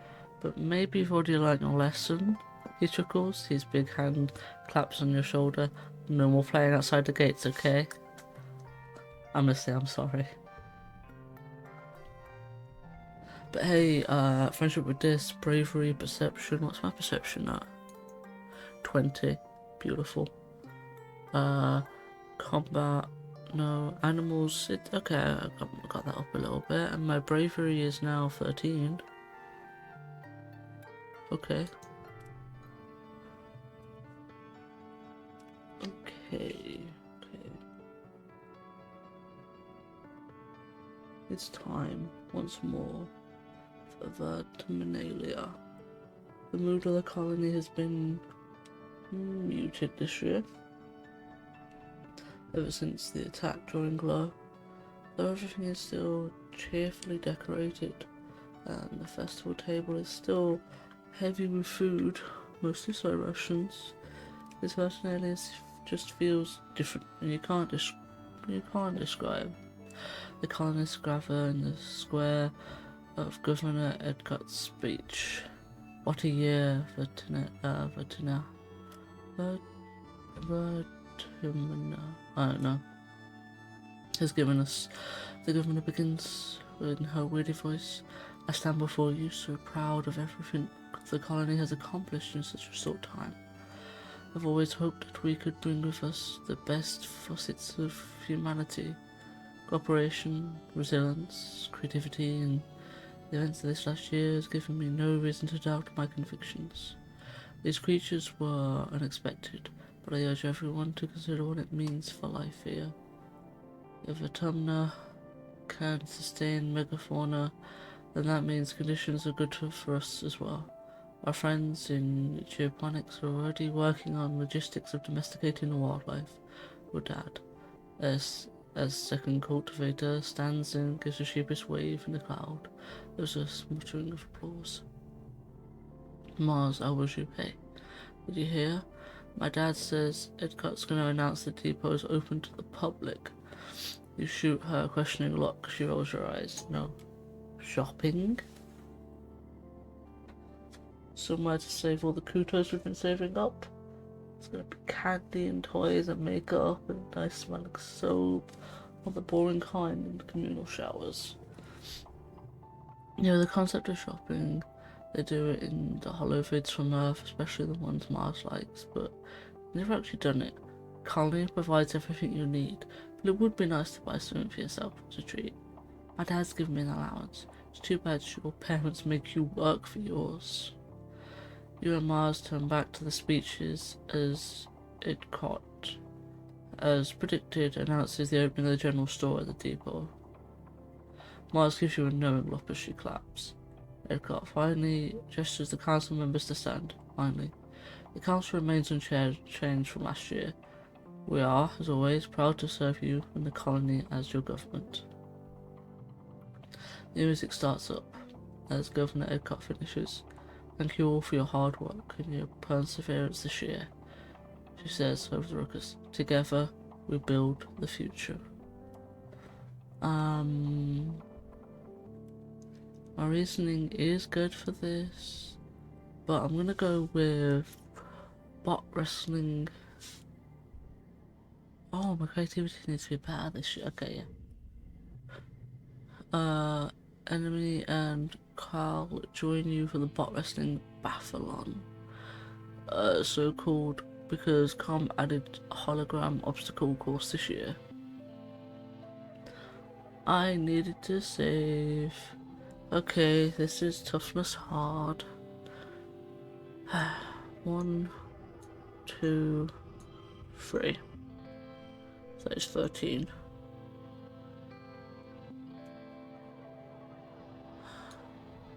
Temperament.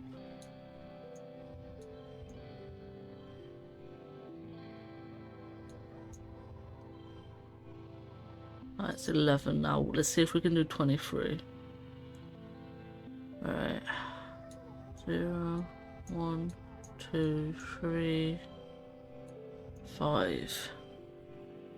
Alright. So that's 1 ideal. How much is that? That's 18.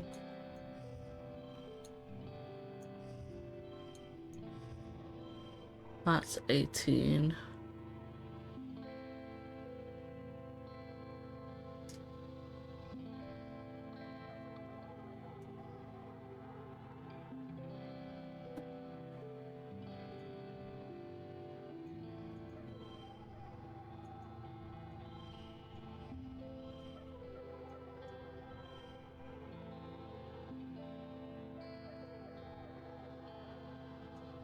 I'm gonna push through stress.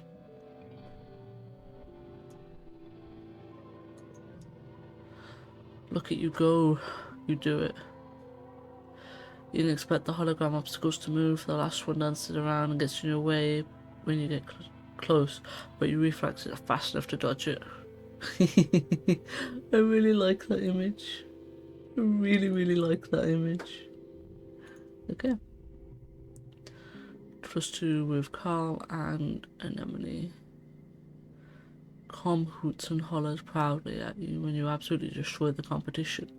Even an enemy has to begrudgingly accept you beat her fair and square. She has to shake your hand and tells you she'll win next year. 50 less stress.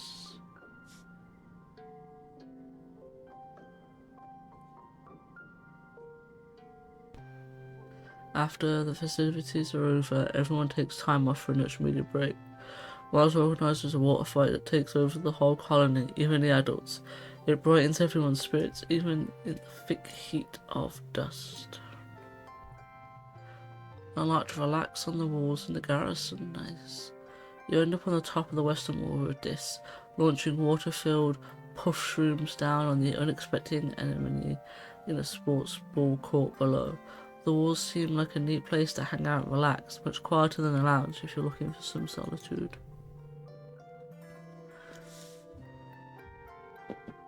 Now it's mid-dust.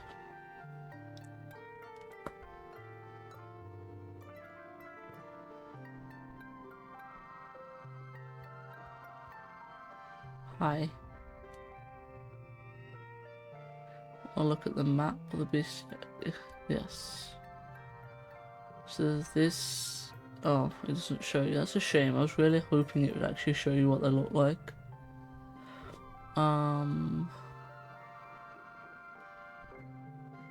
I think I need to learn a little bit more about biology.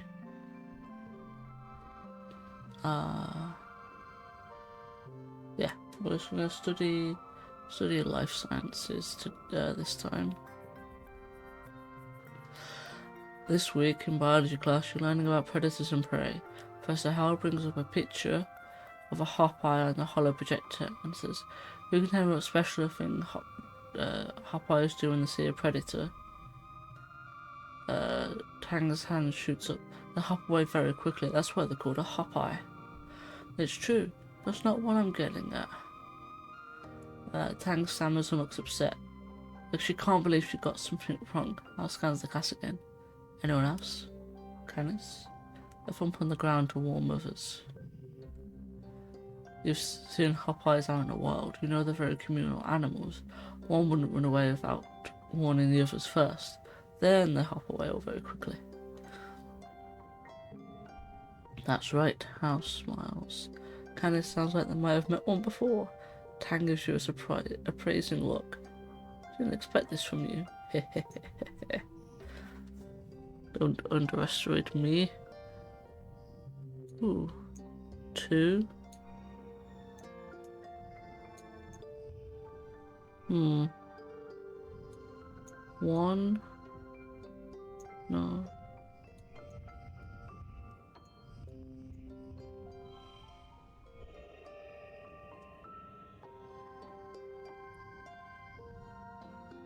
I don't think that's the best.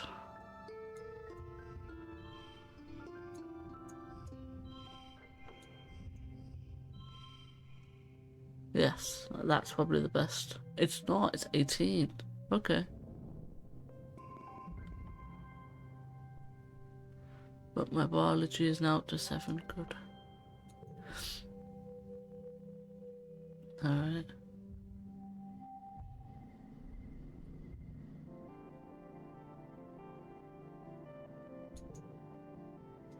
Oh, I should probably save. I haven't saved in a little while.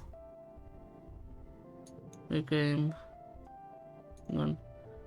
Right, so, Y2, because it's a second year. 9.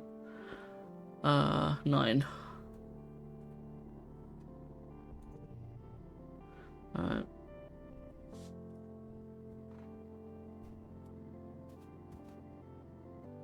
I think I want to level up my toughness as well, actually.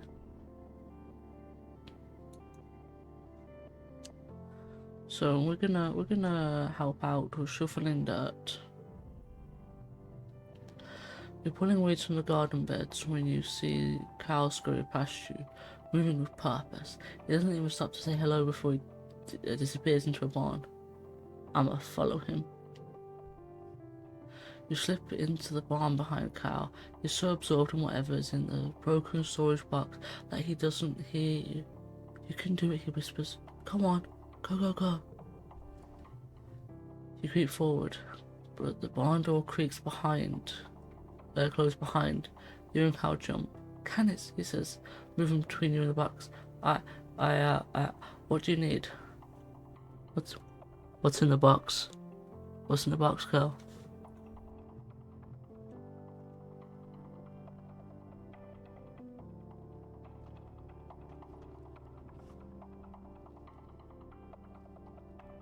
Cal clenches his fist. No, nothing. It's nothing.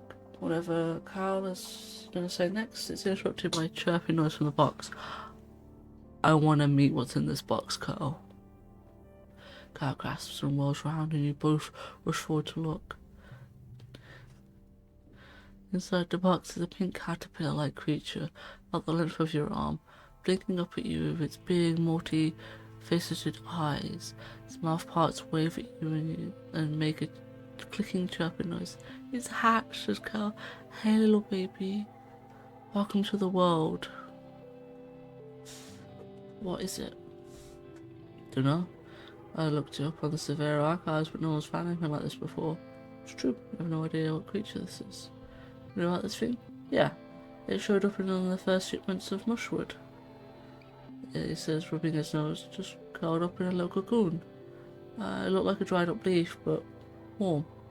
I didn't want to throw it away in case whatever was inside was still living. No one was going to use this busted up storage box, so...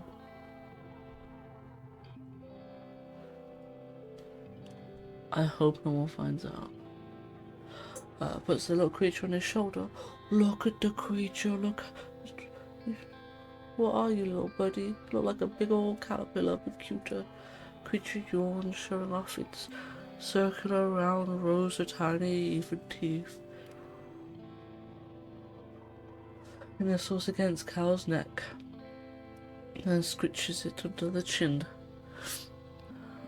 Maybe we call you a dillipillar? It touches one of the 6 cat feet socks. Socks the dilly pillar. I hope no one finds out.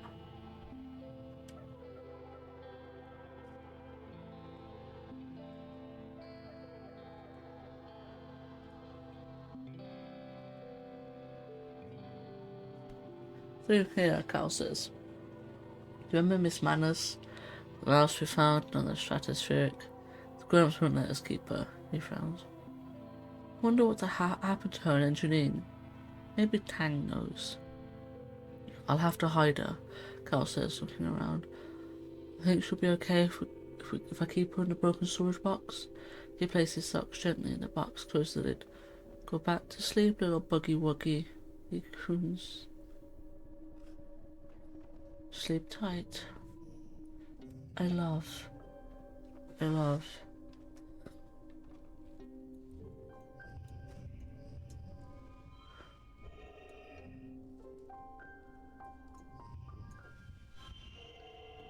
And I have hit the super goal. 22, 24.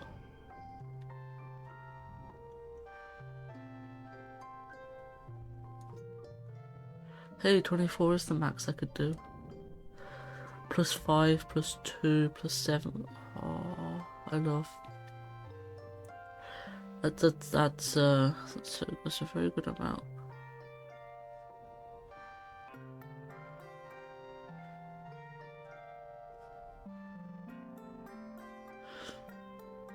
My toughness is 28.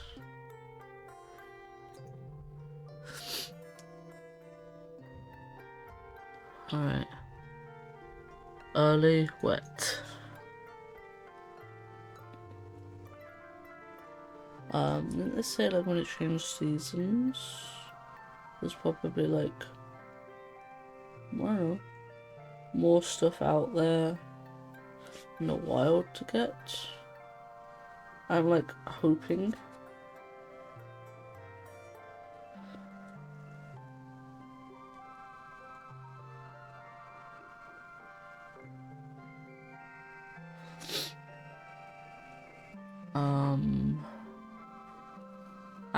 This mushroom log.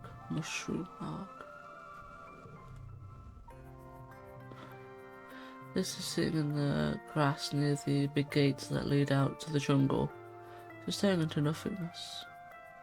Picking absent-mindedly at the weeds, pretends to not notice your approach. Are you okay? I'm just gonna sit with him. He shifts uncomfortably as you sit, but doesn't say anything. You both hang out, saying and doing nothing. They stare at the big gates. The grass in the colony is trimmed short by garden plots. Out there is the wild. But out in the wild, it's as high as your waist. Head Serotonin is prepping his equipment for an outing. He's reading a lot. Maybe he's gonna go out overnight. You start to wonder if this will ever acknowledge you when he says, I gotta go. Friendship. He starts down the hill and he pauses and says, this is a good spot. I'll probably come back here tomorrow. I am befriending the emo boy. Right, I'm gonna save.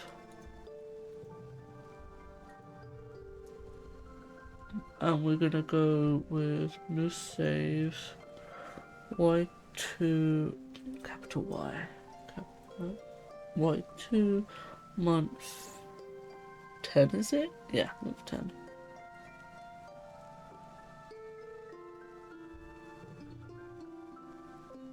And then,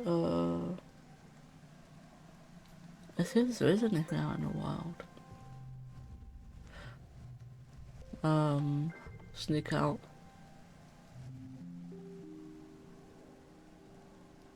Alright. I can reverse time if there isn't anything new here.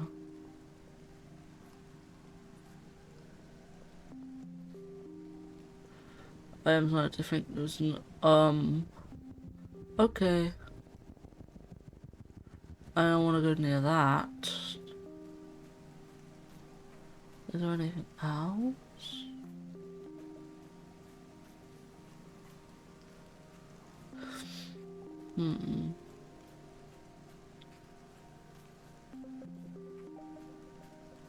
I don't think there's anything else, but there is that event. I can always do it and then reverse if it's not what I wanted to do or should do, or it's right. You hear screams just over the next bluff. Human screams. Oh shit.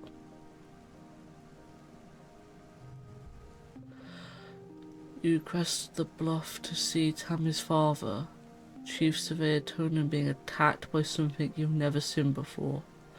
A four-legged creature with a huge mane of flowers, a mean reptilian face and two wicked claws. What, it is a manticore? You've heard of fierce creatures like this outside the walls, but you never expect to see one up close. What is one doing so close to the colony? Uncle Tonin is pinned under one of the creature's pointed legs. He's struggling to get free, but the manticore keeps dancing around. It's like it's playing with its food. You can hear it from here, growling and clicking its mandibles. But you snuck out. If you try and help, he's gonna know you snuck out, and your parents are gonna get so mad if they find you out here. Panic rises in your chest. How could you find... Alright, can I say one thing? What the hell is this option? They even pretend you didn't see this. I'm gonna try and distract it. I needed 10 or greater bravery. Yo! Attack the monster. You hide behind a tree and throw a rock at it. It bounces off, harmlessly bounces off the manticore's flank and clatters to the ground. The manticore is undisturbed, which is more than you can say about yourself. Uncle Tony shouts in pain. You're running out of time. I had the right amount. Okay.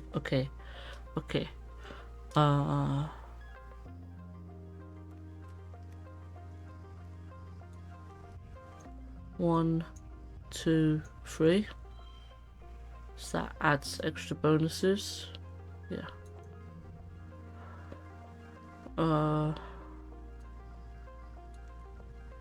Four. I'm gonna add that 0 there because it adds to less stress.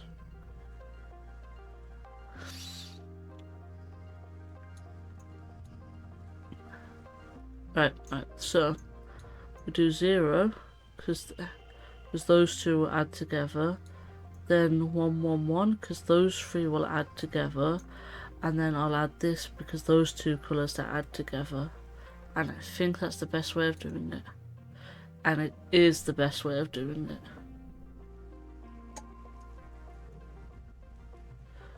You break through the tree line, yelling your battle cry. Manticore looks up from terrorizing Tony and decides you could use a bit of terrorizing yourself. It roars a deep, angry sound that you feel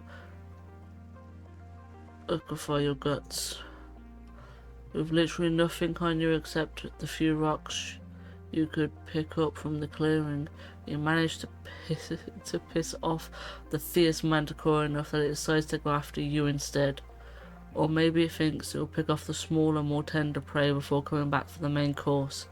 Either way, it leaps up Uncle Tony and starts towards you. As you're about to engage with it in the most one-sided battle of your young life, you smell the crackle of ozone in the air, and the manticore howls in pain. Uncle Tony, you must have distracted the manticore long enough for him to get his las rifle. Manticore turns and flees. You run over to Uncle Tony's side. Callous, he grasps. I don't know why you're out here, but I am glad to see you. Together you manage to limp him back to the gates. You'll be fine after an afternoon in the med bay, which is a relief. You're more relieved that you didn't get in trouble for sneaking out. You don't know what he told your mother, but it's a miracle you weren't grounded for life. Okay. At the end of that month, then, we're gonna swap over to words on stream because we've got ads.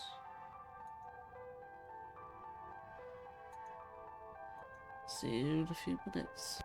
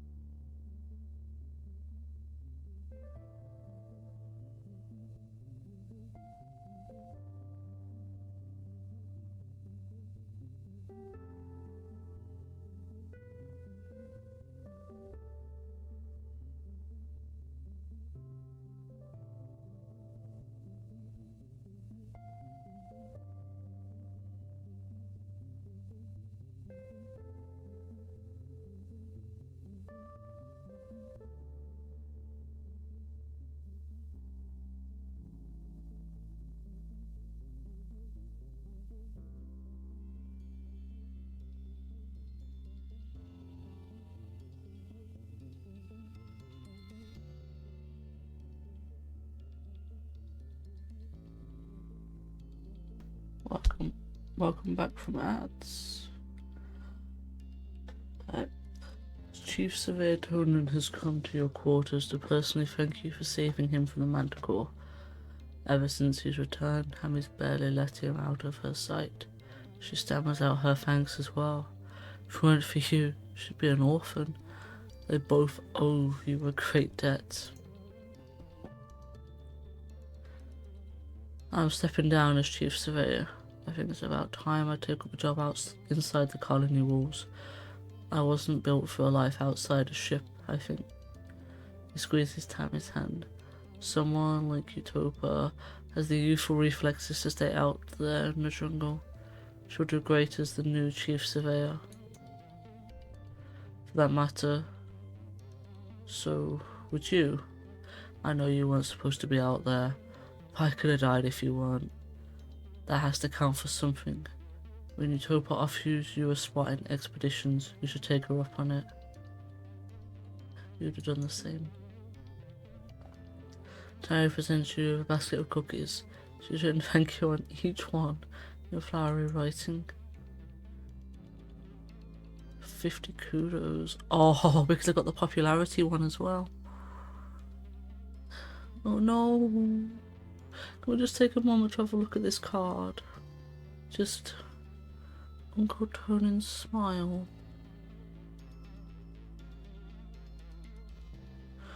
I love it. Uncle Tonan holds his hand up, brushing you off. It was important to me. Because of you, I'll be around to see my little girl grow up.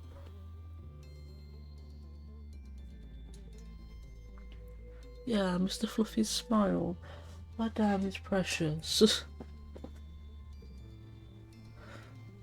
And now to meet the new one, who I think I know.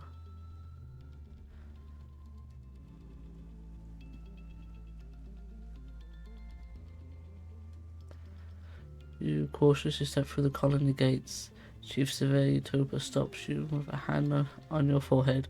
Whoa there, scamp. That'll kill me if I let you out the colony. Sorry, kiddo. But I have to wait till you're old enough. I know it's hard. So now we go here. No friends. Utopia, she's 24 years old.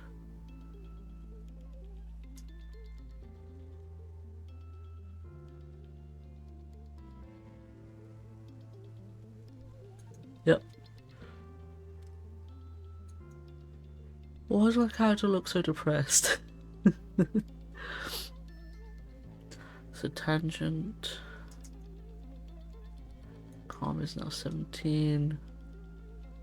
Starting to become friends with this.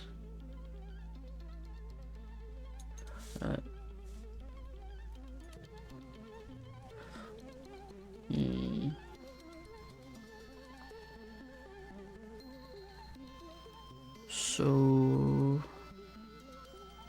I do another level of toughness just in case. This month your mom has you and Cal digging out rice paddies. You put on mud waters that are way too big for you and you stumble in the soggy muck. Carl starts nerding out about mud as he does. The ground's so soggy because the lower gravity means the water takes longer to seep down. He explains pulling a big clot of mud out of the ground and slapping it onto the hover lift. At least when it's raining you don't have to use wheelbarrows. Everything's so swampy and warm, and Tomna. Not like dry recycled air on the stratospheric. The wet ground makes the roots for our earth plants rot easier. We need a ton of mushroom mulch or this kind of puffy lava rock thing. He stops and rubs his face, smoothing mud across his cheek. Maybe we can do that next. I like smashing up into tiny bits of the hammer. It's nice to be outside of Cal. The tropical rain is never too cold. Cal is great company. Just think about all the cool stuff that's out there. Who else gets to shape the planet and provide food for the colony? No one, that's who. This job's the best. He keeps on digging and nattering about cool bugs he finds in the mud. Up to your armpits in mud. You goof off a little and have fun. Your antics eventually lead to you slipping, and suddenly you're up to your armpits in mud and laughing as it oozes down your oversized waders.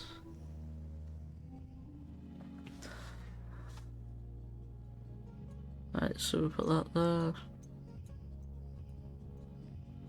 I guess why not? 19. And yeah, it's the best I could do out of that.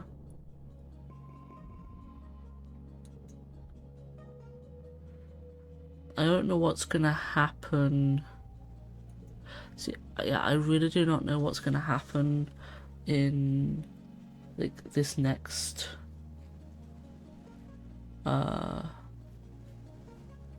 what do you call it, season. So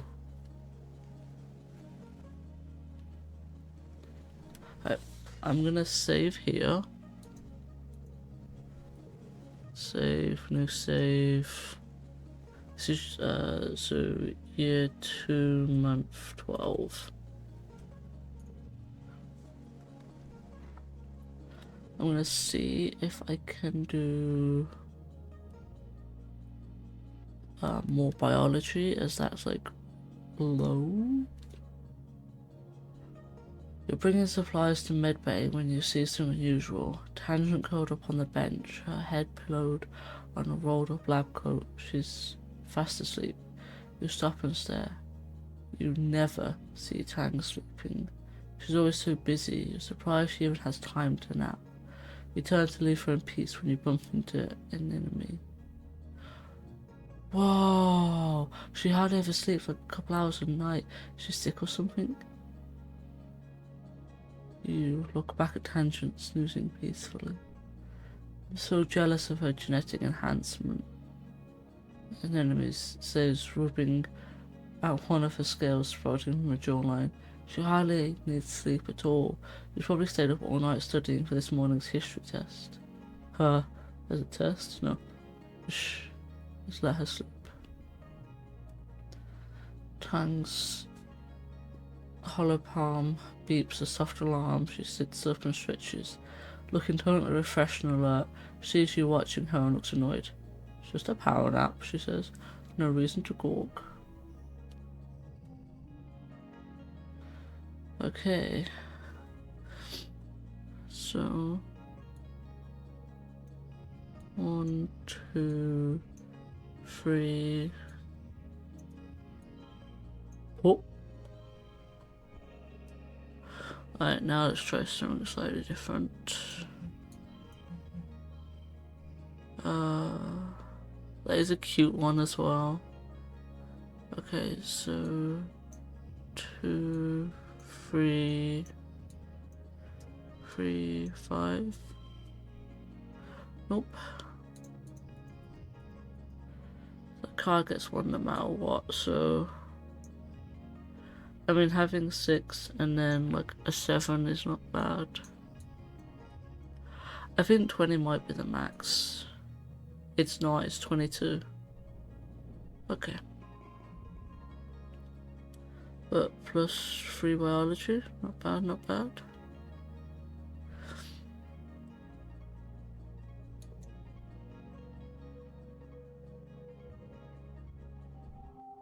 Glow, that's it. Right. I want to try and rest during glow.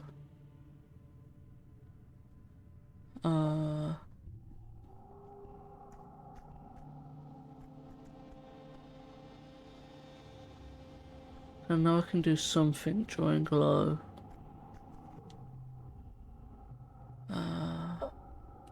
I can if my bravery was better, I can get him to try and eat a worm. Why is this still a thing? Ooh, crystal.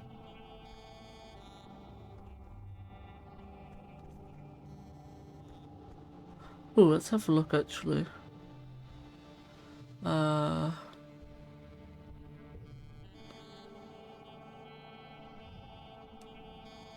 Oh.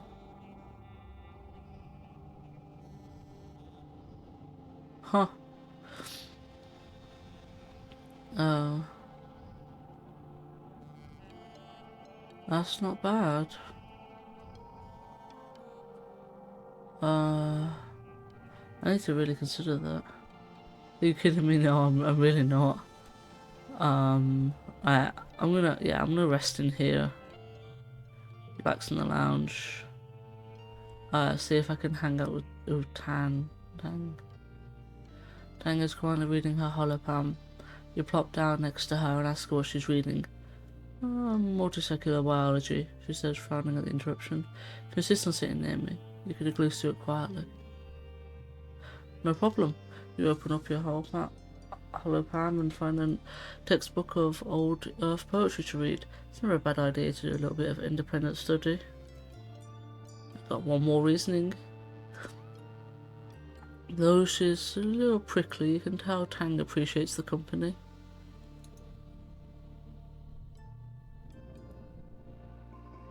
So I'm gonna forget giggling because it's a 0 and I don't really want zeros.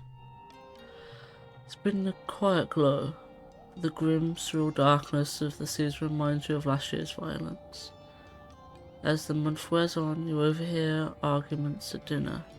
Adults worrying that attack is still coming.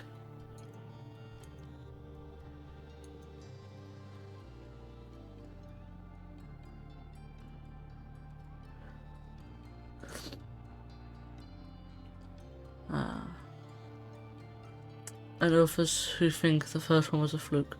Surveyors mention seeing no tracks in the forest, but are shushed so people don't panic. The gates are closed, you draw emergency procedures, filling soundlessly, from the classroom to the quiche to hide under tables waiting for the sirens to call the all clear. You drill and prepare and worry, but nothing happens. And then just as glow is starting to wane, toxic purple spill of the wormhole fading as the suns almost rise past the horizon again, the sirens start. You're reading a horror novel in bed when you hear them, followed by the stomp of boots down the hallways outside. Alert flashes on your holopalm. 8 stress. Shelter in crunch. This is not a drill. You get another message from your dad. Me and Mum are going to stay in the greenhouses. We're safe. Just follow Auntie Anne to the cage and wait for us, okay?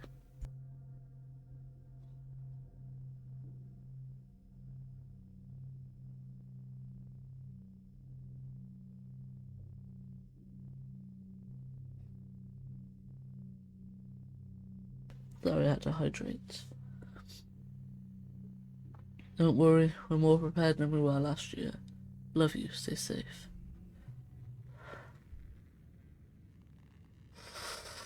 Ooh, what do I do? What do I do? Alright, I am heading for the gates. Alright. What's this? +5 rebellion. You sneak out the living quarters and head towards the gate. You're immediately spotted by Security Chief Rhett, who stops what he's doing to yell at you and gesture angrily. What the hell are you doing? There's no place for kids. Get your ass back inside. Try to help. Combat challenge. Okay.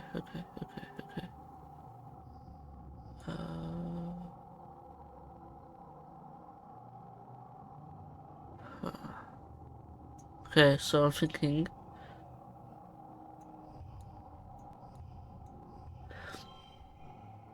Alright, 13. Not bad, not bad.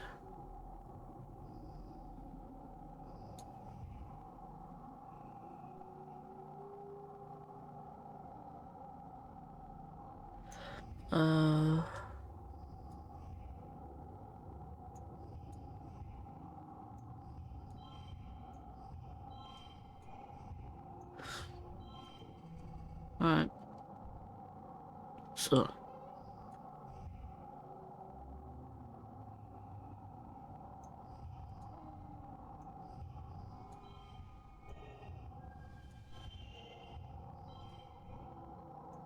And there you go. I think nowhere near it. I could have done better. Alright. Oh, I lose 5 coins. Doesn't matter.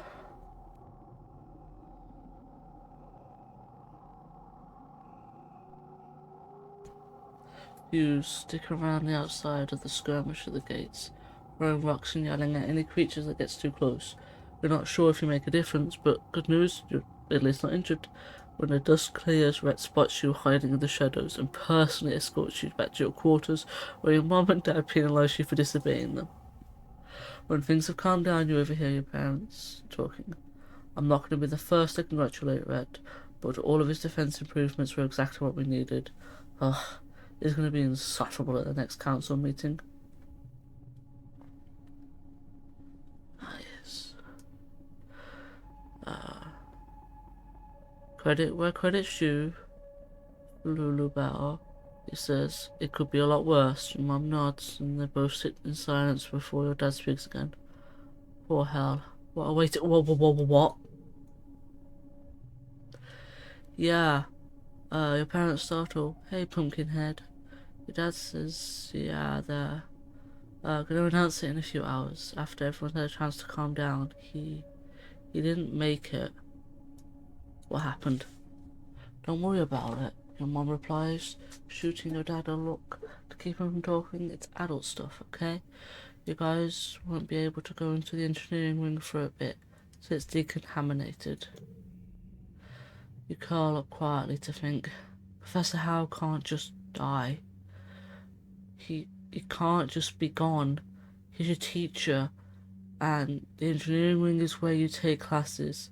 You can't imagine something bad happening in such a safe space. You fall asleep thinking for sure there's been a mistake. Nope. I'm gonna load back up. Here we go. Loading that up. I'm saving him. I mean, the game literally lets you do that.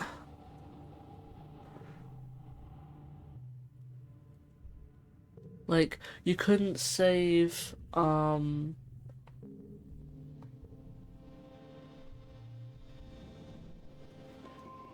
you couldn't save Tammy beforehand. But you had to wait until, till things did that, to like, yeah. Alright. Nothing happens, okay. Hologram flashes, shelter. Go. Yeah. From a past life, that simple.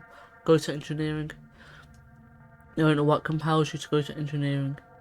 It's nowhere near the walls. The corridors are quiet. You approach. You burst into the classroom to find Professor Hell cornered by a small, chittering thing. It's moving too fast to tell what it is. Every time Hal tries to get around it to flee, it climbs up the walls and keeps jumping at him. He's fending it off with a tablet, but he's getting tired. As you watch, the thing leaps through his throat and tears a chunk out of him. You have to have seen it before. Yeah, exactly. Oh, okay, combat challenge. Okay.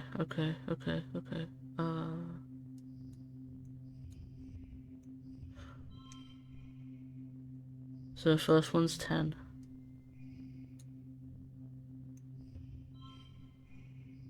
Oh. Okay. Oh, okay, I see what I mean.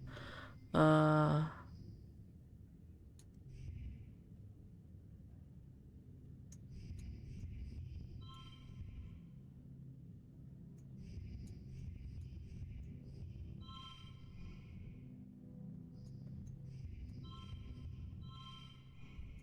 Right.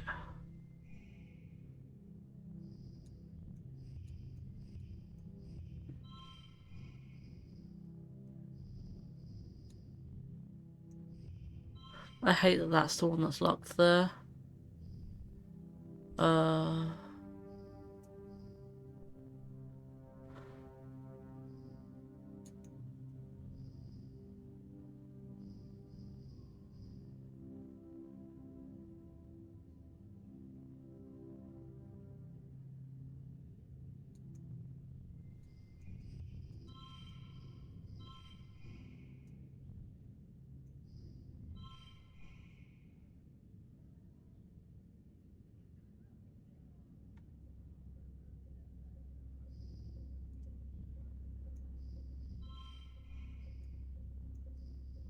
Alright, haha, I did it.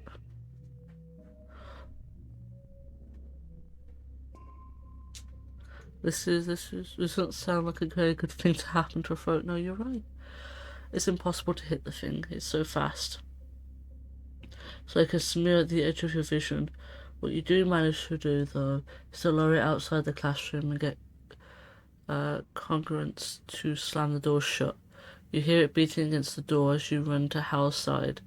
Congruence guides you through how to hold pressure on Hal's throat to stop the bleeding. But stars, there's blood everywhere.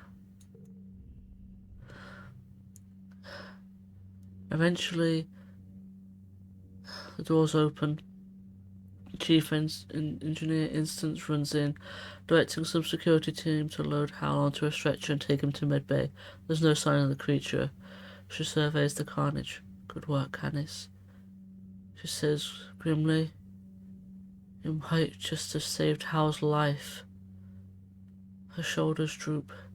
They must have crawled all over the walls. Buggers. You return to your quarters. Your parents are horrified to see you covered in blood. Relieved when you say it's not yours, and horrified all over again when you tell them about Professor Hal. Your dad checks his hollow palm and tells you they got him to medbay quickly enough that his injuries should heal in a few weeks. You saved Professor Hal's life.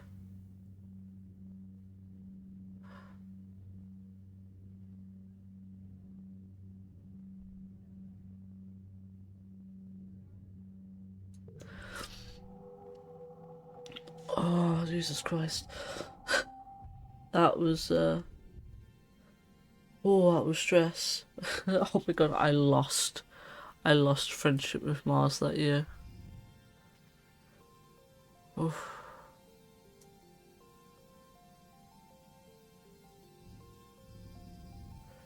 My perception went up quite a bit, I wonder why.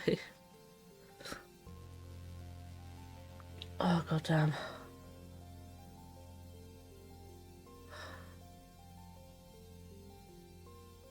Alright, so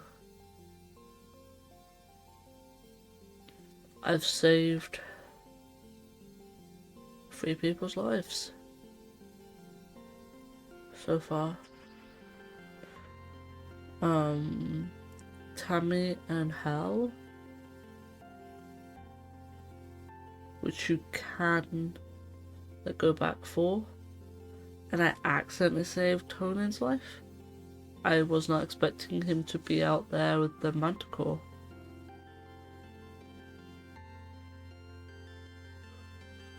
So I know of a few other people that die, just because I have watched bits of it, but I have no idea to one, how to save them, when they die, or how they die.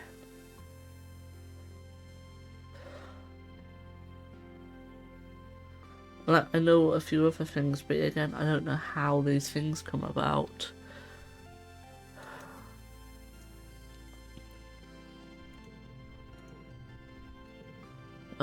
Year 3, month 1.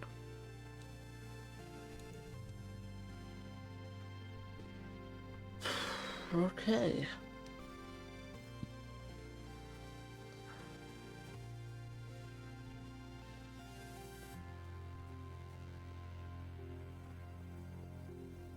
I really, really, really like her.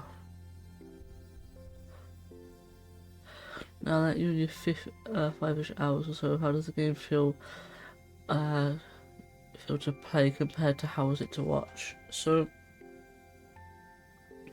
to watch, it was pretty alright. I quite enjoyed it, but I wasn't there for all of it by any stretch of the imagination.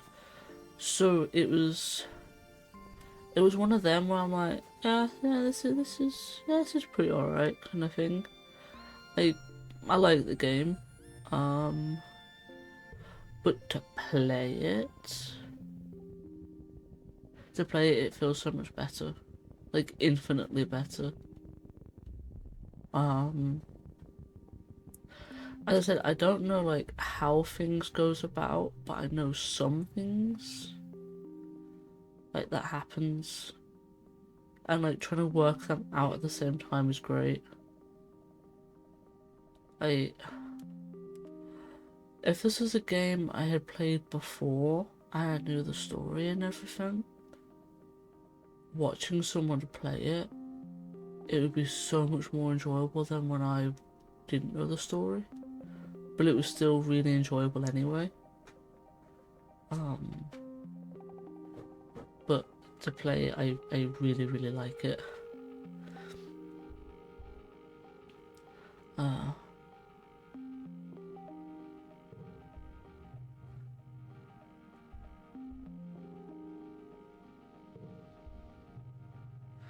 Shook your hands down enough holes to know this one's probably safe. Sweet, literally, it's full of sugar bugs. Palm-sized balls of squish exuded soft syrup, sweet syrup. When you tickle them, you fill a bottle with it, let them go. What could be worth a few kudos to ideas seated in the kitchens. Mushroom log. Mushroom log. I just really, really cannot wait till I see my favourite character. I don't know when we get to meet my favourite character. You spot a suspiciously regular mound. Sparks no, something could be buried. It'll be dangerous though. I'll give it a stick. Okay. You cautiously break off a branch and poke the suspicious mound, watching closely for signs of movement, I think. You poke further and discover it's just a regular pile of snow, nothing more. Mushroom log. Hi. Hopeyes are usually docile little creatures that don't even come up to knee height. They eat grass and hop away when you come near, but something has riled this group up. You see them fighting each other, getting in close, then rolling onto their backs and kicking with a big foot, punting each other like up to 2 meters away. It's neat behaviour, so you sit and watch, and suddenly you're surrounded. They stop fighting with each other, and they're staring at you.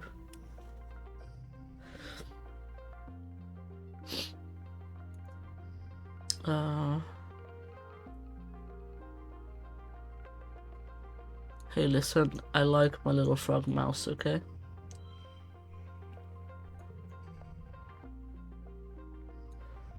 One, two, three, four.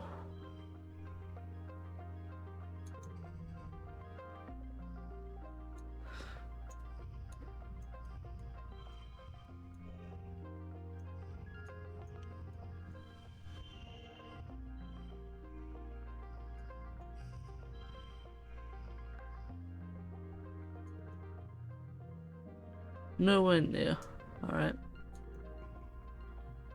Listen, I want to pet one, okay? Frog mouse foot. Oh, I'm so glad I'm getting like even better with all the... Ooh, new park.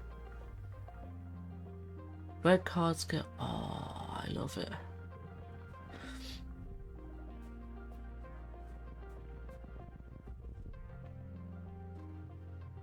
Oh. Our nearby pond is... Yep, let's go through the nearby pond. But where? In the eye? No, on its head.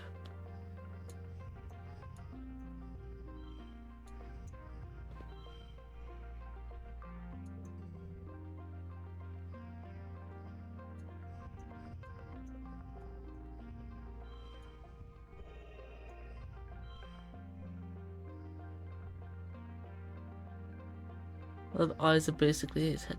It has a little soft bit on the head, okay?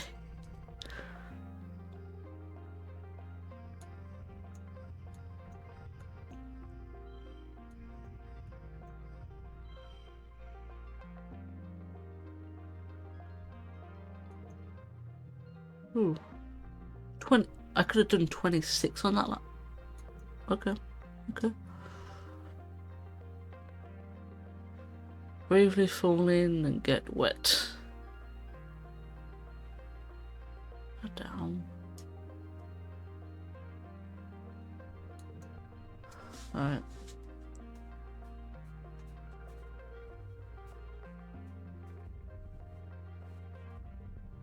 See, look, right? Here, this is a little soft bit that can be pet, okay? And it's got a little softy and a little belly. Right, animal challenge.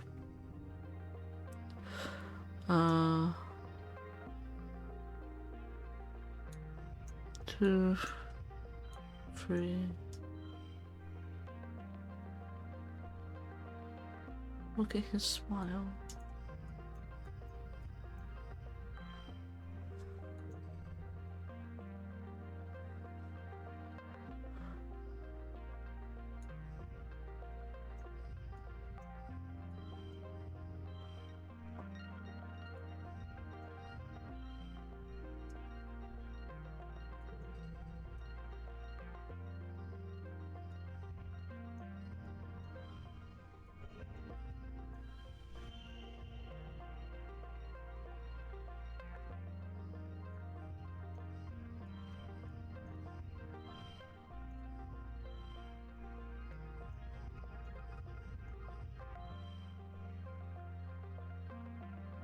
I think 22 is the highest. No, it's 24. Okay. I accept that bit of head, that it's not eyes. But if you want to eye, it snuggles. You know, when it snuggles me, it probably closes its eyes. Eye everywhere. Up eyes are worry at first, but you crouch down and copy their cute little squeaking noises, and you bounce towards them, and amazingly, they didn't hop away. You play with the hop eyes for a few minutes before moving on. Cute little guys. I see. Just Spock agrees. There's our cute white old creature.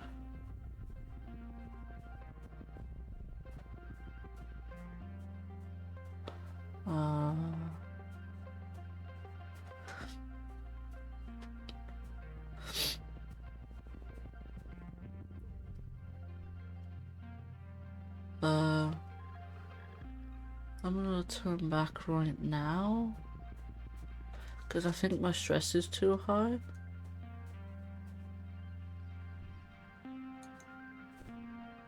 $75. Yeah, a little bit.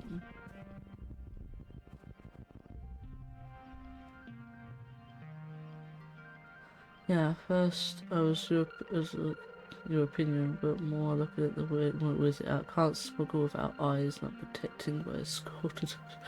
Fair enough.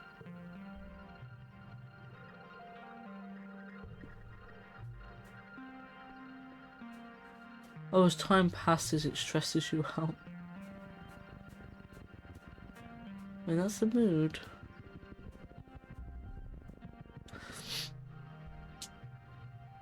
You let your mind wanders. You're walking, but more straight into a field of gelatinous bobgrass. Totally. Oh, we've seen this one before, so I'm just gonna click turn back. What is this one over here? You know what? This is the log one again, and I like having that. So I go home because I'm like got 100 stress. I'm befriending this and I'm not even there. You've been having weird dreams. You're having weird dreams as usual. They seem to get worse from glow. You wake from a dream that has tears drying on your face, though you can't remember why. Just you were terrified. Wherever it was, it felt real enough for a moment that you just lie in bed with your eyes closed, trying to calm your breathing and barely rub your eyes. And surprise! Oh, it's your birthday. Your dad leaps onto your bed, gives you a big cuddle. Happy birthday, little tomato head. 12 years old. Wow, can you believe it? No. Your mom answers for you, laughing as she hands you your presents. Just yesterday, and Decent was showing me how to change her diaper. It's your birthday, your parents have brought in food from the canteen so you can all eat together on your bed. Stuff your face with savoury tofu chunks. You open a present. Which one is your favourite? A bouquet of exotic flowers from your mom? Maybe not.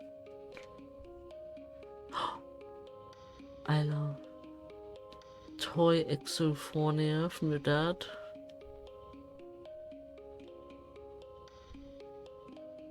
I'm gonna be nice. I taught the nano printer the pattern based off photos from expeditions, your dad says, watching you play with it. They call it a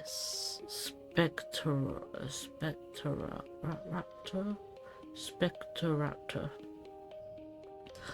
He continues, it looks like it's wearing glasses on top of its 5 eyes. They said it's because its lenses on the outside of its eyeballs. Isn't it wild? Nothing like that on Earth. Your dad clears away the wrapping paper and the dishes from breakfast. Your mom folds her hands on the table and gives you a serious look. So, Princess, we've been here 2 years now. I know your dad and I have always said you're in charge of your schedule, but we've been keeping an eye on you. A loving eye, your dad interjects, stuffing wrapping paper into the recycler pickup bin. A trusting, gentle eye. As the house tells us you're trying hard in school. That's great. Dad and I are really proud of you. Working might seem fun and growing up when you're a kid, but if you want to do more than manual labour, you'll need some book smarts too. Your dad joins in, so it's time to start thinking about how you're going to contribute to the colony when you're older. Look on your face, he laughs. Don't worry, we're not going to make you get a job right now. We're just asking what you want to be when you grow up. A farmer, a teacher, a parent with 2 kids, no thank you. Captain of the baseball team. Famous idol. A monster hunter. Governor. What would I want to do? I'm not having kids. I'm not having 10 kids, frick that. Do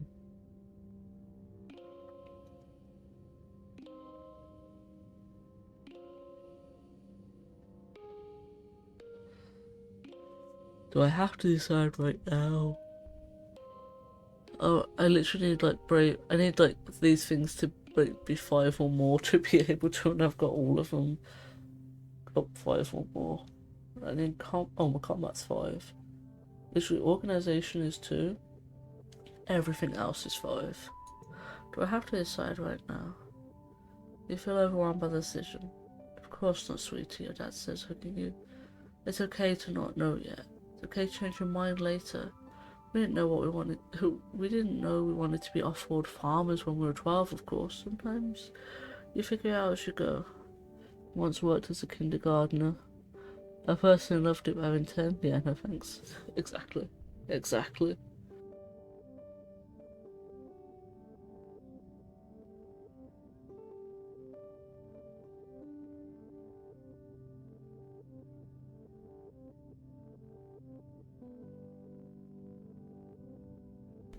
Well, I'm sure your friends will want to wish you a happy birthday.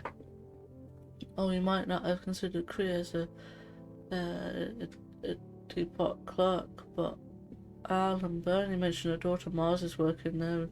She needs some help right now. Not that people are freely order. Oh, people can freely order luxuries. It's pretty busy there. Sure beats shoveling dirt. Don't take that job, but tell Mars I'll be right there. Oh, Mom rolls her eyes and smiles.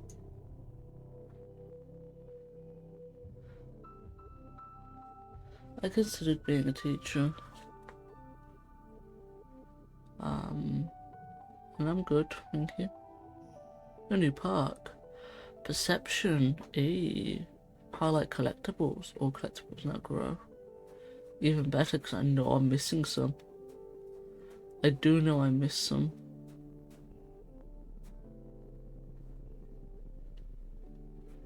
Let's see what Tammy wants. Tammy beams when she sees you. Like, there's nothing better in the world than the sight on your face. Happy birthday, Canis, she exclaims. She comes in for her annual birthday hug, squeezing her arms around you, giving a big squeeze. Here, I got you this. It's another cake. She steps back, reaching into one of her many deep pockets of her dress. Ah, it's the exact same dialogue as before. Alright. Yeah. I have to relax because my stress is... What stress is it? 100. Relax in the lounge. Their parents must have been some of the busiest adults in the colony. You hardly ever see them unless you visit them in Juniponics. Often in the lounge you watch Tammy cuddled with her dad, watching a hollow vid together, Cal chatting with his mother or one of her partners. Mars showing off her two dads. It makes you feel lonely.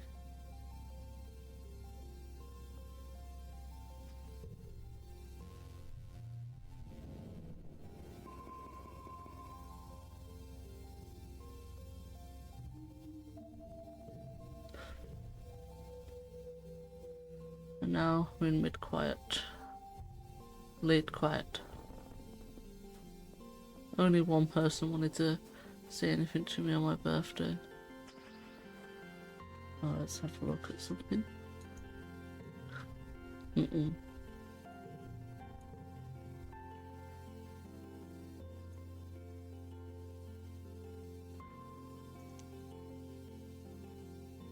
26, 14, 40. I'm really glad I'm like becoming more friends with this.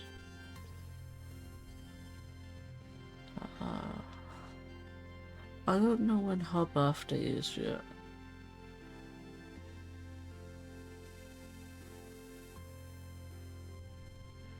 Wait, what's sad to hear? Sorry.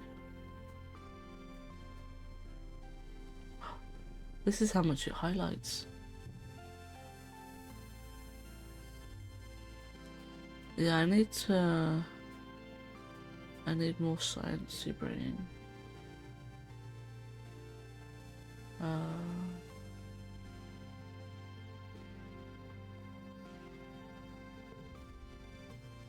And it's who seen me in class. Professor Howell pulls you aside in the hall.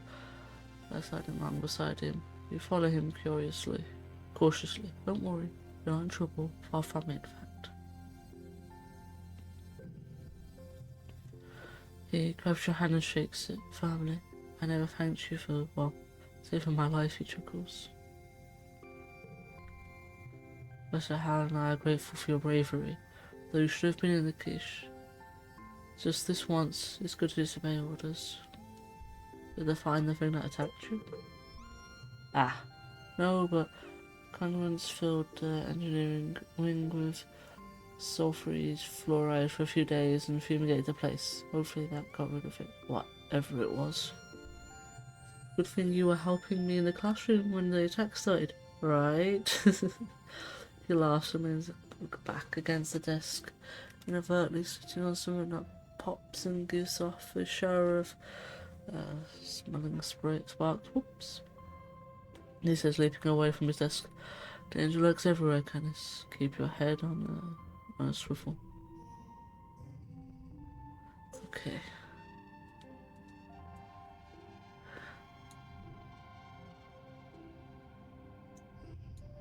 Actually,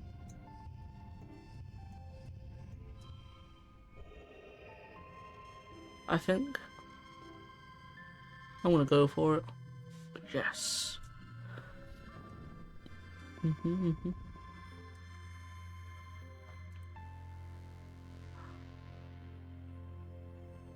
I'm glad.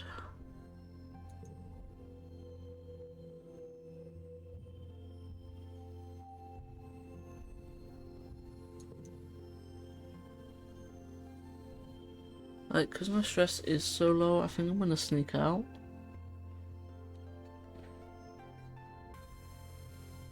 Because there was more stuff out there to do, and that levels up, like...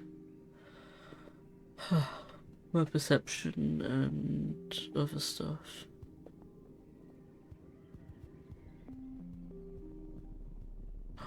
Mushroom rock, yeah. The second sun is beginning to set. You're planning a route back to the gates when you spot Dis in a distance. He waves you over. Hi, Kenneth, he says grimly, his eyes. I wish we didn't have to go home. Wish we could stay out here or whatever. Or forever. Yeah, me too. What if we didn't go home? Today, I mean. What if we stayed out and camped overnight?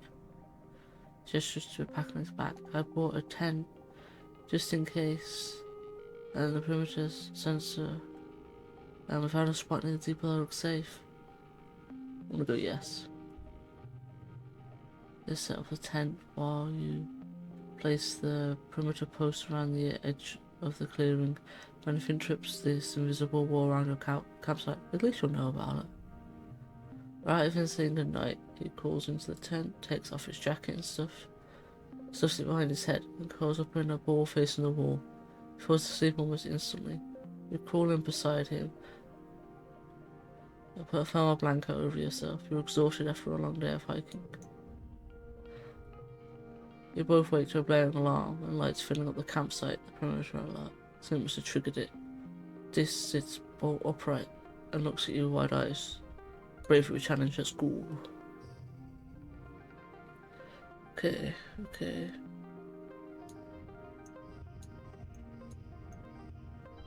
So that's 11. I just like the idea of having that's like a really good set together. I'll put that one there. Then round 3. So if we put 2 and 2 there, 2 there, and 2 there, that all sets off, and then I'll put 5 there.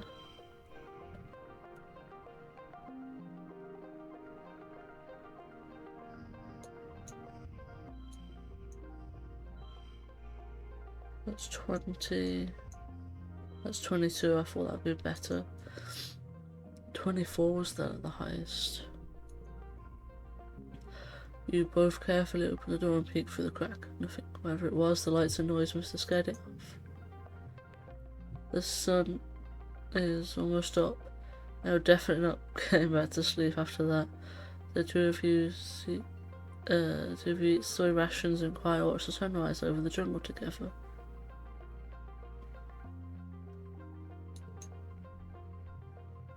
When the surveyors open the gates and start prepping for the day, you pack up your gear and go. No. No.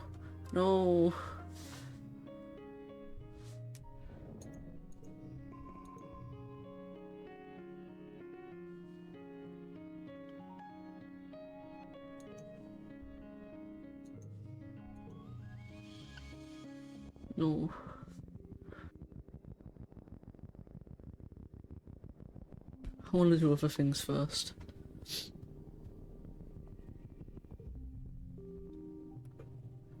Yeah, your mind wander as you're walking. This is the field one we've done before. I think they just repeat a bunch of these.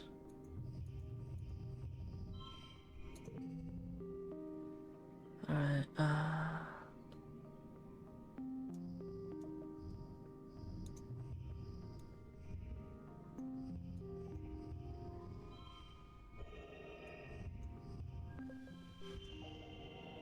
okay. And then we go 5, 4, 3, 2. I think.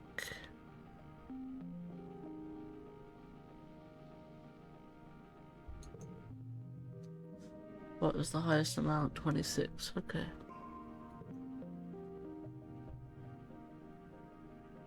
There it is. You hop along. Yeah. It's just a glass one again. Dig up medical roots.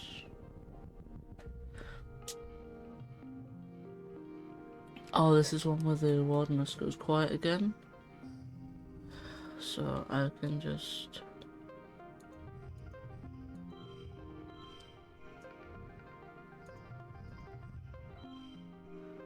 Huh, that's 12 as well. Alright.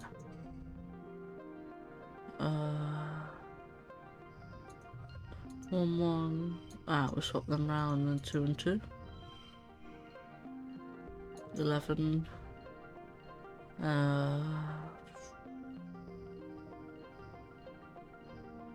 2, 2, 2, 2, 2.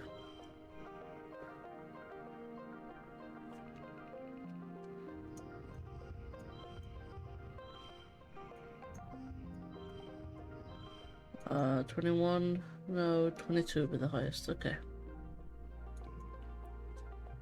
Go for a quiet area.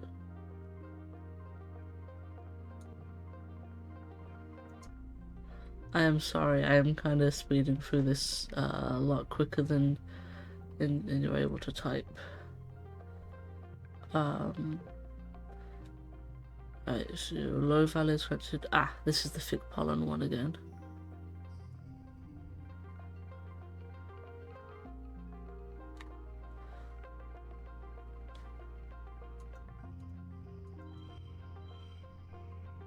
So 3 2s, all in one. That is better. So that is a 12, and that is an 11, a 9. Yeah.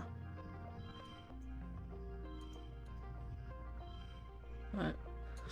Go for a 12 first. I'm very tempted to be like 1 1 2 2 or 0 1 2. That's a straight.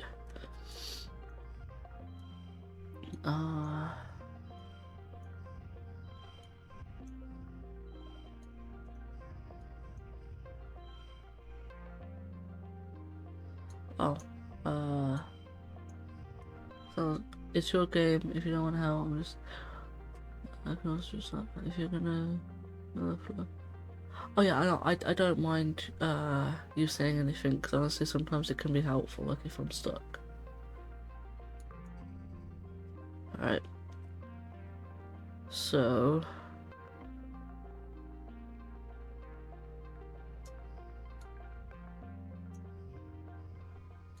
this one has to go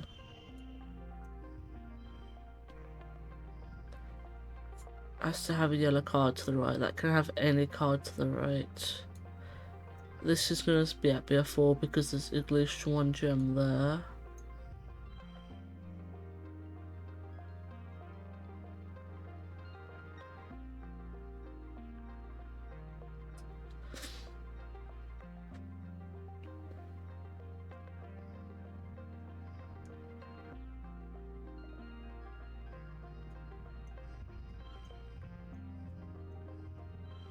That's 19. 19.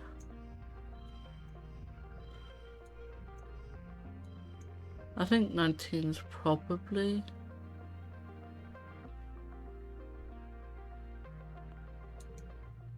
It's not. It's 21.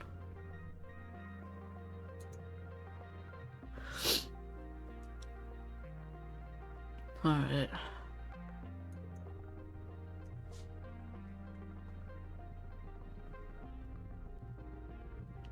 Oh.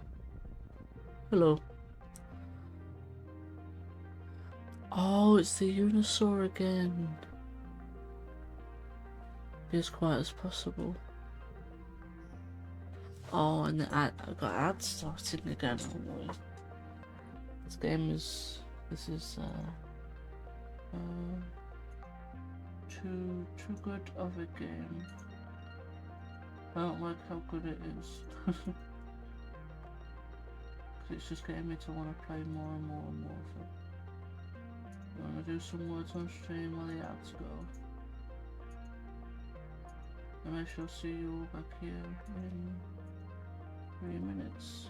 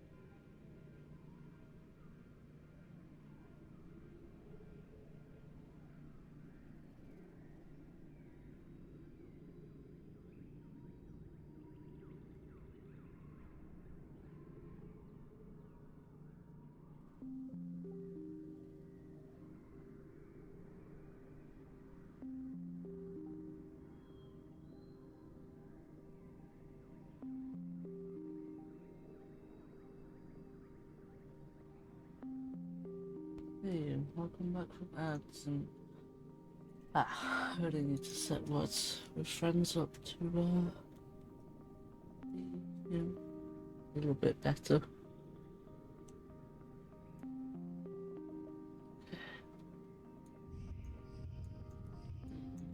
So that's 3 lots of 3.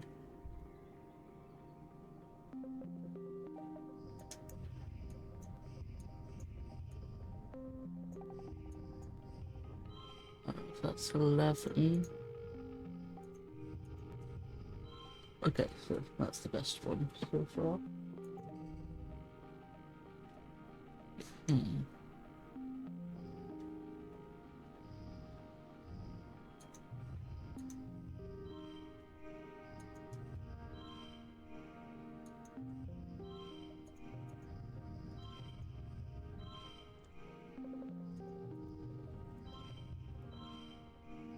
I'm guessing just adding that. Wait, because next time I only have to do like 2. Yeah, gold is 2. Okay, we win. 1. Honestly, if that was a 4, that would be even better, but it's not. I guess that's just going to be the best score. I don't think I can do anything else. And it was the best.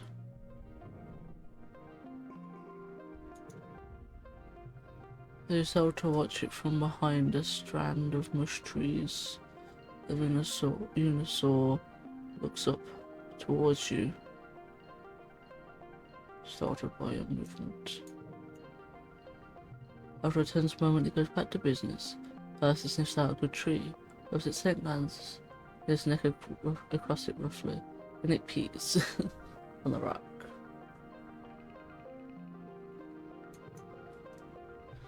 Sharpens its horns against the rock, which is scored with marks from having done it before. It must be its favourite sharpening rock. You notice its bulge in its stomach. Must have had a huge meal recently. Oh, I love that. I didn't realise it was minusing a bunch of stress. But you're also getting some stress, so.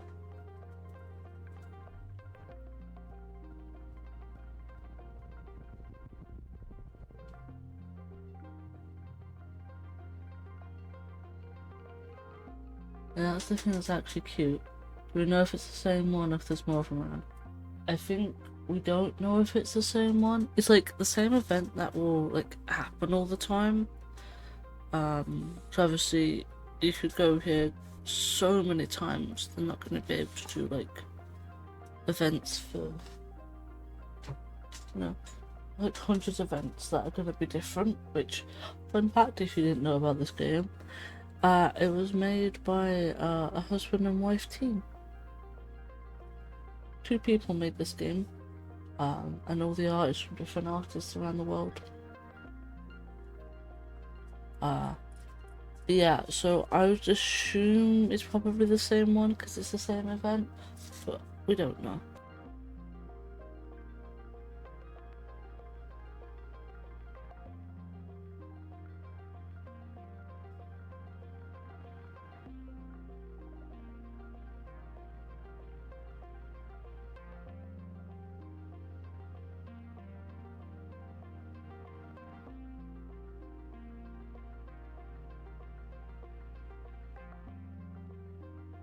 Yeah, it's just the same sort of events that will,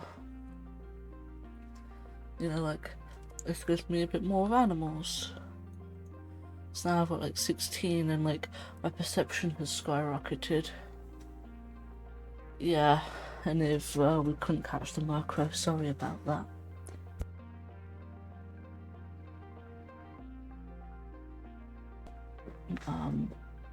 But my mic is going to be off for like a minute or 2 because I'll quickly do something. But I'll continue with this.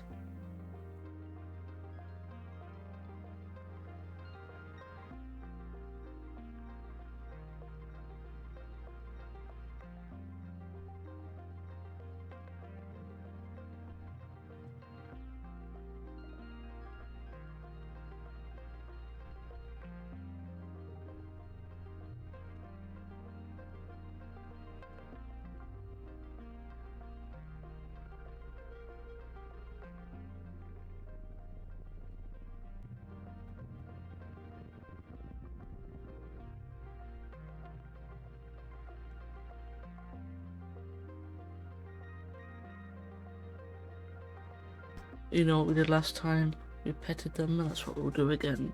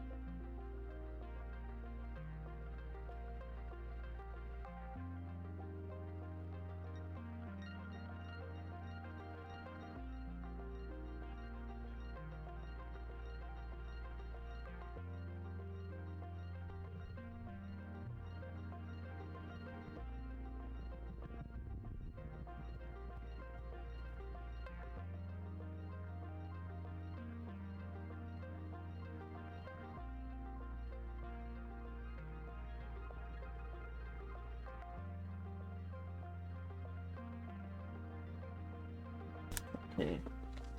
So, I'm gonna pet all the mushrooms, don't you worry.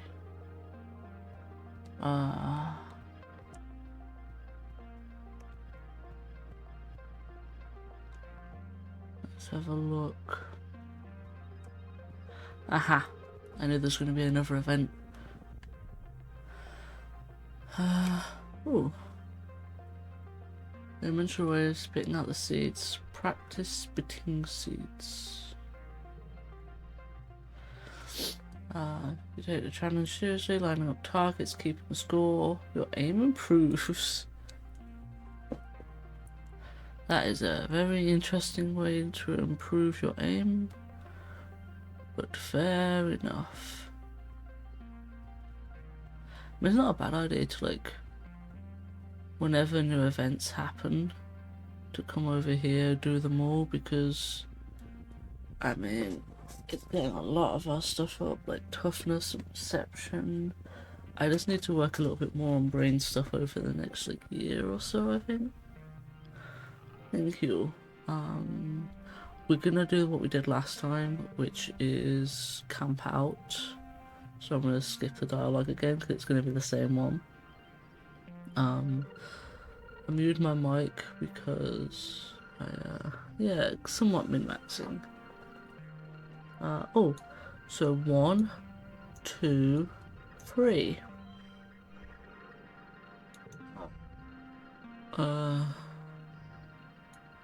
Kind of want to just be like 2, 2, 3, 3.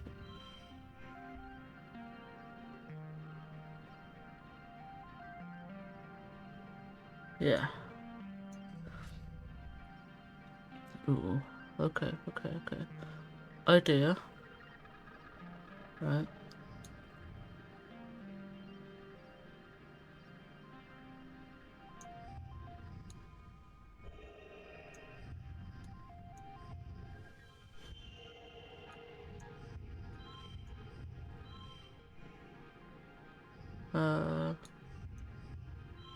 That's 25. That's also 25.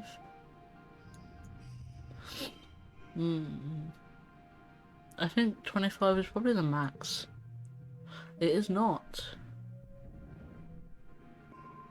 You know. Yeah, you're probably right there, actually. Yeah, 3. So yeah, maybe you're right.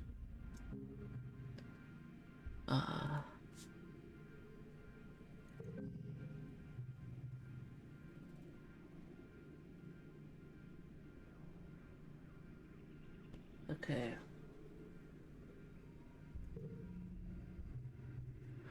Yeah, we could go home. I'm like stressed up at the wazoo. I can actually do something else as well. Dad comes back from work one day looking seriously under the weather. He's pale with deep circles under his eyes and keeps sneezing. It's fine. Just all this pollen in the air. It's fine. It's yeah, okay. It's going up the old air tubes. Remember hay fever? Rose got it back enough to. Mom frowns. You did, so why isn't it bothering me? You're a lot tougher than me, sweet pea. Your dad says your mom rolls your eyes. I'm sure I'll just have to get used to it like you did. Maybe I'll go for a stroll outside the gates later, really get a lung full of the good stuff.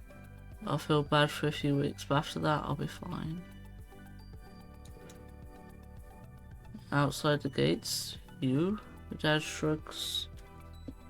You need rest. Yeah, he does need rest.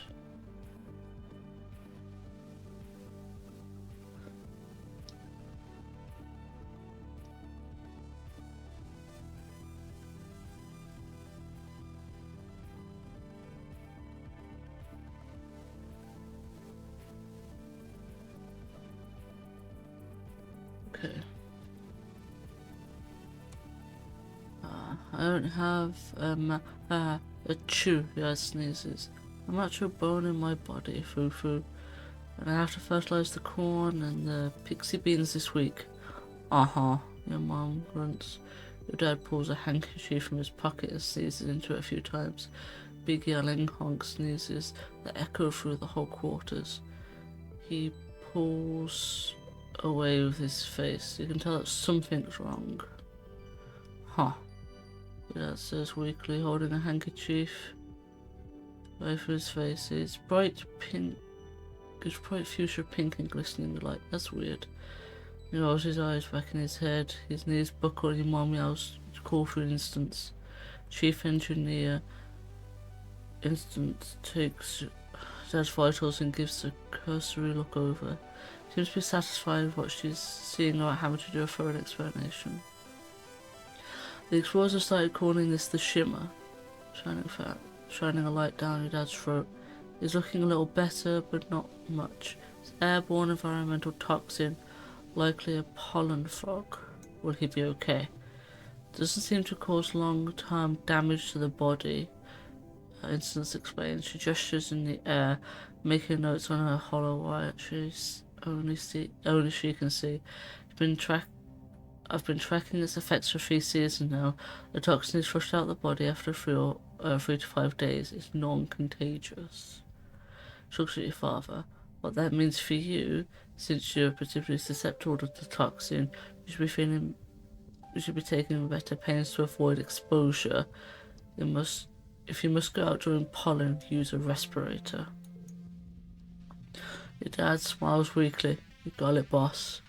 He says. Your mom smiles and puts her hand over his.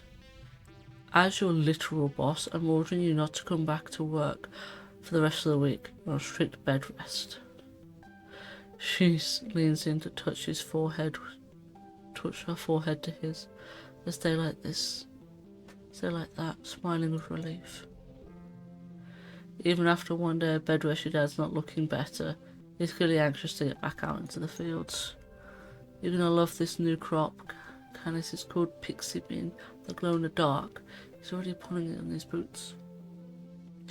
The field looks beautiful at night. I'm happy that we can finally found something that would actually grow here that isn't soy and more soy. I'm happy too. Alright.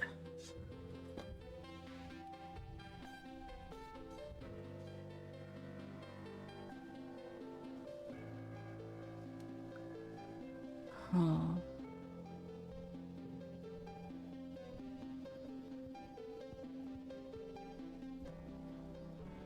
Alright.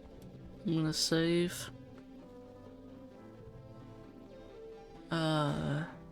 Year 3, month 5. Is there a map?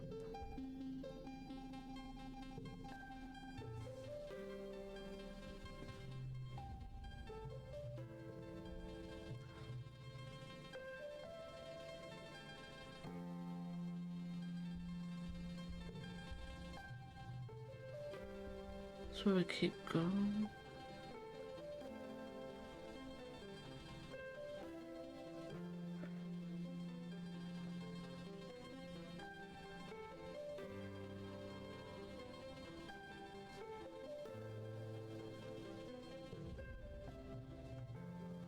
I'm gonna sneak through. I don't know if this is exactly what I want to do right now.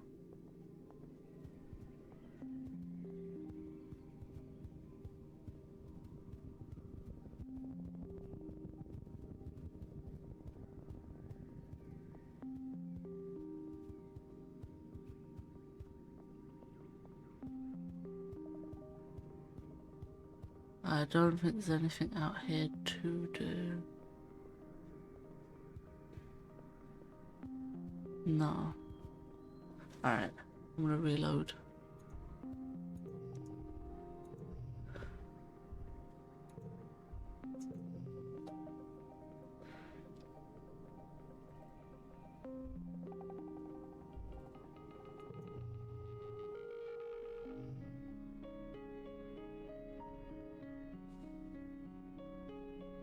Alright.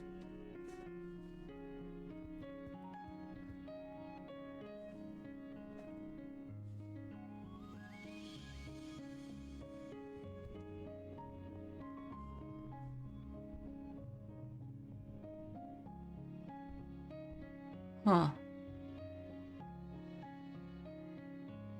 Don't spawn in quiet. Is this the same area? It's got to be the same area, right? Yeah. Alright, so I should not have done that.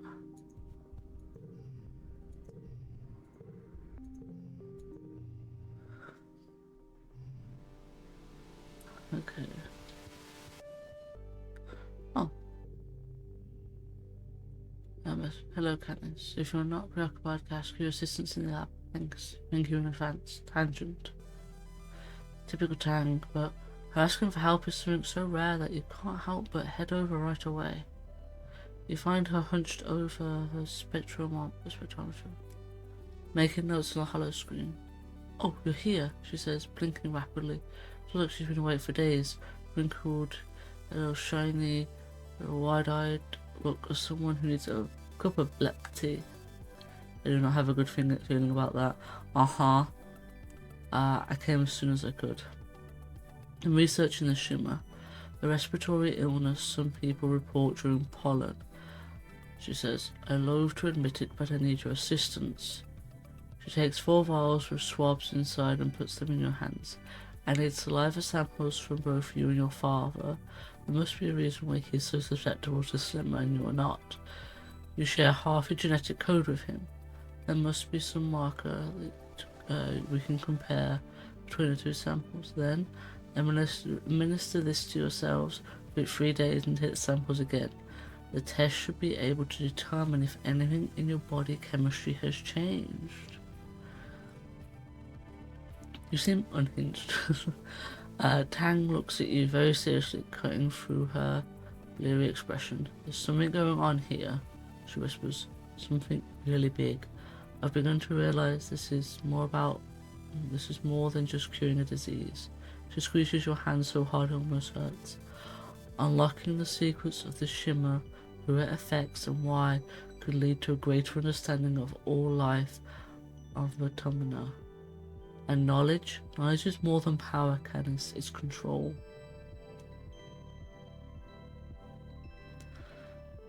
Okay, I'll do it. Shimmer cure, help tangent. Right, thank you. Been researching so hard, I think my eyes are gonna fall out my head, and for what? Well, the end of a debilitating disease is a pretty good reason, but Tang shakes her head at herself before you can answer. We're at a disadvantage here, she mutters. We're fighting blind, we need to understand this planet if we're gonna get it under our control. Okay.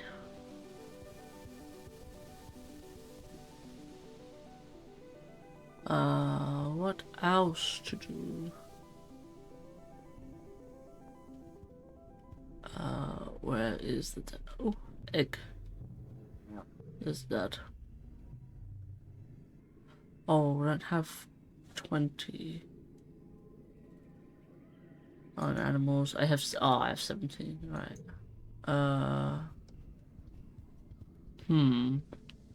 Now? Is there something out here?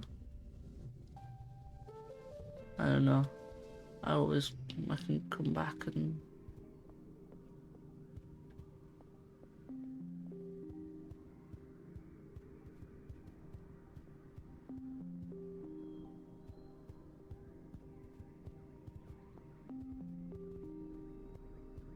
Probably not. I'm just like hoping there's like something around somewhere. I'm probably gonna go. I'm gonna reload, quickly skip the dialogue.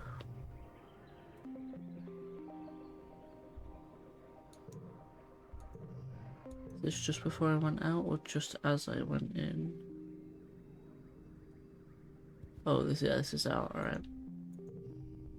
Load. Alright, I'll quickly do that dialogue.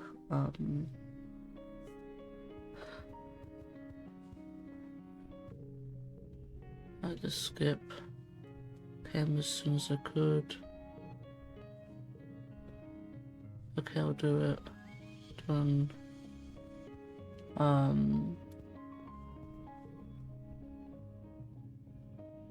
Biology, engineering, humanities. My biology is far less than engineering. Let's do life sciences. Attention stops you on the way to class. Canis, were you heading to life sciences? Good, I could use your help with them actually. I'm working with Chief Engineer Instance in the biolab. If you give me a hand, I'm sure she'll give you credit for the class. Alright. Honestly, we just need someone to label petri dishes and move them from the cooler to different machines. I could do it. Okay. Instance is staring unfocused at the hollow eye as she processes the results of the scans. Then goes and stands beside her, pulling up her own scanner for her whole palm. They quietly confer while you wait. Sounds like they're studying the shimmer, a mysterious illness some colonists get during pollen every year, concluded your dad. Instance looks up at you, as if just noticing your existence. Canis. Really sending samples from the colonists who get sick during pollen, including your dad. Some of the stuff in his lungs, it's some kind of fungus. We think shimmer's a form of reproduction. It's like a fungus trying to turn us into more fungus-like. It's really neat, actually. Yeah, neat. Ooh. +1 shimmer cure. Oh, okay. Biology. You spend the rest of the week helping them study the illness. Mostly this involves following instructions and doing, as Tanglos repeat, jobs a Hopeye could do. Nothing beats hand-on experience though.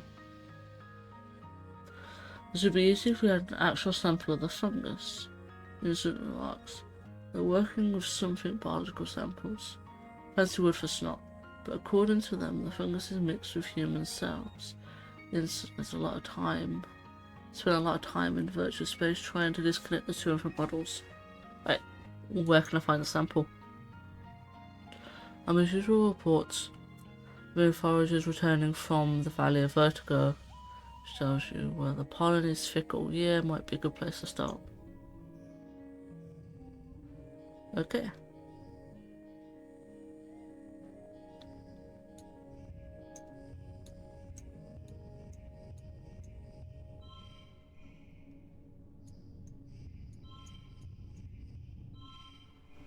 That's 15.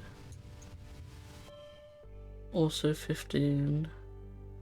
Okay, we've got to cure the shimmer sickness to save Dad. My theory, yes. Wait, why didn't I even... My brain was not focused? Okay.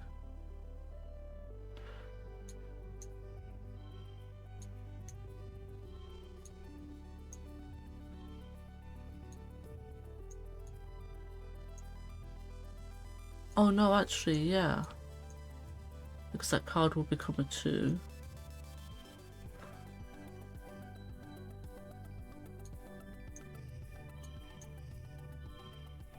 Okay, that's an 18.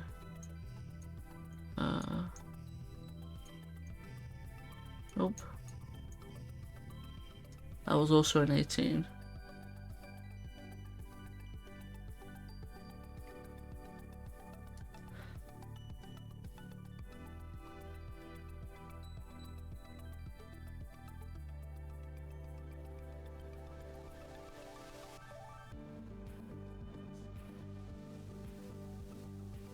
Blue first.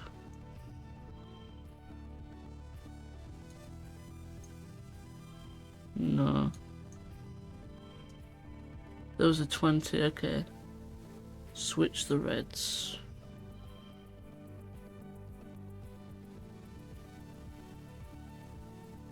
Oh, 2, 3, 4.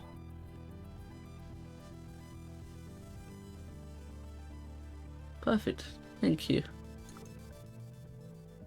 and that is the max you can get. Thank you, I appreciate that. Okay, so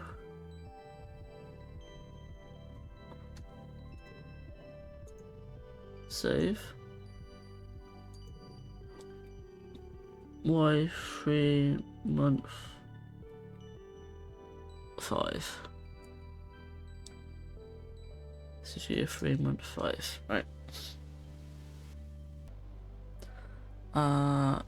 She said outside, right?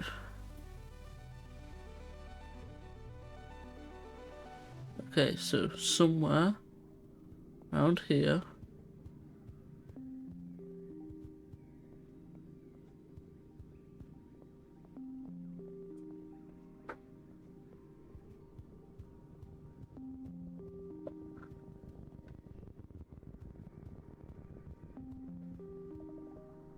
There's gonna be pollen sample, right?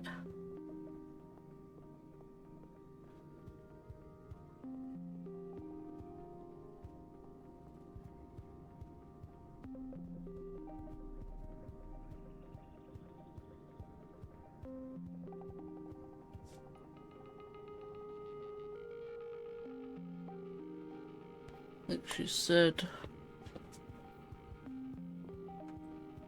around this area, right?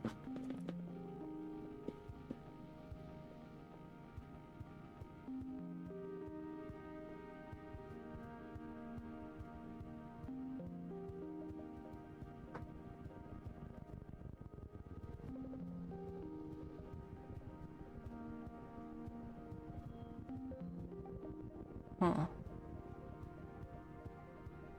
Maybe I was wrong with what she meant.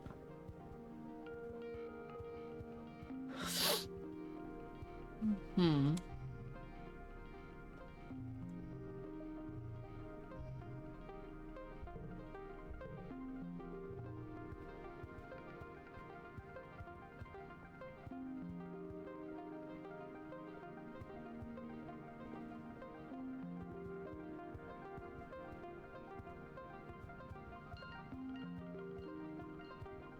I'm looking around everywhere.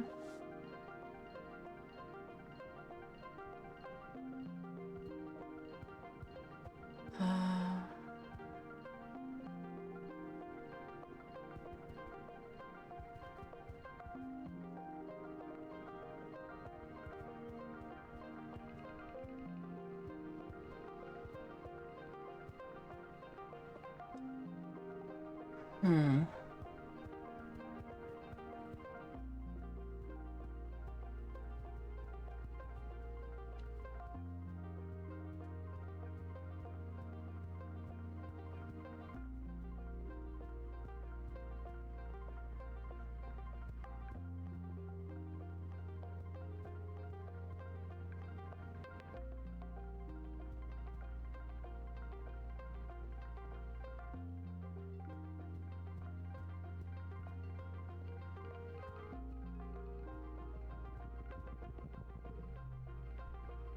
Oh.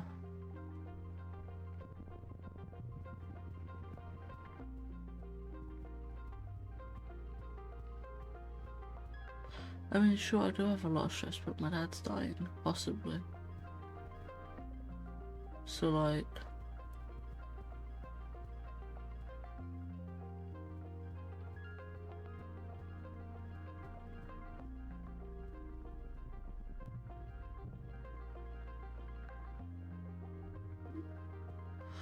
I'm guessing no. Hmm.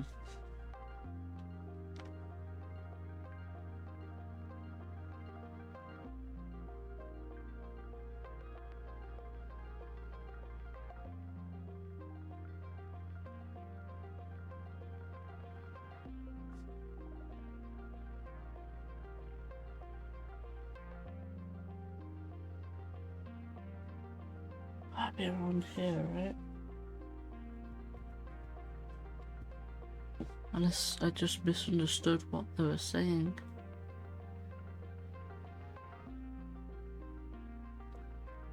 Okay, I will hydrate.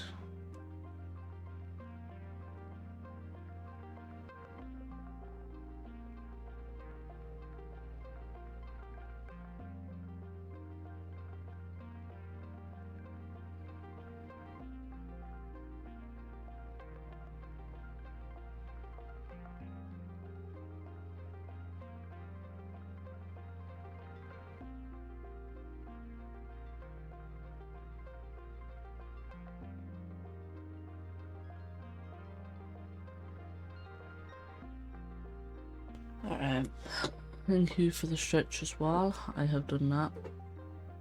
I'm thinking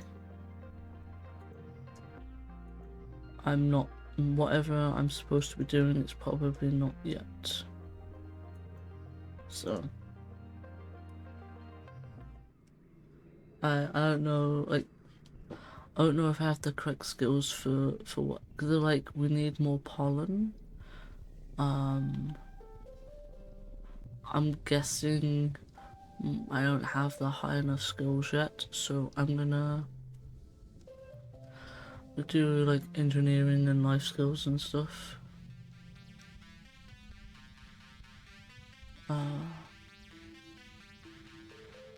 Hello, welcome children. You're standing in the beating heart of the colony, our ship's nuclear reactors. Don't worry, you're safely shielded from any radiation. My sensors are very sensitive. The power contained in these reactors is enough to sustain the colony for the next 20 years. This should be enough time for us to develop an eco-friendly power source such as wind, water, or solar. Pay attention. You pay attention to, because I don't want the minus like one, you know. You pay close attention to Convents as she explains how the stratospheric was salvaged by the Phenomena Group, which was in the ocean, and fitted with the artificial intelligence to guide you through the wormhole. The stratospheric was originally built as a vanity project by one of the richest people on this planet. It was never launched and eventually donated to a museum. The Phenomena Group poured their resources to acquire the ship, funding to retrofit as a colony vessel required for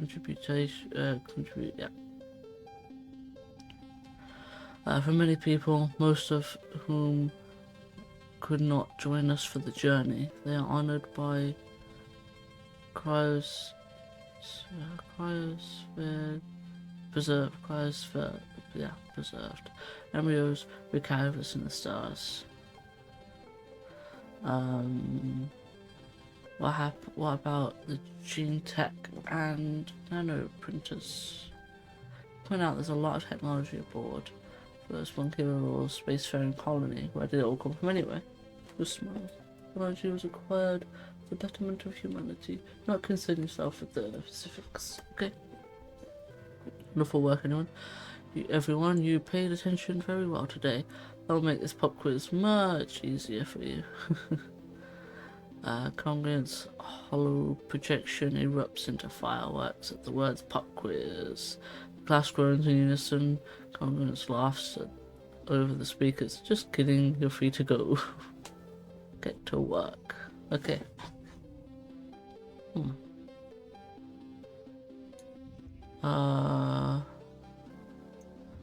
So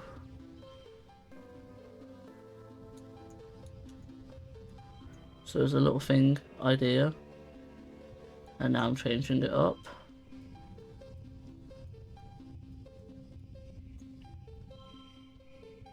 Still 20.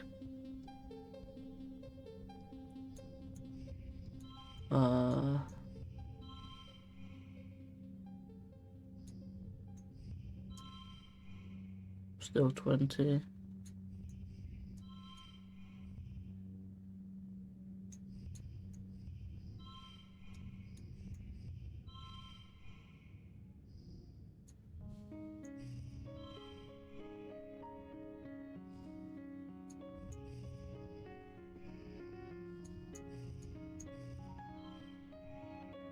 That's an 18.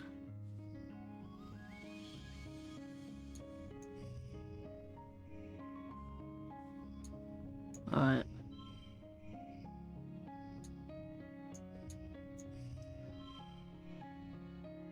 I think 20 is the max.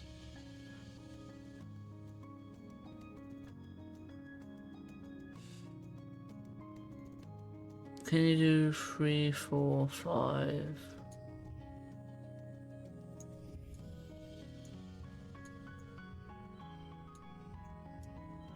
That goes to 18. That's 4, 5, 3 though. 21. Okay. Blue 3, blue 4 plus 1, red 5. Yeah. 22.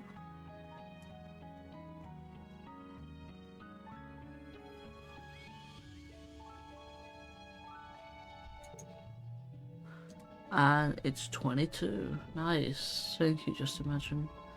Do appreciate it.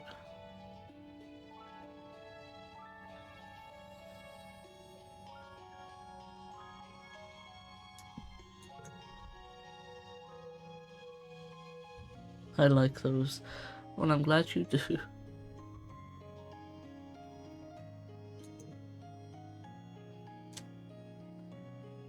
I think I have maxed out my stress though. Yeah, I have maxed out the stress, so have a little look around to see if there's, there we go, a flower.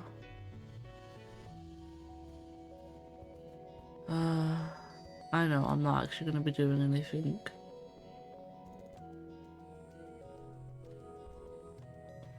Oh, yeah, no, I wasn't. I was trying to see if I could, you know,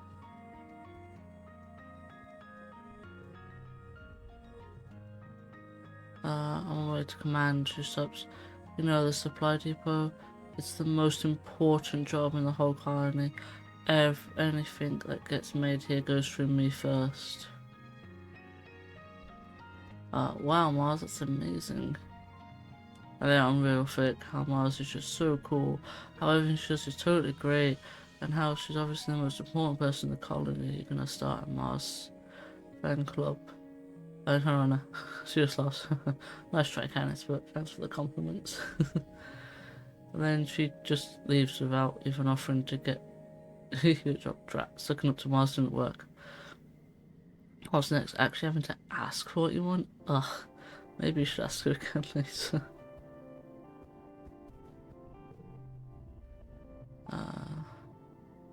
Not like, I may not like Mars all that much. Yeah, you know, I don't blame you.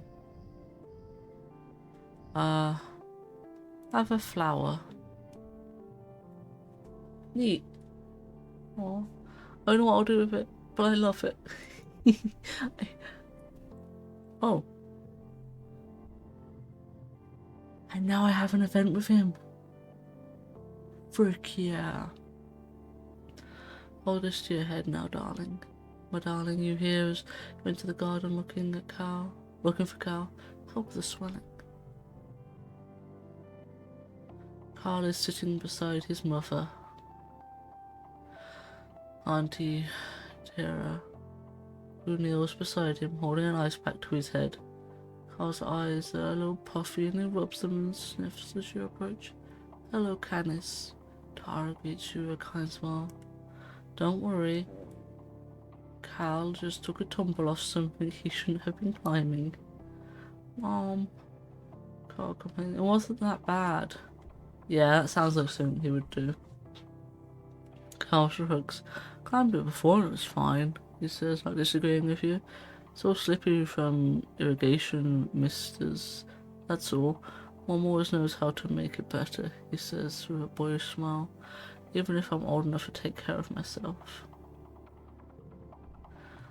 My brave boy, Tara says, stroking his hair. Thanks for humouring me. She looks over at you. Don't let him show off for you, Canis. Ground-based feats are prayed for you only for the rest of the day. Decal whines and wrinkles his nose. Decal, what is a better? Cal is a better name. This is just his nickname. Laughs and wraps him in a big motherly hug, rocking him back and forth. Despite his protests, Carl's eyes close in happiness. He really loves his mom. It is... Hey, Sprout. Yeah, I need to get my animals up. Hey, guess what? Hey, guess what? Guess what? Guess what? Hey, just imagine. My bravery is 26.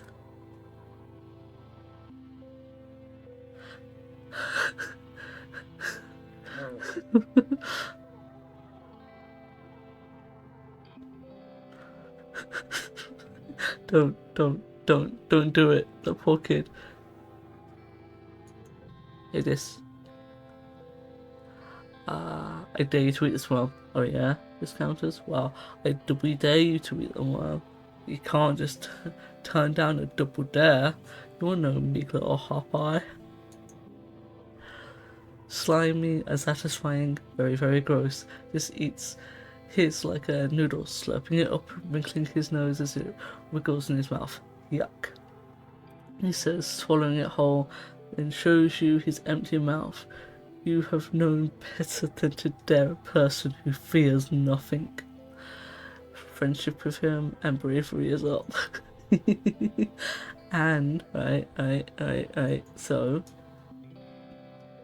Now I have, yeah, when you hit level 20, friendship 20, to the 2 hearts, it looks like you get an event.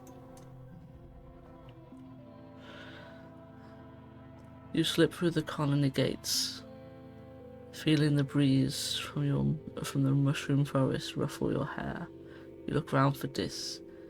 He's nowhere to be seen. Maybe he went to class today? Probably not. You're about to return to the colony. You hear what sounds like crying coming from one of the exploration vehicles. You pull back the tarp that keeps it from being blanketed with fungus spores, and you find Dis curled up in the cabin. He wipes his eyes and turns away. Go away, he mutters. Right, who on earth would say, "What's up, crybaby"? That's just pure cruel. That is mean. We do not do this to this poor Dis. You okay? I'm fine. Damn, I need my persuasion to be higher, don't I? Oh well. Just leave me alone. Do you want to talk about it? Why don't you go ask my sister? Tang is so mature, she knows everything. I'm just a sensitive little crybaby who doesn't know anything. This trip wraps his arms around his legs and hides his face. In his knees. I hate her, he mutters. Everyone thinks she's so smart, but she's just a big meanie. I hate everyone here. I hate being here. I just want to be left alone. Was it the worm? I'm sorry, was it the worm? Oh,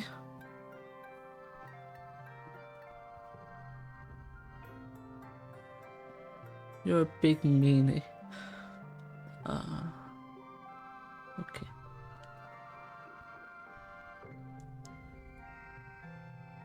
I got something for you. Have an egg. Cool, thanks.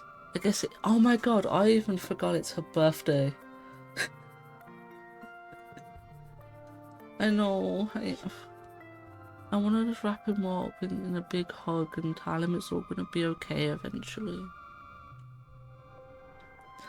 But time to relax.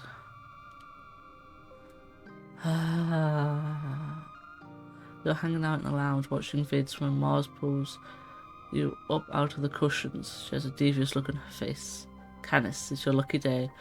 You get to help clean my bedroom.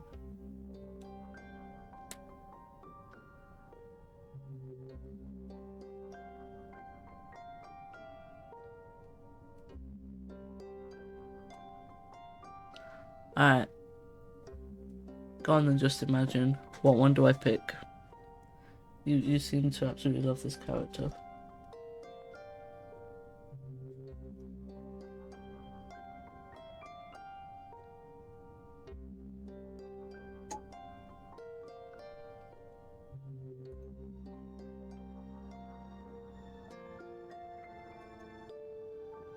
Yeah, no way. No way, it's my day off. Fine. I'll pay you 1 whole kudos to do it. It's a bonus if you do a good job. 1? 1?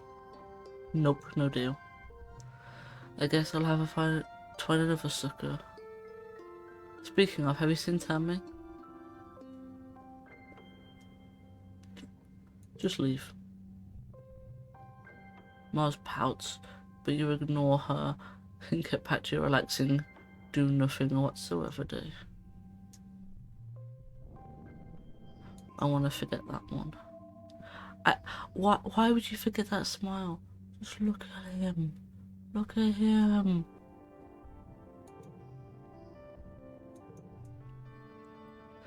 Time for the 3rd annual festival. Alright, I'm gonna do this festival, save, and then probably raid out, as it's been about 7 hours and it's 1 AM here. You gather with your family in the colony square. Everyone takes a seat as Governor Epcot approaches the stage. She folds her hands and slowly addresses the crowd. "It's a pleasure to address you all today, so Governor," she says, looking as pleased as she ever does. "In under 3 years, we've built a colony of which we can truly be proud. While we've suffered hardships and losses, we remain standing, as always, looking towards the future we are building together. Let us use this Midsummer Festival as a time to reflect on our many blessings: fresh water, good food, healthy children, and a strong community." You look around at the crowd, your friends, your parents, and other adults who have been in the background radiation your entire life. These are the closest human beings around for light years. They are all your family. I'd like to formally recognise our youngest council member ever, Utopia, representing Expeditions. Addresses for Utopia and Uncle Tony to join her on stage. Thank you, Melatonin, for your years of service as the head of Expeditions. Tonin gives Utopia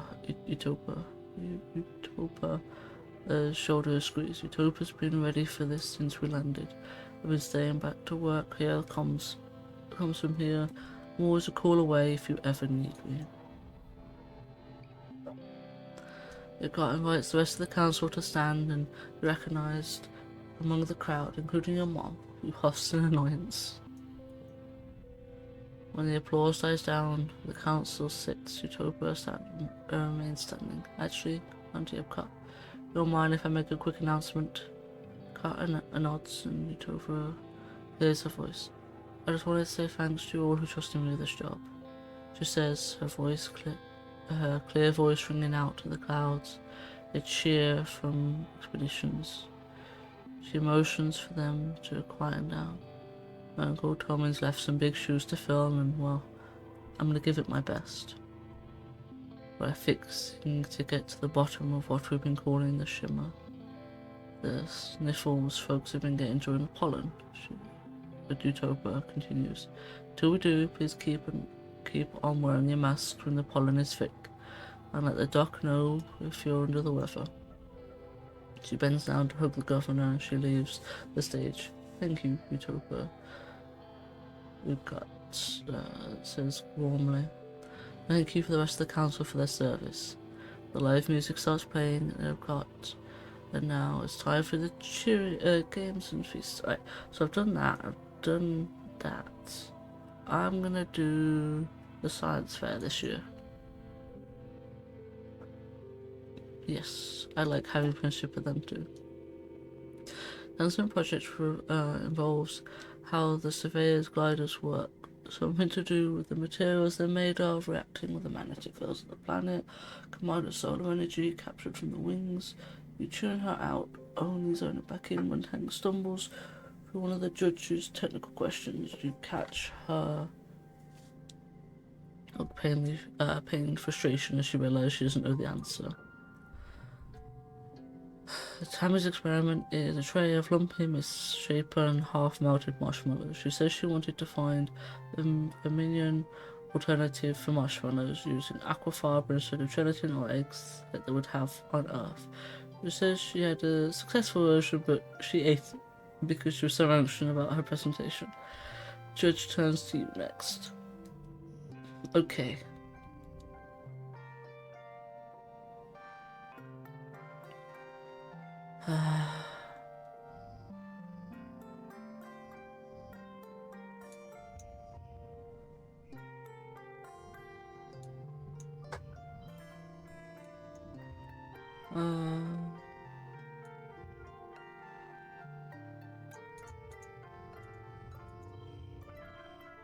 That's a 9. What was that? That was an 8. That's a 9. Oh, that was also a 9. Okay, so we're gonna go with that one first.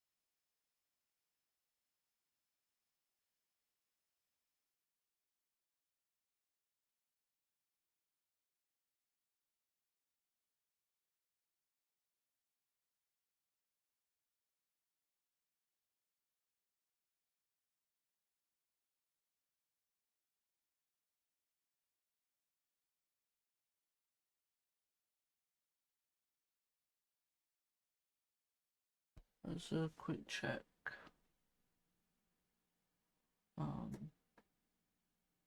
Is anything actually working right now?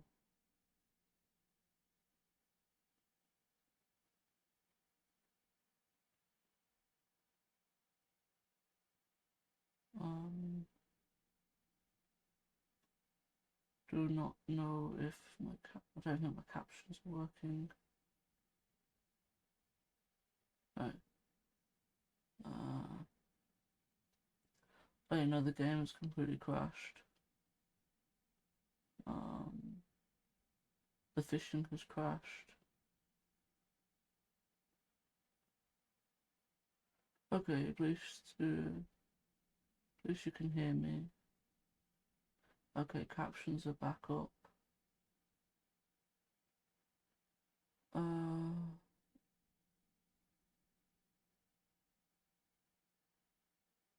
Right. That is not a problem I have had for quite a while. I do not know 100% what that problem is. Like what's causing that problem.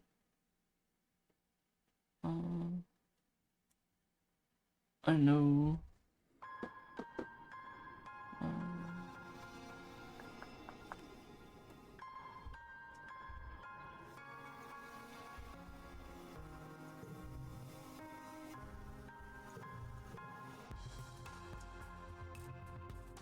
is stream. Okay. Age 12. Year 3, month 5. That was pollen. Just one. Okay. Okay. So.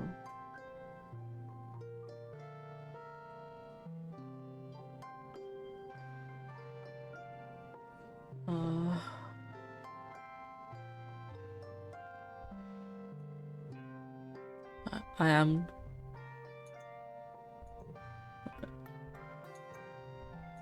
I'm just gonna save here. Yeah. 3 month 7. Right. All I did for that month was rest, so I don't have to worry about that. I think it's probably best at this point if we just raid out.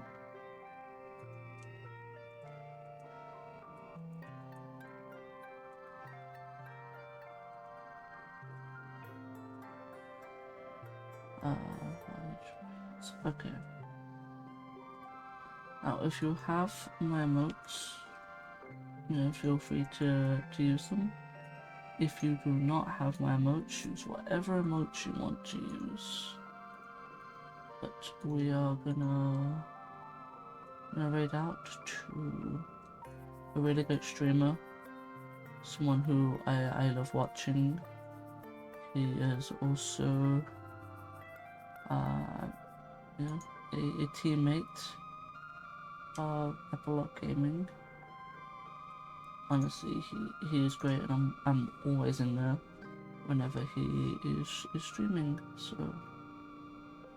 we're gonna go in and make him hydrate.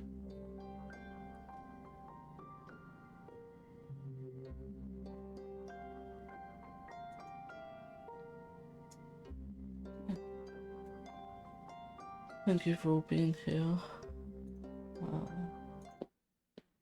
Sorry. Tech issues have done what tech issues do. Be a pain in my ass.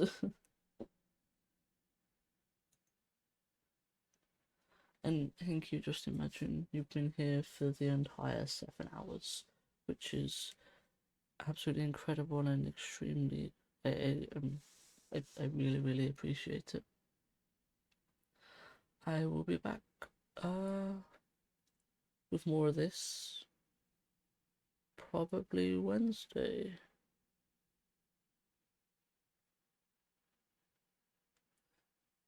Yeah, I think as much as I want to stream tomorrow, maybe not. I'll update in the Discord, however. And if you want to join, there is the invite to the Epilogue Gaming Discord as well. Yes, thank you for being here. Keep yourselves hydrated. I shall see you next time. Thank you.